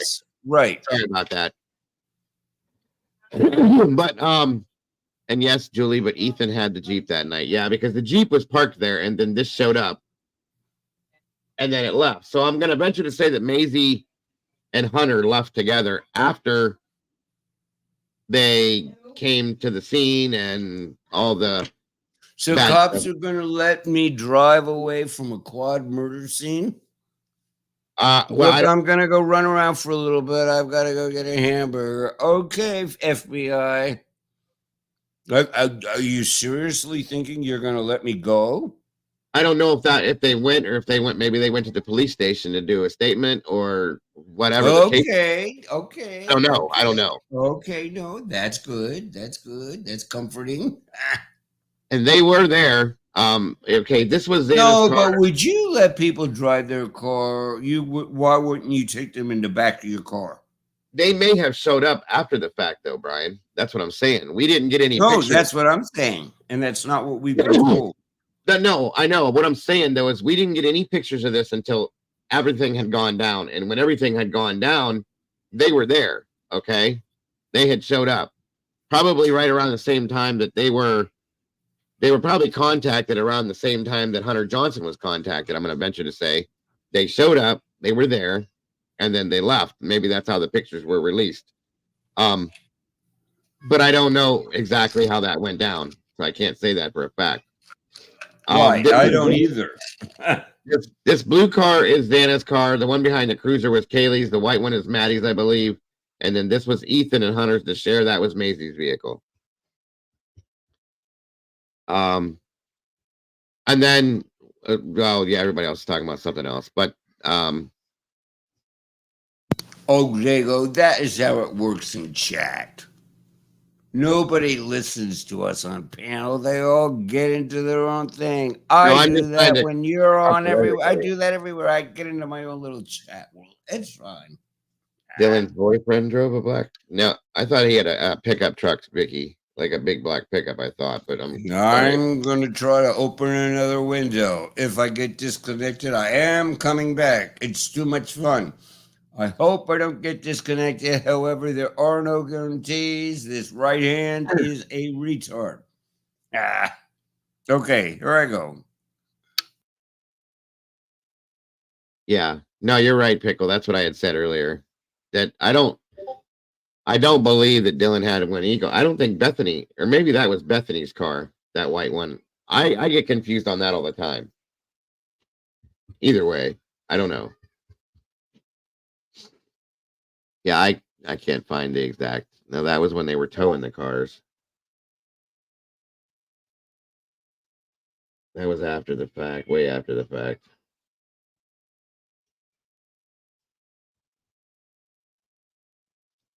And at that point, that's all that was left. So they had started towing everything there. Okay. I don't know. When Bryan comes back though, I think I am gonna need to bring this to an end. We've been going, I don't know, 4:45 now. So and I can't find exactly what he's talking about. That one specific picture.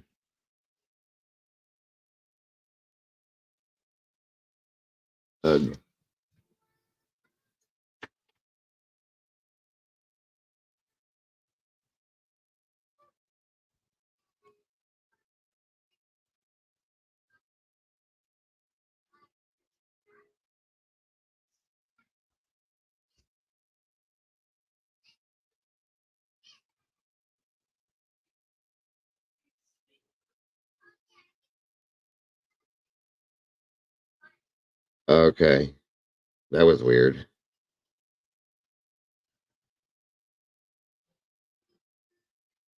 Yeah, that was a while after. You're right, Neil. I was just trying to find the specific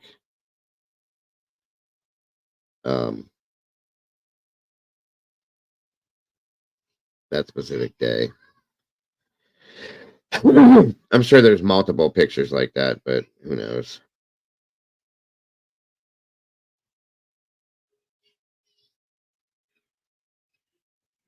Hang on here.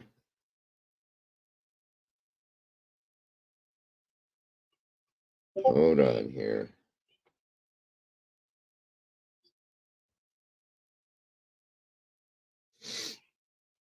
Oh, okay, Candace, thank you. And anybody else that was looking, I appreciate you.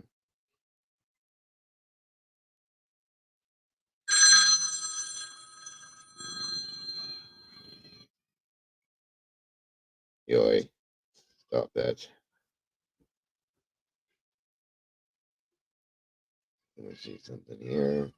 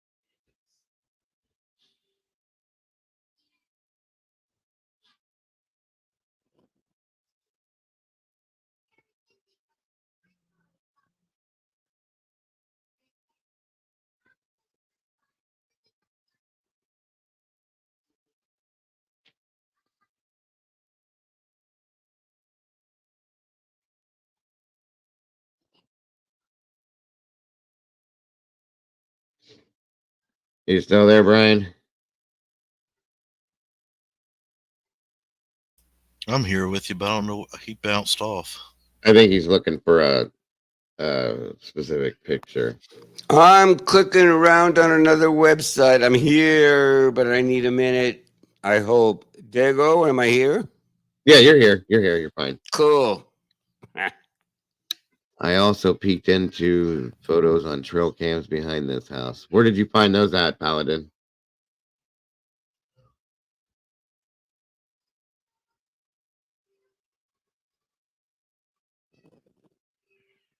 You know, when this case first came out, and I looked behind the house, I thought it was all woods back there. Yeah, I did too at first. And then I found out that's no bigger than my front yard. Yeah, it's the parking lot and all that other stuff that was back there too. It was weird the way it looks from the road, from the looking towards from the front to the back. I agree. Hold on here, guys. And I thought that house was huge, and people who go to it say it's not that big. It looks different in person for some reason than it does on the internet. Right.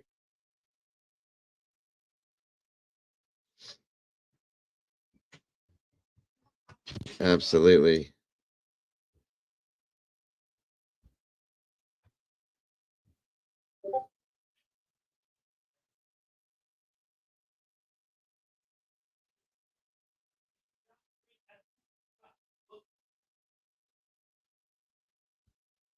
Let me see something here.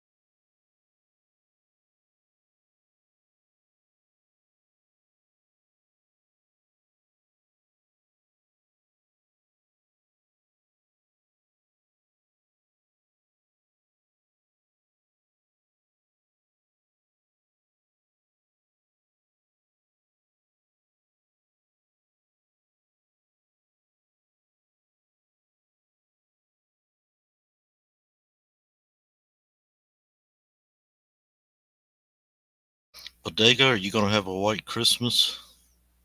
Is it going to be snowing up there where you're at? Oh, unfortunately, no.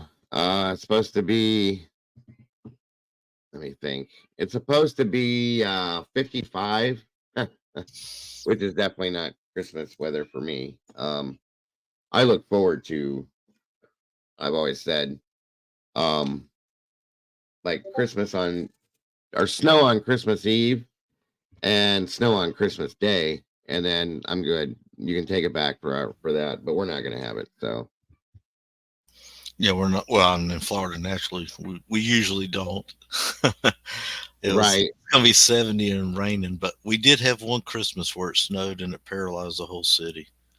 Yeah, I've heard that every time it does that. My wife's family's from Alabama, and they've had that same scenario. Like they got stuck at work; they couldn't even drive. And they put their trucks out. It was dumping like sand and kitty litter and stuff like that because they don't know how to drive on ice or anything, and it paralyzed everything. They couldn't move, they couldn't drive, they couldn't nothing. Well, we were fortunate because we knew it was going to happen. Nobody believed that it was going to snow because normally when it snows here, it don't stay on the ground very long. But this time it did. And you could actually go out there and make a small snowman. And we were having a blast in it. But then when it come to driving and then when power went out for about 20 hours, that became a different ball game. Right. Absolutely. And I'll never forget, and this is why I tell everybody to prep.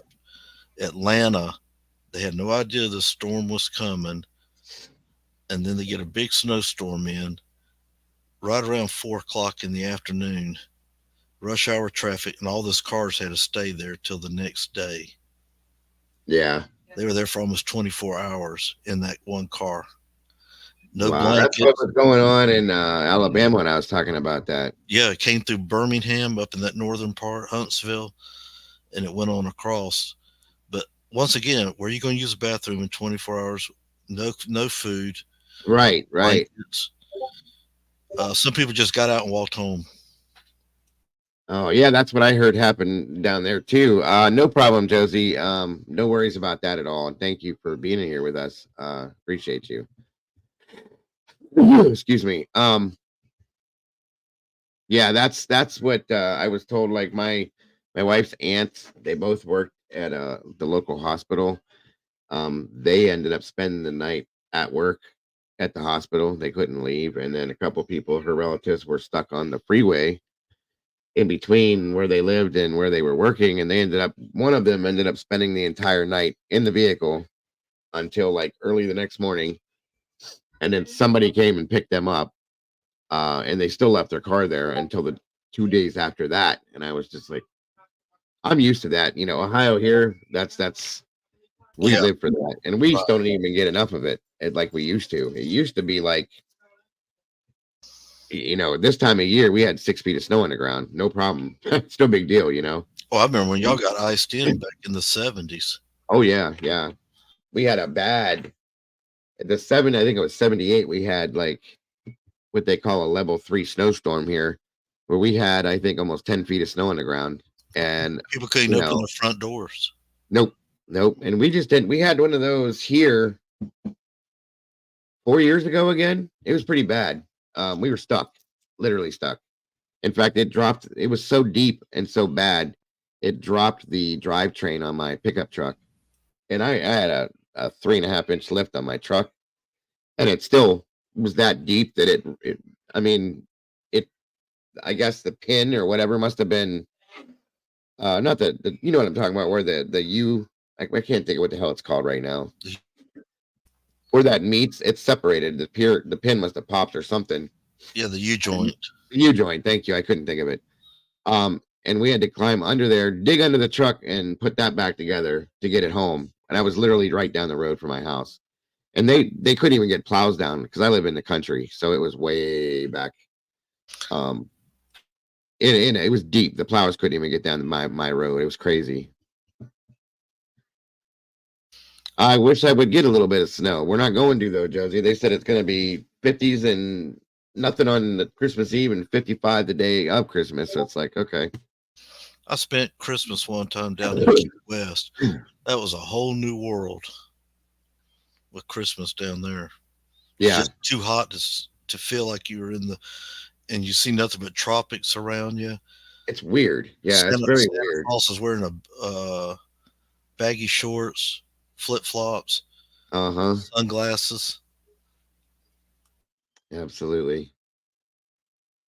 Of course, I never understood anybody that wanted to go down to the Keys or anything like that for Christmas, because it's like, it doesn't feel like Christmas to me unless it's at least kind of chilly out there. You know what I mean? Yeah, it's got to be real brisk. Yeah, that's to me, it doesn't feel like Christmas. It's like just another day. If you can walk outside in your shorts and a t-shirt, something's wrong. That's exactly my point.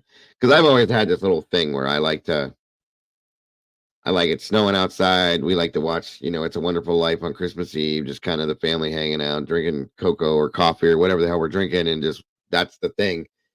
And that's like the perfect Christmas Eve to me, you know what I mean? And we don't get it. We don't get it. I think we had a little bit of it last year, but not enough. So it's been years upon years. Annie said she's in North Queensland, Australia. I have a friend that lives there. That's crazy. You still around, Brian? Yes, I'm here. I am doing a quick Instacart order. Okay. I am listening. Oh, okay. Once I'm done with this, I come back and bother you all. Well, I was just getting ready to say that I was going to be shutting it down so I got to get some other things done. And we've been live for almost 5 hours. I love you all. It was a great conversation. I can't see who's here because I'm on Instacart. Or It's me and Riddler still. It's what? Me and Riddler still. Hi, Riddler. Hey, Brian. All right, guys. I'm going to head off to everybody. If you all are going away, I wish you a happy holiday. Well, if we don't see each other again. Yeah, I think you guys are going to see me tomorrow. I think. Maybe. Yeah. Yeah, I think so. Because I didn't get to go yesterday. No, I kind of think we all are going to see each other again. But it was an interesting discussion, and I appreciate it. And I love my daddy Meatball, and I love my mama Meatball. And Riddler, good night. And Willie, thank you. I appreciate and Clue, of course, Clue. Yes. Clue. I love Clue. Absolutely, Brian. Thank you. She would be a hoot in a gay bar. You guys, you have no clue. They would love her. There would be men lining up around. Yes, they would love her. Clue in a gay bar. She is just a scream. Absolutely. Absolutely. Riddler, I appreciate you too, buddy. Always. You're always welcome here. You know that. Always a good conversation with all you guys. All right. I'm going to head on out of here, and I want to wish everyone, however you practice or your faith and practice with the holiday seasons, I just hope you're safe and healthy. So Absolutely. God bless you all, and so long from the Sunshine State. There you go, brother. Have a great one, my friend. The Sunshine State. There. And Brian, same goes to you. Idiots. If I don't see you before Christmas, I hope you have a wonderful Christmas. But like I said, I'll probably be out here tonight and tomorrow. So love you, Dago. Love you too. You too, buddy. And have a daddy Meatball. You have a wonderful night. Goodbye, Brian. All right. And the rest of you guys, I want to say thank you so very much for joining us today. I think it was a great show. Great conversation, as always. I want to thank all of the creators that showed up in here. We had the Drunk Turkey show in here today, Miss Jules of all trades, Cluminati and Beyonce, as well as also Tanya. She showed up in here as well. Willie, thank you for being here today. Riddler, Brian, everybody that was here today. I do appreciate you guys so very much. The rest of the community, I appreciate you all more than you guys know. Thank you for being here today. All my moderators, thank you for everything you do. God bless all of you guys. I appreciate you so much. Again, guys, I'm sure you'll probably see me somewhere tonight. If not tonight, tomorrow. Don't forget, guys, to love yourselves, to love each other. If I don't see some of you before Christmas, have the very most Merry Christmas you possibly can. I do love you guys to death. Please don't change a thing about yourselves, because you guys are the beautiful people, and I will see you all so very soon. Bye-bye.